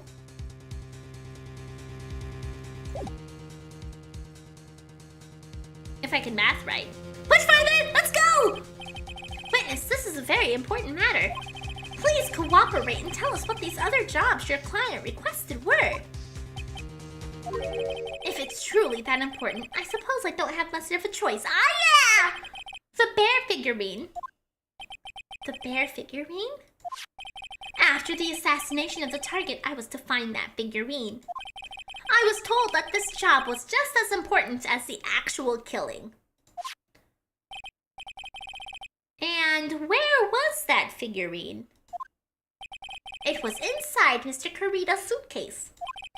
And then, what did you do next? I handed it over to my client right away. You gave it to your client. Interesting. This information certainly sounds important to me. Witness, please include what you just stated in your testimony, as you wish. Excellent. Okay, awesome.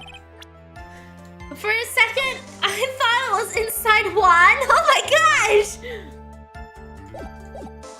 Okay, press. I found this figurine at Mr. Engarde's mansion. If you gave it to Miss Andrews, then what was it doing there? I was waiting for her there. That was also part of the plan to frame Mr. Engarde, I'm sure. So yes, I think you were AFK when we revealed it's a little figurine. It's a puzzle box.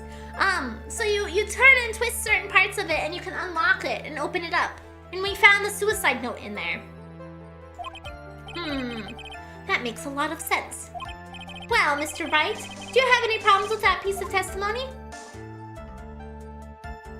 There's a contradiction. So the killer says he gave the figurine to Miss Andrews.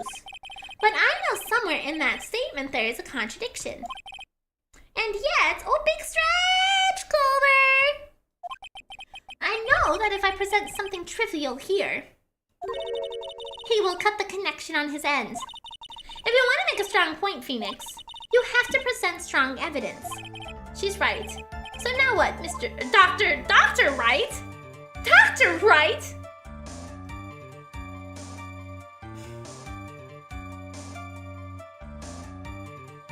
We'll think it over again, I guess. It's no use. As long as I can't put my finger on the central problem here, pressing this witness anymore would be extremely dangerous. Ah, thank you! I got this in a raffle! And it's an adorable little model and I adore it. It's great. Badge. It appears that Mr. Wright has no problems. Well then, witness, please continue. Okay. So what you're saying is you never saw your client's face, not even once? I did, once. It was when I went to give my client the figurine. Yes, I see.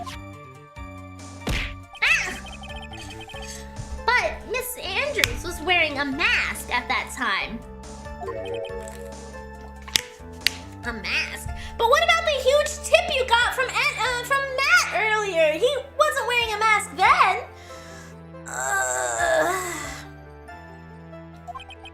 The Nickel Samurai mask, I'm guessing? Mr. Wright, what do you have to say about this? Do you have any problems with this piece of testimony? There's a contradiction. Because Powers saw them talking earlier. One thing does sort of stick out to me, Your Honor. Witness, I think you most definitely saw your client's face. Let's recall Mr. Powers' testimony. After the award ceremony, I went by myself to Matt's room. Matt was standing there in front of his room, still in the Nickel Samurai costume. Matt gave the bellboy a tip. I find the smug look funny that you pull with the chibi model. Yeah, I know. It's pretty good. I feel like I could also make a good smug look on my main model, but because I have my smile linked to my sparkles on my main model, it's like it weakens the smug look, you know? Does that make sense? Okay. You received quite a large roll of cash from Mr. Engarde. And at that time, he was not wearing his Nickel Samurai mask. Oh ho ho! Order! Yes, now that you mention it, I do remember that. Witness!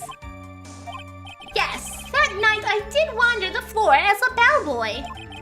I received plenty of tips that night for carrying juice to various rooms. Is that so wrong? Huh? The man who gave me that tip was not my client. He was probably just a very generous person. I'm sorry, but sadly we are not nearly so generous here. If I could receive large rolls of cash by simply bringing people things on trays, then why on earth would I stand around here prosecuting? Edgeworth, you used this line already once, buddy. You used this line already once, buddy. Why'd you bring it back? Oh, the deja vu. And isn't his salary more than enough for one man? And where is your evidence that the large roll of cash was not in fact a tip? Come, Mr. Edgeworth, show me the money! What? Mr. Attorney. Yes? You know, I think your line of questioning has been a little strange.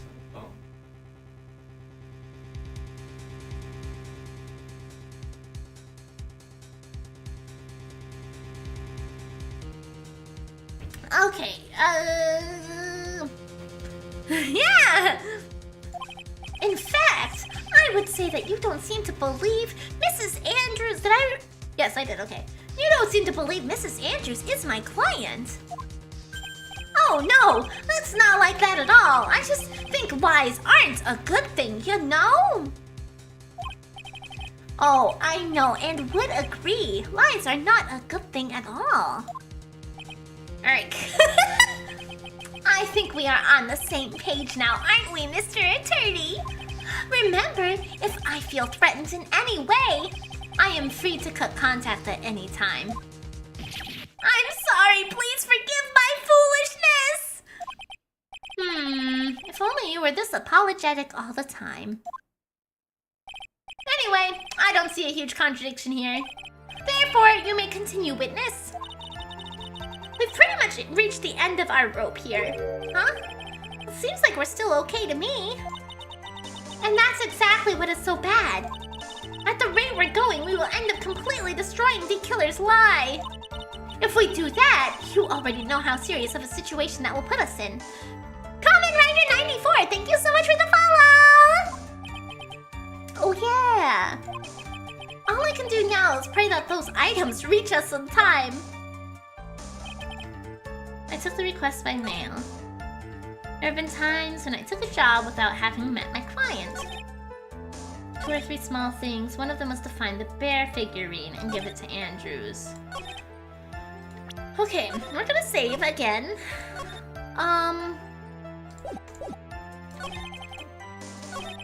We're going to press this again, because I'm pretty sure there was an option in the middle of this that I chose not to follow through on. What was it doing here? I was waiting for her there. That makes sense. There's contradiction. So if I present something trivial here, he will cut the connection on his end. Hack to us! Skibbity Rizzler! Thank you so much for the follow! If you want to make a strong point, Phoenix, you have to present strong evidence. She's right. So now what, Dr. Wright? Present evidence! Witness, let's go over this one more time. You gave Miss Andrews the bear figurine. And she told you to take the bear and wait for her at Engarde Mansion. Is that correct? Yes. Where are you going with this? Well, I think maybe you might have remembered a few things incorrectly. What? This is battle of wits. I can't let up on him. I don't think it's possible for Miss Andrews to have been the recipients of this bear.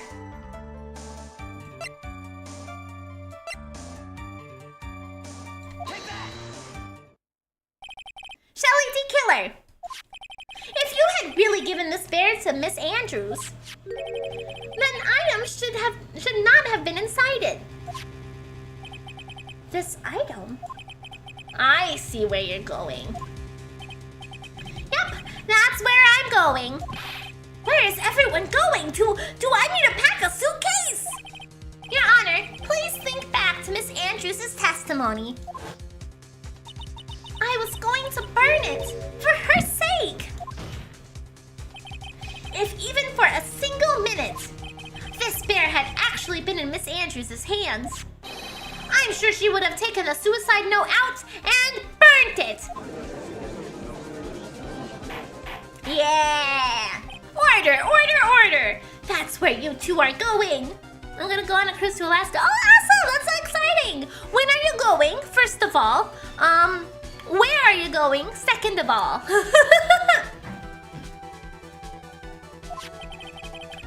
So, by the very fact that this suicide note was still inside the bear, it tells us that your client didn't know how to disassemble a puzzle. Which means... It means, Your Honor, that it is impossible for Adrian Andrews to be the client. 180 days from now. 180 days. How many months is that? Like... 30 days in a month. 6 months? You're gonna be cold probably if you're coming in September, October, August. Those are chilly months. That's when it starts getting towards fall and you're gonna start getting colder days, so you'll want to bring layers.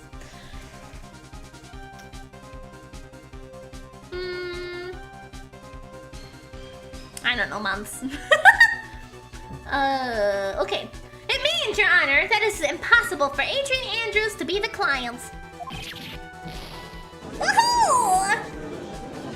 Yeah, the usually where cruises go in at are kind of chillier. If you're on the water, but those towns tend to be more chillier too. So I definitely recommend bringing lots of clothes for layering, so that if it's a sunny day, then you can take stuff off if you're too hot. But chances are you'll probably be really cold.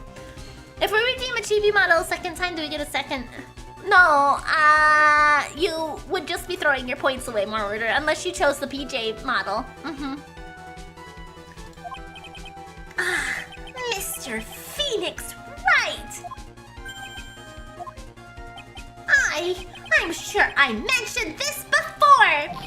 How I hate traitors above all else! I think your cross-examination has clearly demonstrated something to me. You must wish to break your end of our agreement! No, that's not! That's enough. If that is your intention, then there is only one thing for me to do.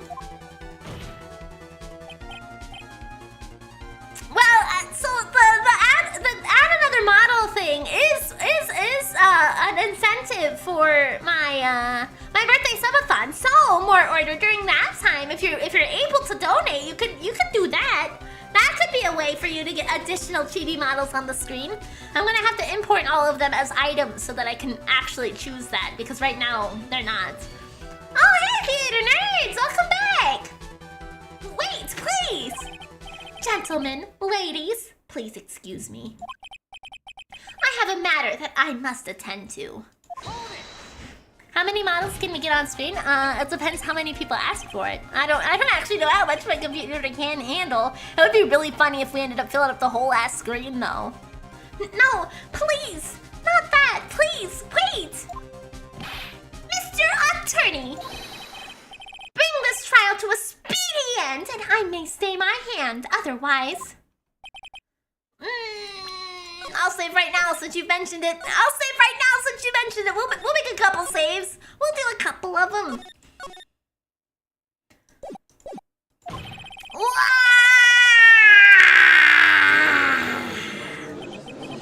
What in the... Mr. Wright? Are you... Mr. Edgeworth? Yes, Your Honor.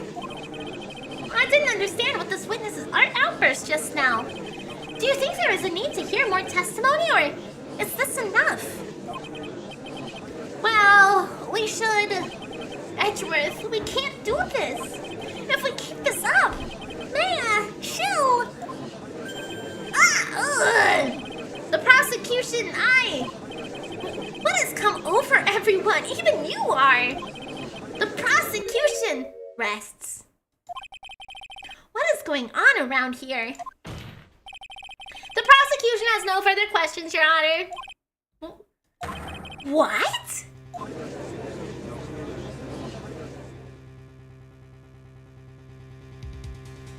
Okay, apparently my roommate needs some help with our water situation right now, so I have to take a quick 5-minute break. But it shouldn't be too long. I'm not gonna play ads because it's just like really quick. Hopefully it'll be really quick, so I'll be right back. I wanna have water in my house.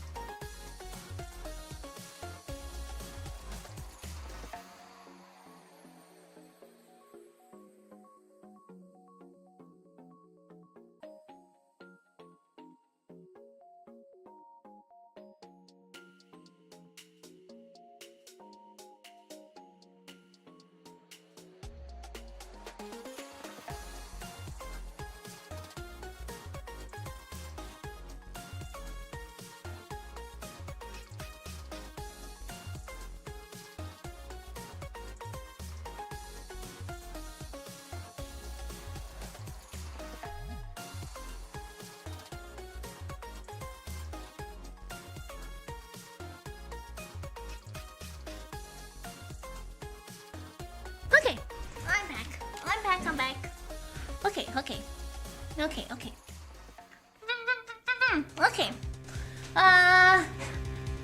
I never thought I'd see the day. This is the most unusual situation. Thank you. Glad to be back. If the prosecution rests with no further questions, then the prosecution has failed to uphold its stance. Thank you. Glad to be back. Aw, Sleepy Dan! Thank you so much for the $5! A large number of Miri models, wouldn't that be? A myriad. Also, welcome back. Thank you. Glad to be back, and I appreciate that so much. Thank you so much for the super chat. Okay, it would in fact be a myriad of models. Yes. If that's the case, then even though I am reluctant, I must believe that Mr. D. Killer's testimony is accurate. That would mean that Shelly D. Killer's client is Adrian Andrews. Not again! Nah. Mr. Wright. Yes, Your Honor. If I end the trial here, right now, then your client, Matt Engarde, would be declared innocent. And in his place, Adrian Andrews would be charged with murder. Miss Andrews would be charged with murder? That is true, yes. I do have an audiobook. And the prologue is in fact free. I'm hoping to have it finished up within the next month or so, because I've only got I think 8 chapters left. It's gonna be fast soon. It's gonna be done really fast, I think. I just gotta keep working on it. Keep working on it. The prosecution has no further questions, so we will now hear the defense's final remarks. Bailiff! Please bring the defendant, Matt Engarde, to the stand. The items from D. Killer's hideout didn't make it in time. We tried as hard as we could, but it looks like our time has run out. I can't believe it. The outcome now lies in your hands. Man, they really make you work for this. They really make you work for getting to the conclusion of this. Oh, you shit-faced motherfucker. Dude, did the old guy finally decide? To be honest, I can't think of you as truly innocent and good person. You have done enough evil to drive a woman to suicide. But, at least on the charge of murder, it would appear you are innocent. Huh. Really? You're gonna show your evil face in the middle of court? So I guess the old fuddy-duddy figured me out. Mr. Engarde? What an atrocious lawyer. I have given his own client up like this. And that refreshing like a spring breeze crap, it's just as atrocious, don't you agree? Oh, shut up, you fucking asshole! Anyway, get on with it and pronounce me innocent already. Right, Mr. Lawyer? Should I side with justice, or should I save her life? You better get Engarde a guilty sentence, okay? But if I did that, she'll die. But if I say he's innocent, then Miss Andrews will be charged as the murderer. Do I say he's guilty or not guilty? Either choice I make, someone's life is going to end. It all hinges on what I choose. Pearl can just channel her. Yeah, that's true. I'm sure she'll forgive us. Now then, Mr. Wright, let's hear the defense's final statement on this matter. If the person who hired the assassin was Adrian Andrews, then your client, Mr. Matt Engarde, is innocent. There's no need to ask, old man. After all, my lawyer is going to say what I want, aren't you? Right? I can't do this, but I have to decide something. My client is innocent, Your Honor, shoots Matt dead. I can't count on the evidence to help me anymore. I have to listen to my heart. Listen to your heart when it's calling for you. Listen to your heart.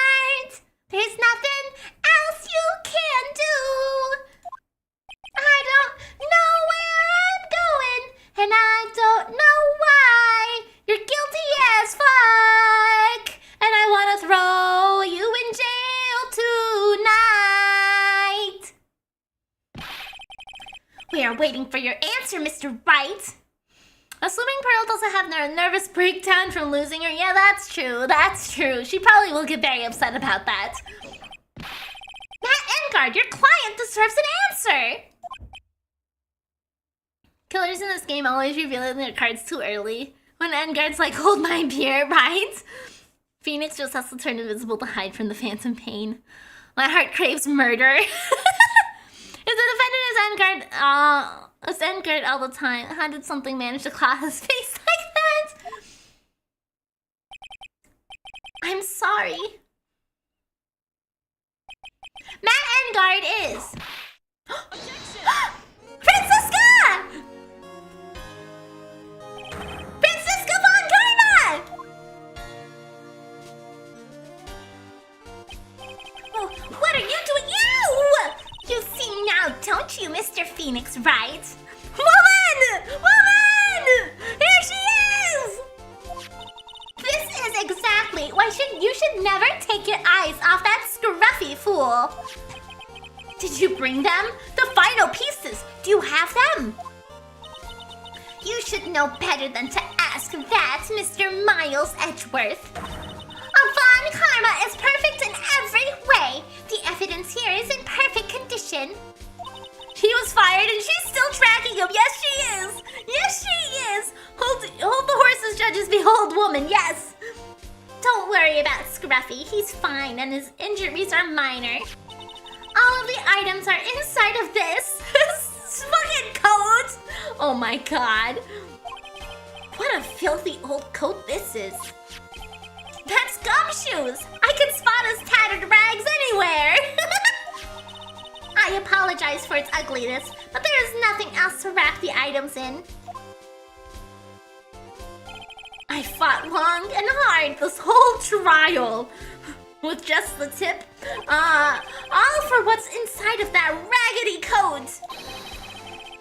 I'm sure that inside that coat lies a crucial piece of evidence. Your Honor! Inside that filthy coat are the defense's final pieces of evidence! Your final evidence?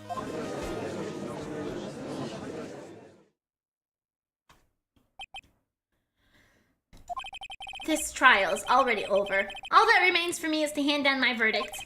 I do not believe that any evidence presented now would change the outcome of this trial. The fact that the game made you have to do that guilty or not guilty choice was what made this game so well written. Yeah. The fact that I've had to do that multiple times too is like, they really want you to be sure on your decisions here. What? Your Honor, it is our duty to examine every piece of evidence down to the last. I request that Miss Von Karma be allowed to present these pieces of evidence. I suppose you are right, Mr. Edgeworth. I grant permission to do so. However, this one obvious rule applies here. If these items do not bring up any new points, then they will not be accepted by this court. Now, Miss Von Karma, if you please. These pieces of evidence are items left by the killer during his escape from the police. He must have been in quite a rush. Yes, Your Honor. The killer left 3 pieces of evidence. But what are they? Is it gonna be like, totally useless thing, very critical to the case, very critical to the case? Somewhere amongst the evidence we're about to see, there will be something that turns this whole situation around, like a miracle. I'm sure of it. That is all we can hope for. The first item is a pistol. Does the killer's pistol have anything to do with this case? I don't think we need any details about the pistol. Nobody was killed with a gun. More details are not needed on that, I think. Pretty sure there was no gun involvement on this case.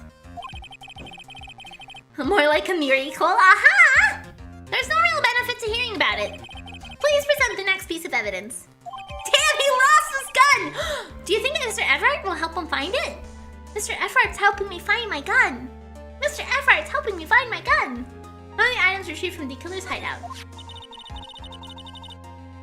Oh, yeah, you're right. It probably is Dino. The second piece of evidence is this videotape. Oh, that's important. I bet the killer took that from Engarde Mansion. Question for more details. Have you checked the contents of that tape? Unfortunately, there was no time to. Oh, yeah. But I would speculate that this tape is very important. Why would you say that? Because he came back to his hideout for it. The killer went back for it? That's right. It looks like he was trying to recover it. He injured 3 of the officers at the site. The killer's Steve Ruger? But somehow, it looks like they managed to protect it from the killer. Shelly the Killer is no ordinary man. Violently tried to recover it. The last piece of evidence is the bellboy uniform. Is that a uniform from the Gatewater Hotel? I mean, I don't... Fuck it, yeah. What's the details? Was this used during the crime? I am almost certain it was. There's even a pair of black leather gloves in one of the pockets. There's no doubt about it, the killer was wearing this on the night of the murder. There's one thing I found interesting about this uniform. And what is that? There's a button missing on this uniform. A button? It's a very unique button. I'm sure if we were to recover it, it would provide us with an interesting clue. One of its special buttons was missing. That is all I have to present, Your Honor. It's just as I thought. And what is that, Your Honor? I'm sure, were we under normal circumstances, these items from Shelly the Killer's hideout would be very important clues. However, our question is not who did the killing. It is, who is the client? Yes, that is correct. And these 3 items do not tell us anything about that. Thank you for your hard work, Miss Von Karma. You may now step down. Wait, Your Honor! Please allow me to examine this new evidence. Overruled. Man, he's like, I don't give a fuck. You're holding me up too much. Absolutely not.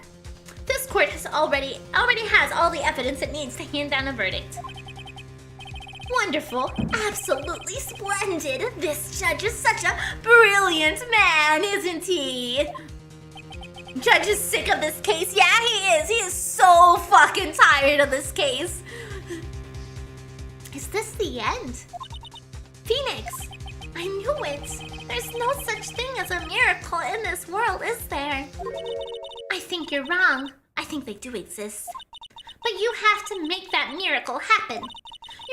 You've come this far. You can't give up now.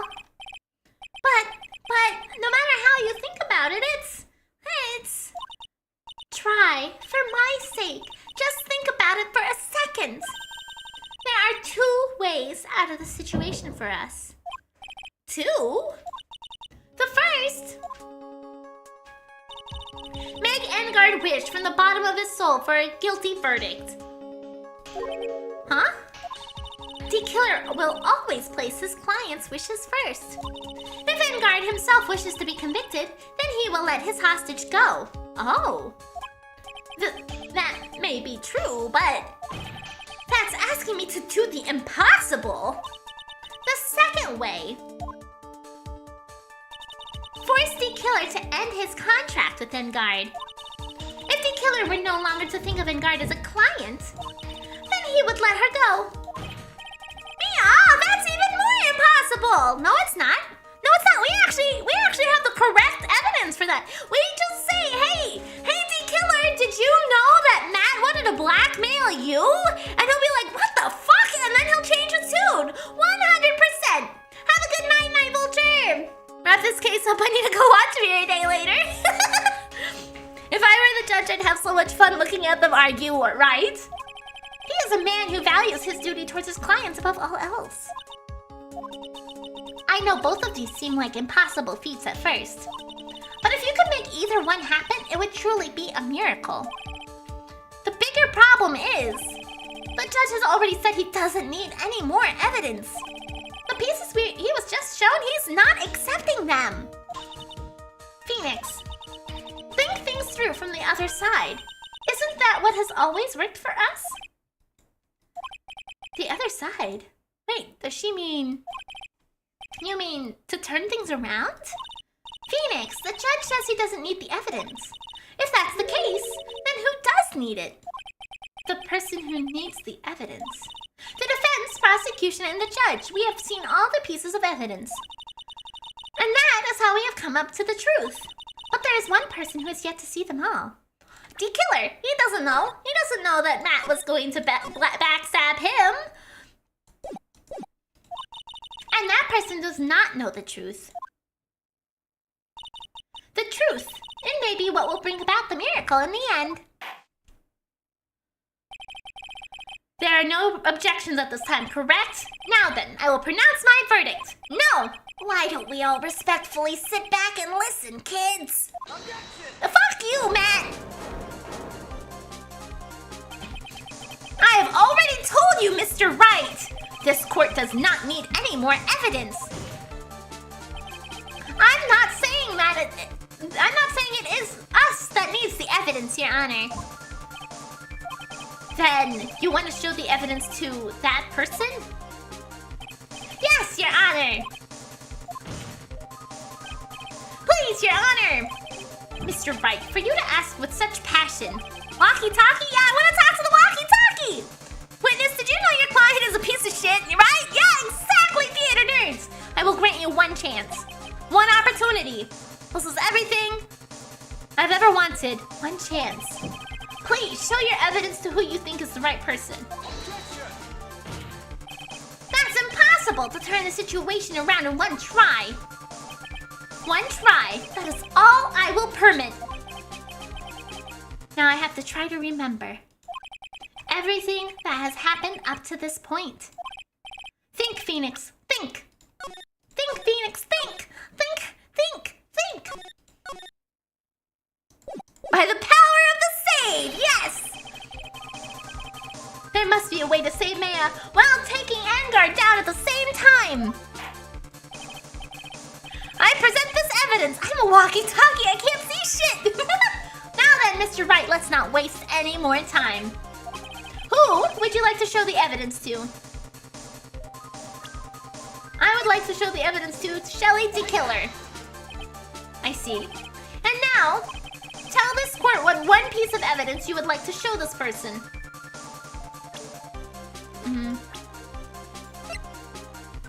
So the question is, the videotape or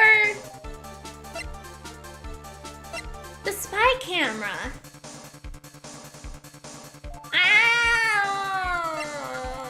I feel like they're both essentially the same thing. But which one? Sure, Waffles, what is it? That's not the attorney's badge! The tape? Yeah, I'm thinking it's the tape, because the spy camera sent the data to the tape, I'm assuming. We'll go with the tape, yeah.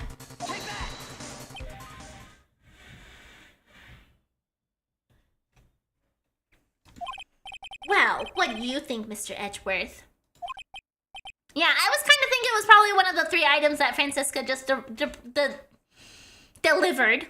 Yes, that was kind of what my train of thought was going to be too. But yes, I appreciated the additional belief in my train of thought. I think there is some merit in showing this evidence to that witness. Bailiff, please bring in the transceiver from earlier. All right, it looks like I managed to convince him.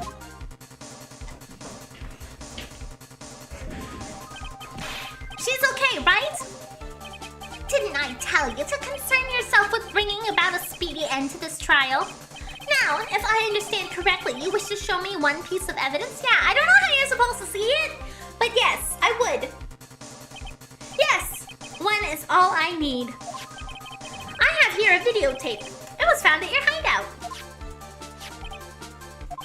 I heard you injured 3 officers in your attempt to get this bag. That was most regrettable. However, it was an order from my clients. Oh! I was told to protect that videotape. I thought so. I'm afraid I seem to have failed in that regard. Do you know the contents of this tape? I was sternly told by my client not to watch it. Oh, gee! I wonder why, Mr. D. Killer! Could it be that it's incriminating for you? Gee! Wow! What a surprise! Why would you listen to that advice?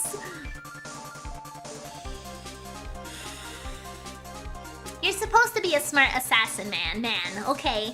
You're supposed to be a smart assassin man, but really? So I have absolutely no idea. Actually, you are on this tape. Me? There was a video camera hidden at the crime scene. He listens because he has to... I mean, I know he's supposed to trust his client, right? He prides his trust. Oh, hey, how's it going? He prides himself on his trust. But also, if you're going to sell murder as your service, I feel like you should be a little more suspicious of your clients. Just a little bit, right? Your actions were being recorded. What? Is that true, Mr. Wright? Who was it that planted a camera? Well, the only person who could have placed a camera at the scene of the crime would be your client, naturally. That was Adrian Andrews. Be quiet and listen, Your Honor. Yeah, you tell him, Edward. Yes, sir. Your client specified a place and time for you. Isn't that right? Yes. So, that was so I could film you. I had no idea. Mr. Wright, why would my client do such a thing? I would like to know why.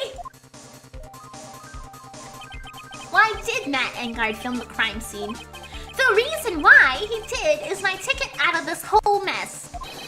There is only reason why your client would secretly film the scene. They wanted blackmail on you. Your client once told me something very interesting. We were talking about you, and this is what they said. But I'm no weakling. I don't trust anyone, least of all assassins. Oh, come on, Mr. Wright. Assassins aren't above blackmail. Yes, that's where the video comes in. With that, I can keep him at bay and even blackmail him if I want. Your clients didn't trust you at all. They were thinking of using this video to blackmail you. What do you have to say about that, Shelly T. Killer? The chick is up, Engarde, or should I say Deadguard? Hell yeah! No, he is definitely not trustworthy. Oh! How's the receiver sweating oil? Don't ask questions, okay?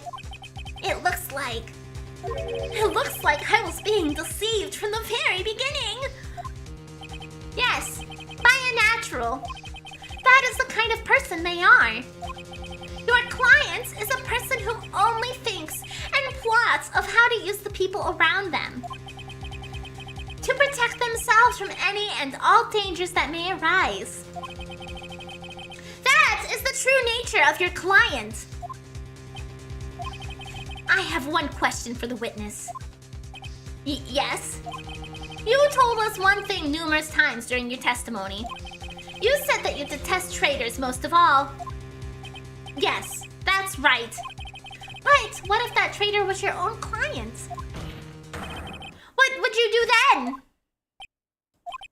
That's obvious. I would case. And then, that client would become my next target. Excellent. Yes, D-Killer. I'm back from my disconnect. Variables become more accurate size. No, not more accurate size. I'm just a cute little maid, okay? I help clean your house. I live in a Roomba.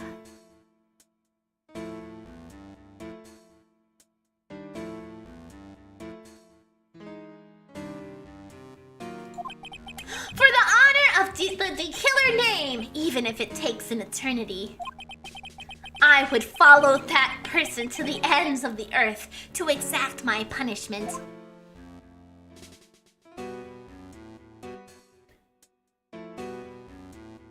Wiggle, wiggle, wiggle! I see. That's all I wanted to know. So the traitor becomes the killer's next target. Ah, I get it. This is how we'll turn this case around! Mr. Wright, how much longer do I have to this case? I need to make dinner soon! Yes. My contract with my clients is over as of now. I seem to have a new job on my hands. I will now return to you your precious item. What the? I'm not an item! So do you pilot the Roomba? Yes, that's how I clean. You see, I'm my mom gave me a Roomba, so I had a moment of an existential crisis for a second. But I am not Roomba-sized, okay? I live inside a very, very large Roomba, not a tiny one, okay? I thought I'd never see you again. Oh, thank goodness. I'm not a Roomba. No, not at all. I'm very big. Aha. This trial appears to have come to its conclusion. However, I am sort of... I don't quite know what just happened there with the clients and the witness and... Miss Von Karma, where did that... She always has you in her sights. Now, I do believe it's time to finally hand down a verdict. Oh, look at him! He's so nervous! Oh, why are you so nervous, Mr. Engarde? Oh, no! Mr. Engarde, it looks like somehow you finally got what you wanted. You will finally receive the acquittal you wanted so badly. You should be happy. But before that, I would like to make one final statement. Look at him squirm! I know, he's sweating bullets! Sometime in the near future, one very betrayed assassin may appear before you. Needless to say, that man is very good at what he does. I'm sure you would understand what I mean if you watch this video. Help me. Now then, Your Honor, the verdict, if you please. Is this all right with you, Mr. Wright? We have finally reached the end of a very long battle. Whether he's convicted or acquitted, there is no escape for him now. Go on, Phoenix. Plead whichever way your heart tells you.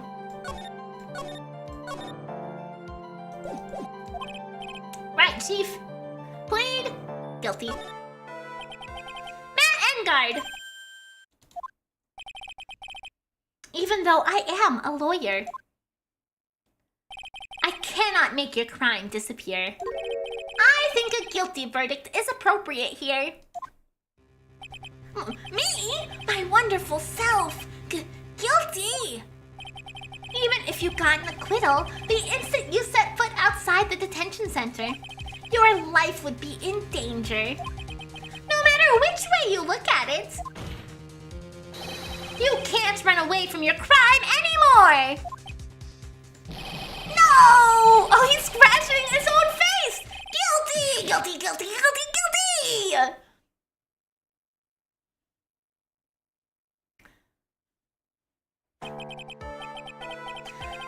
As always, it looks like we have uncovered the real truth.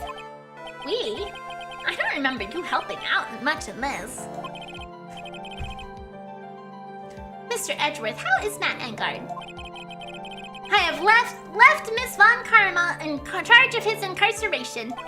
I'm sure he's getting a full-course meal of whipped leather right about now. Very good. That was a close one, wasn't it, witness? Yes! I plan to pay my debt to society for my own crime, Your Honor. The first time I was called to the witness stand during the trial, all I felt was despair. She must be talking about the time Edgeworth really went after her. I guess she's trying to forgive him for what he did. But Phoenix, you're being controlled by a maid. She can absolutely clean away his crimes. No, not guilty would have been funny. I mean, I can load it back. I saved right before I chose guilty. So I mean, we can do it again. We're going extra long. Not intentionally. I just knew we were so close to the end, so I wanted to keep going. Okay. If you're going to say you would choose death, that is of no concern to me. But after that, when I was alone at the detention center, that's the first time I really saw myself for who I am. And today, when the two of you used your combined strength to convict Matt, I felt like I had finally been saved. Ah, look at the cute smile! She's so happy! Wow, this is the first time I've ever seen her smile. I'm really happy that you two were in charge of this case. I really don't know how to express how I feel at this moment. This is the first time I felt comfortable with myself, with who I am. Thank you so much, everyone.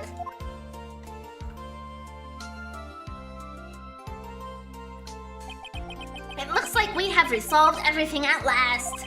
As for myself, there are still a few things I'm confused about. But everyone seems to be in good spirits. That is good enough for me. That is all. This court is adjourned. March 23rd, 5:14 p.m.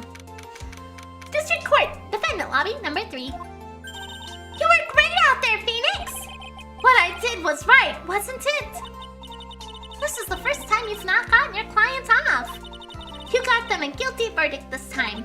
But you have to look past all of that. That's what's really important.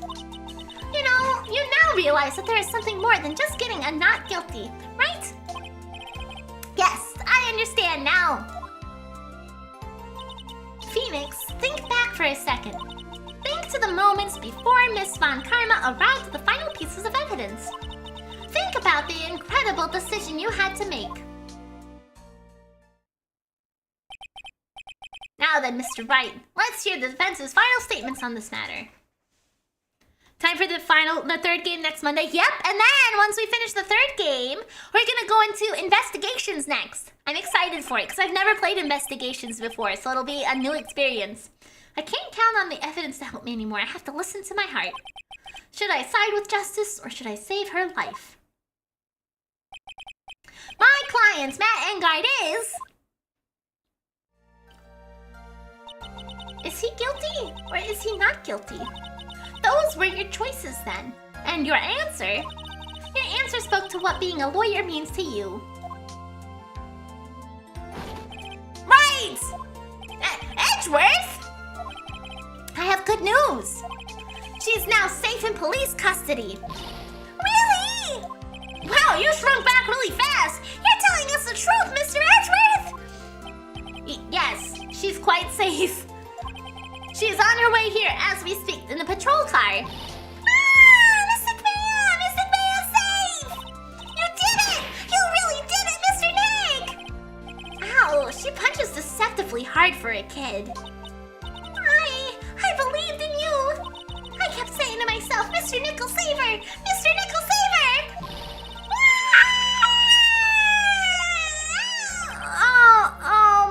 Thanks. Oh! What's wrong? Miss Von Karma. I love the prosecutor in the third case. He is the reason teenage me tried coffee and now I have a crippling life addiction. Third game, not case. I see. You were the real Nickel Samurai all along! About earlier, thanks. Ow! Why are you still smiling, Mr. Phoenix Wright? You lost! Your perfect win record has now been crushed! And yet, you are still happy! I don't think you'll ever understand, Miss Von Karma. How dare you! Don't worry. She may in time. After all, I was like that myself until a year ago. Edgeworth? For my own personal victories and for guilty verdicts. I used every dirty trick in the book, and so my win record remained spotless. But a man appeared and stood against that selfish me. I fought him in my usual manner and tasted my first defeat. I felt like I had lost everything because of that ex-boyfriend. Aha! And then it was my turn to sit in the defendant's chair. And I was saved by that person I called my enemy. Shadow Swola, thank you so much for the follow! The third prosecutor inspired me to be edgy. The proper response to Von Karma here is, you mad, right? I couldn't forgive myself for all that had happened. So I left the prosecutor's office. Character growth, right? Character growth is great! And I left that note. Prosecutor Miles Edgeworth chooses death. Sorry, Von Karma, I can't do anything against the power of Yaoi. Yeah. You you should have. A prosecutor who has shamed himself with defeat should crawl into a hole and die. But that was not what happened. After I left the prosecutor's office, I finally came to realize something. It was in that moment of clarity that everything began to change. What foolish nonsense! We prosecutors use anything we can to attack the defendant. But every time we do so, no matter how desperate the situation, instead of giving up like most people, that man would hold strong with his undying faith. And then, before I knew it, I began to trust in that man as well. What? You trusted your enemy? Naruto! 100006. Thank you for the follow! It doesn't matter how many underhanded tricks a person uses.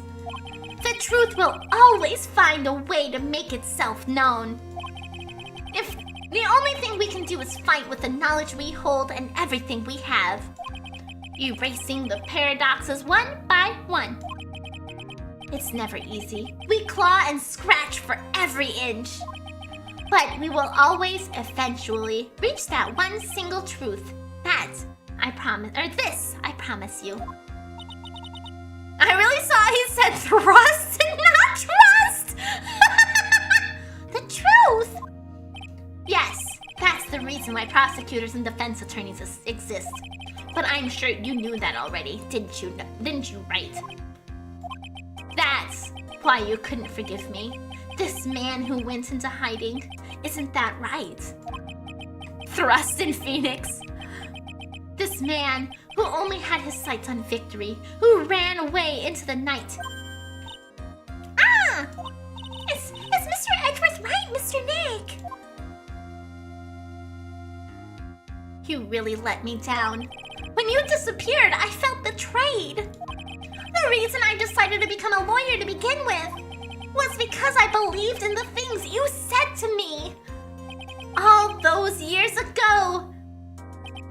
And you betrayed your own words. That's why 1 year ago, I made up my mind. Do I have a splinter in my foot? Oof, oof, oof, oof. I decided that the Miles Edgeworth I knew had died. At least, that's what I told myself. You pathetic fool!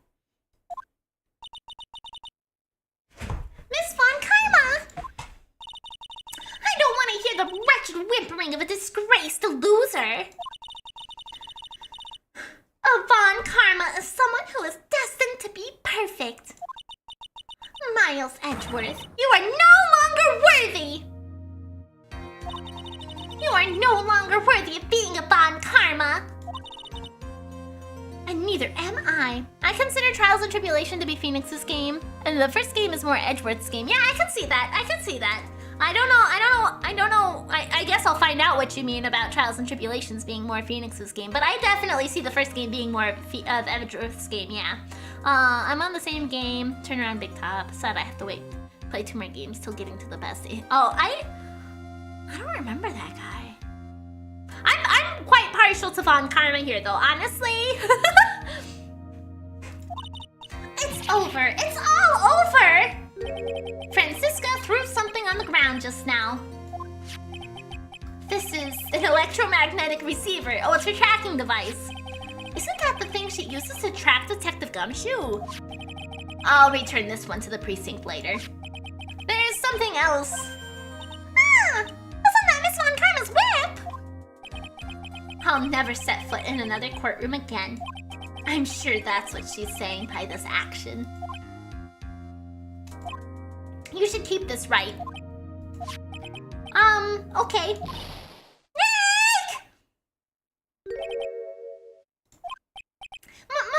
Maya! Mystic Maya! Mystic Maya! Oh, look at them, they're all so happy!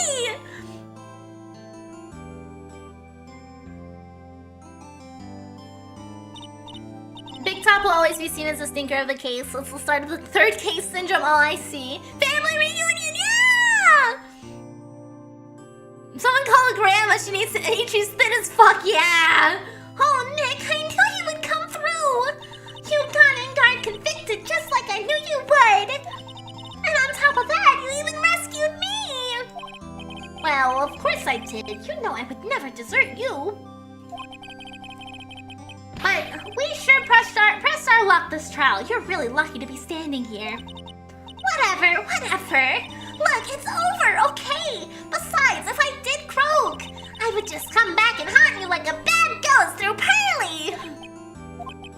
Is it really that easy to do something like that? Thanks a lot, Nick. Don't mention it. Yeah, I see that too, theater nerds. There is definitely a lot of character growth that happens in this final case particularly. I can see that too, yes. I mean, we'll see what I have to compare with once we finish the 3rd game, but I definitely agree with you that this case is a huge pivotal point in Phoenix's character growth. Yes. Sweet, you got the legendary weapon drop from Von Karma. That too. Any higher, my phone screen would have broken. I'm sorry. Oh, Mr. Edgeworth. I'm relieved you're all right. Hey, it looks like you've made some real progress, Mr. Edgeworth. Well, I suppose I'm a little different from who I was a year ago. That's weird. Thank you for the follow. I agree. I am weird. Oh, her stomach. All right. I think it's time we get out of this depressing place. Huh? Where are we going?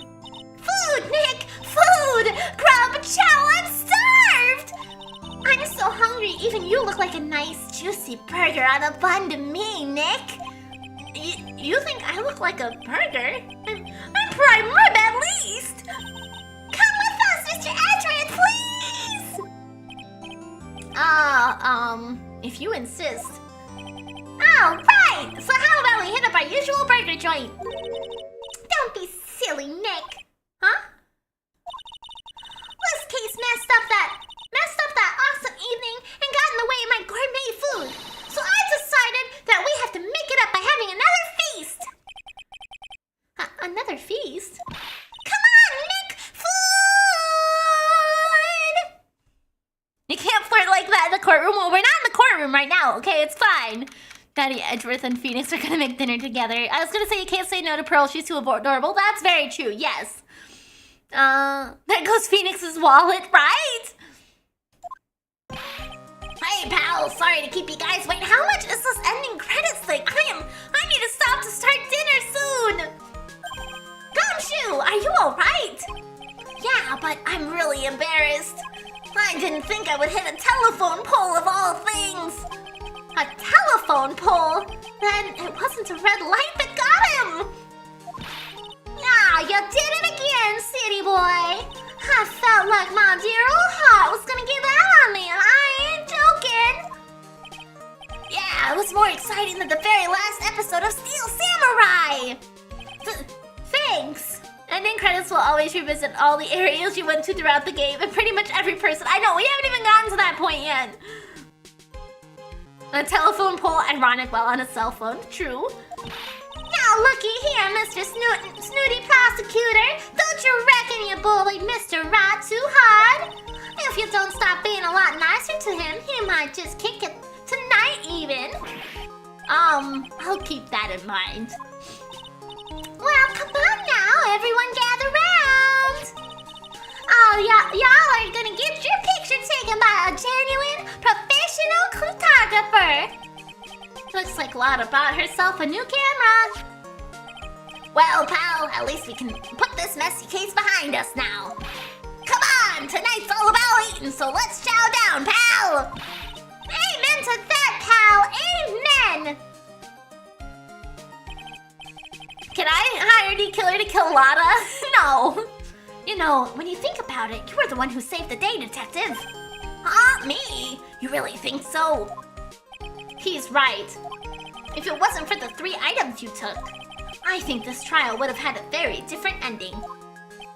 Ah, well, you know, it's ho-ho! Ho-ho-ho-ho! Ho-ho-ho-ho-ho-ho! Huh? Wait.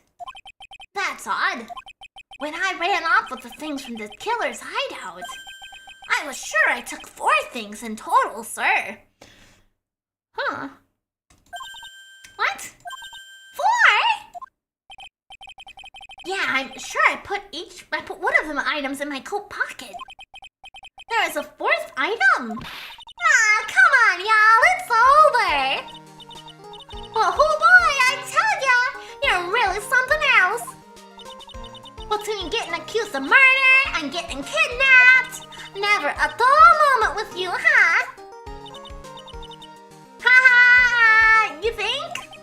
Why does she look so happy about that? Being shut away for 2 whole days. Weren't you scared? Yeah, it was really scary. I felt so hopeless. So, to keep my mind off things, I drew a picture.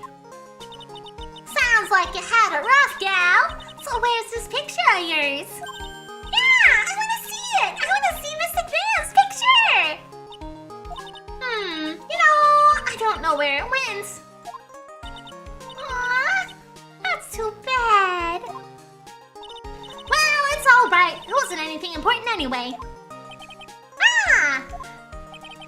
It sure is nice to finally see them both smiling again. Francisca's on the way! What is it, Edgeworth? This thing is picking something up. Ah, that's Miss Von Karma's receiver! Thanks to her, I had the most awful experience of my life, sir. I can't believe she stuck a tracking device on me. That's odd. Even though you're standing right here, the tracking device seems to be in a different location. Oh, it's probably busted or something, sir. Well, it doesn't matter. I'm afraid it's about time for me to excuse myself. I have some work to do. Huh? But Mr. Edgeworth, you haven't even eaten anything yet! And you've eaten way too much, you glutton! I had fun tonight. Now, if you'll excuse me. Wait! What? I just want to say... Thanks, Edgeworth. You really saved me out there. If anyone should be saying thanks, it should be me, right? I feel like words alone aren't enough here. I wonder if there's anything I can give him to express how I feel.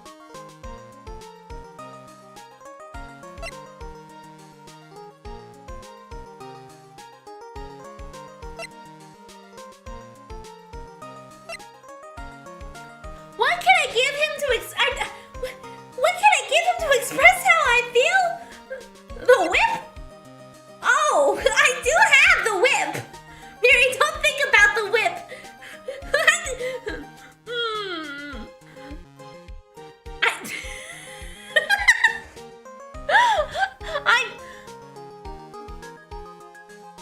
Obviously, the real answer is I need to give him this photo because it says with love, right? Whip, the badge, the whip, the gun, the bear. Well, I mean, I know there's a right answer, but I don't actually know what it is. Give him a smooch. I can't save at this point. I can't save. There's no way for me to access the save point.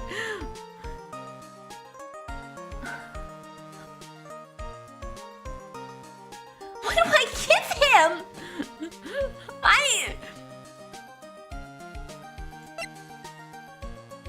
Miri, I don't think that's it.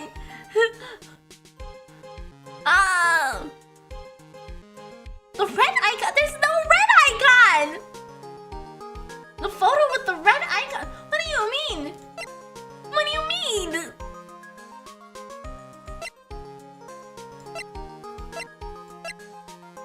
And she likes whips. Yeah, but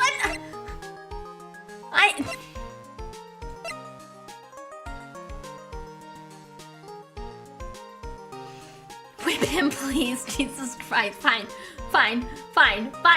Here. What's this? Thank you. It's all thanks to you two. You and her. You don't need to thank me. I was only doing my job. Looks like Mr. Edgeworth has left, Mr. Nick. Hey, Mystic Man! Yes, Pearly? I guess you two can go back to being lovey-dovey, right? You and Mr. Nick, I mean. But Pearly, would you cut that out already? You're embarrassing me. Well, I don't know that it was the right option. That felt like it was a little lackluster to be the right option. Anyway. So, who's paying for this lovely dinner party?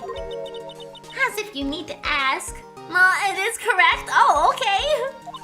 Everyone say, thank you to Nick. Huh? Yeah. I'm kinda at the point where I can't even buy instant noodles, pal. So, I already marked your name on the bill. Huh? Yeah, I got me a situation like that myself. Well, there's this camera shop in this hotel, see? And I just bought myself this good old beauty here. It better be anyhow for $3,000. Huh? Actually, I reckon you bought it for me since it's on your tab and all.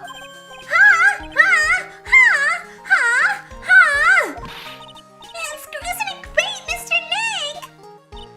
Yeah, Nick. Why do I suddenly feel like screaming?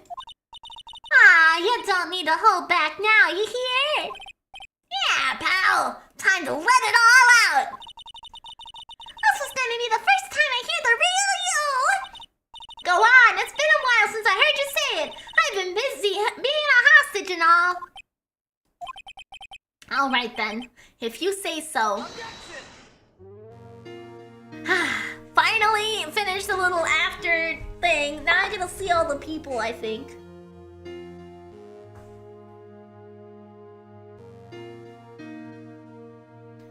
You really came through for me, Nick. I had to hide that letter, but I knew you'd find it. I really feel like I've been living on the edge lately. I mean, I escaped death 3 times now. Pretty cool, huh? I feel like a pro. It's bedtime, Miri. I know. I need to go make food and stuff, but we're working on the fucking ending here. But you have a wonderful night's sleep, girls. I'm glad your day hopefully got better. And have a good night's sleep. I'm so happy you can see Mystic Man, Mr. Nick. I'm so happy for the two of you. Speaking of which, I think this hotel is a popular place for honeymooners, so I sort of made reservations for the two of you, just in case. Oh, nice! I hope you had made good progress. Can we have some of the food as well? I want food so bad. I I make it a roast for dinner tonight? Well, pal, looks like I'm back on the force again. Mr. Edgeworth had a long talk with the chief, and he got me reinstated for my sake. I heard he said things like, letting one go is bad. I knew it. Crashing headlong into everything is the only way I know how to live, pal. Why is Pearl the wingman? I don't know. We almost cleared. Oh, you almost got it, though. That's great. More practice, the better. Hi, Maggie Bird. I'm retiring this uniform as of today, sir. I'm gonna be a waitress from now on. And bring smiles and joy to the people who come by the restaurant, sir. I hope you'll stop by sometime, Mr. Wright. My mouth is getting so tired of all the reading. We've got a 4-hour session tomorrow. Oh, good. I'm so glad. I hope so. Yes. Are you here to visit a patient? I'm Director Hottie. Ho ho. Recently, yes. That girl, you know, I haven't seen her around. Yes. But I remember, if I even so much as lay an eye on her, it would go correct. If it didn't matter if I got whipped though. Yes. Ho ho.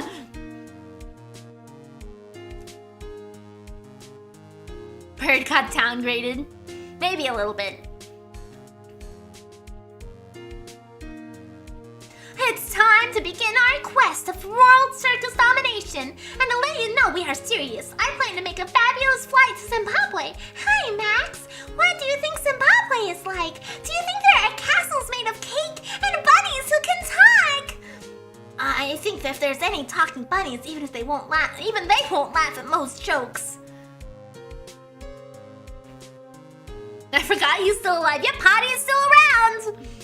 He even operated on Francisca. I'm ready. There's no way these jokes are gonna fall on deaf ears. I'm gonna be more contemporary with my humor. More curls represents. We've got our new act worked out. Prepared for the Hallelujah chorus. Say something, will you? You're supposed to start this off. Get on with it. Thank God there was no Mo laugh.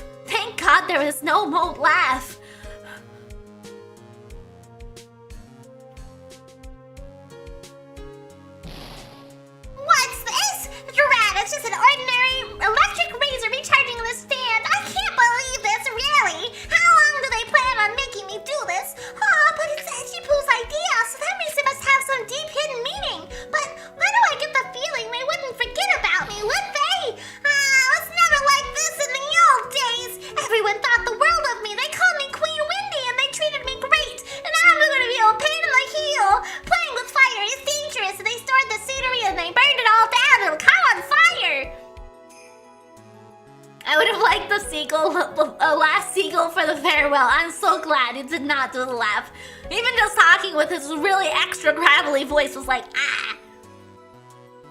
I appreciate everything you and Mr. Edgeworth did for me from the bottom of my heart. Oh, that's right. I received a letter from Miss Von Karma. She said after I get out, I should feel free to consult her about anything at all. I'm really thankful to have met everyone. There'll always be Mo laugh of our guy Mo the merrier. It has become difficult for me in this country as of late. As such, I will take a short leave of absence. If you would like to request my services, please be sure to visit my homepage. May we both be blessed with longevity. Oh! I'm always so surprised you can remember old bag's dialogues. I don't actually remember them very much. I just string them together in a way that sounds like I do. I don't really know what she's saying most of the time. I just merge it together as we go. Dude, Killer has a website. Yeah, apparently, theater nerds. March 23rd, 9:42 p.m. International departures. Gate 12. Where are you going, Francisca? How did you know I was here? With this. That's... I heard you were planting things on a certain person. Things like tracking devices in his coat, for example. That's just like you. I only planted it there because he was always wearing it. This filthy drab coat of his. I don't know know how it ended up in my luggage. But it's going in the trash. I promise you that. Oh, that's right. Speaking of that man, he told me something very interesting. When I ran off with the things from the killer's hideout, I was sure I took 4 things in total, sir. Quiz time, do you know where she's headed? I don't. 4 things? I imagine back home, because she was raised in Germany, I think? It seems he put the last one in his coat pocket. He put it in here. It doesn't matter anymore. The case is already over. What are you going to do now? That's none of your business. Are you running away? Shut up! You don't understand a thing. You can't possibly understand what it means to be Manfred von Karma's daughter. Franziska. So many expectations from everyone around me. Expectations I must fulfill. I'm expected to win no matter what, and failure, such a thing is not an option for me. My father was a genius. There's no doubt about that, but me, I'm no genius. I've always known that. But I had to be one. I had to. You may not be a genius like your father, but you are a prosecutor. You have been and always will be. No, I'm not. Not anymore. I've even thrown my whip away. Speaking of that, oh, okay, so he pawns it back off on her. Wright gave me this to hold on to. Right. You knew something like this would happen, didn't you? Thanks, Cataclysm! Yeah, the person who gave me this model did such a great job with it. I adore it. I reached out to them because I run this in a raffle, and I was like, if I wanted to get other outfits on that model, would you be willing to do that? And she said yes, and I was like, excellent. I'm going to say this again. We prosecutors do not fight for personal honor or pride. I hope you will think deeply about what you should be striking down with that whip. You haven't changed a bit. You've always left me alone and walked on ahead without me. Miles Edgeworth, I've always hated you. And then, finally, my chance to take my revenge on you arrived. If I could win against that man, if I could make Phoenix Wright bow down in defeat, then this girl you left behind would have risen higher than you. That was supposed to be my revenge. Yeah, they are. I see. You know, I can't do it. I can't change who I am. I can't throw away everything I've been until today. I believe you can. Just like how Adrian Andrews did. Adrian Andrews? You were going to use her during the trial, right? But you were dependent on your father by using his tactics, isn't that right?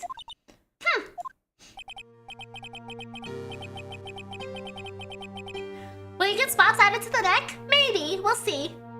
It's obviously I'm not gonna get any outfits for this anytime soon because my priority right now is to start working on the pajama outfit for my full body model. So that's my top goal. Today you chased after me after I left you behind all these years, and that's why we're standing here now, side by side. Now reading is harder, I know, but I have no intention of stopping. If you say you are going to quit your walk down the prosecutor's path, then this is where we part ways. This is where we, Franziska von Karma. I almost read the whole sentence over again. Oh! Look at her! She's so sad! Oh, I want to give her a hug!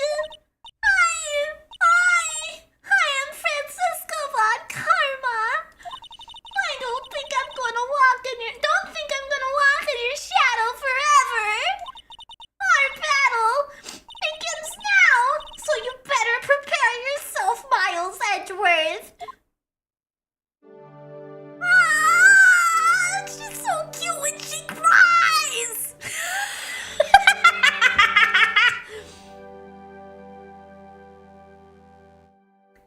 Phoenix Wright, one day, someday, I'm sure we'll meet again in battle. Until then, this last piece of evidence that never made it to you. I'll take good care of this fourth piece so I can give it to you when at last we meet again.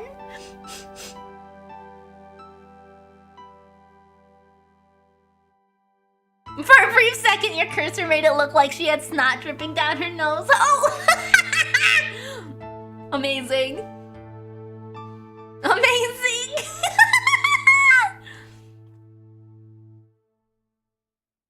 Okay, we did it. So I was going to go back and say not guilty so we could see what happens, but considering we're already way past my usual end time and I desperately need to start dinner, we are not doing that today. I might consider it next week before we do the first case, but definitely not right now. Definitely not right now.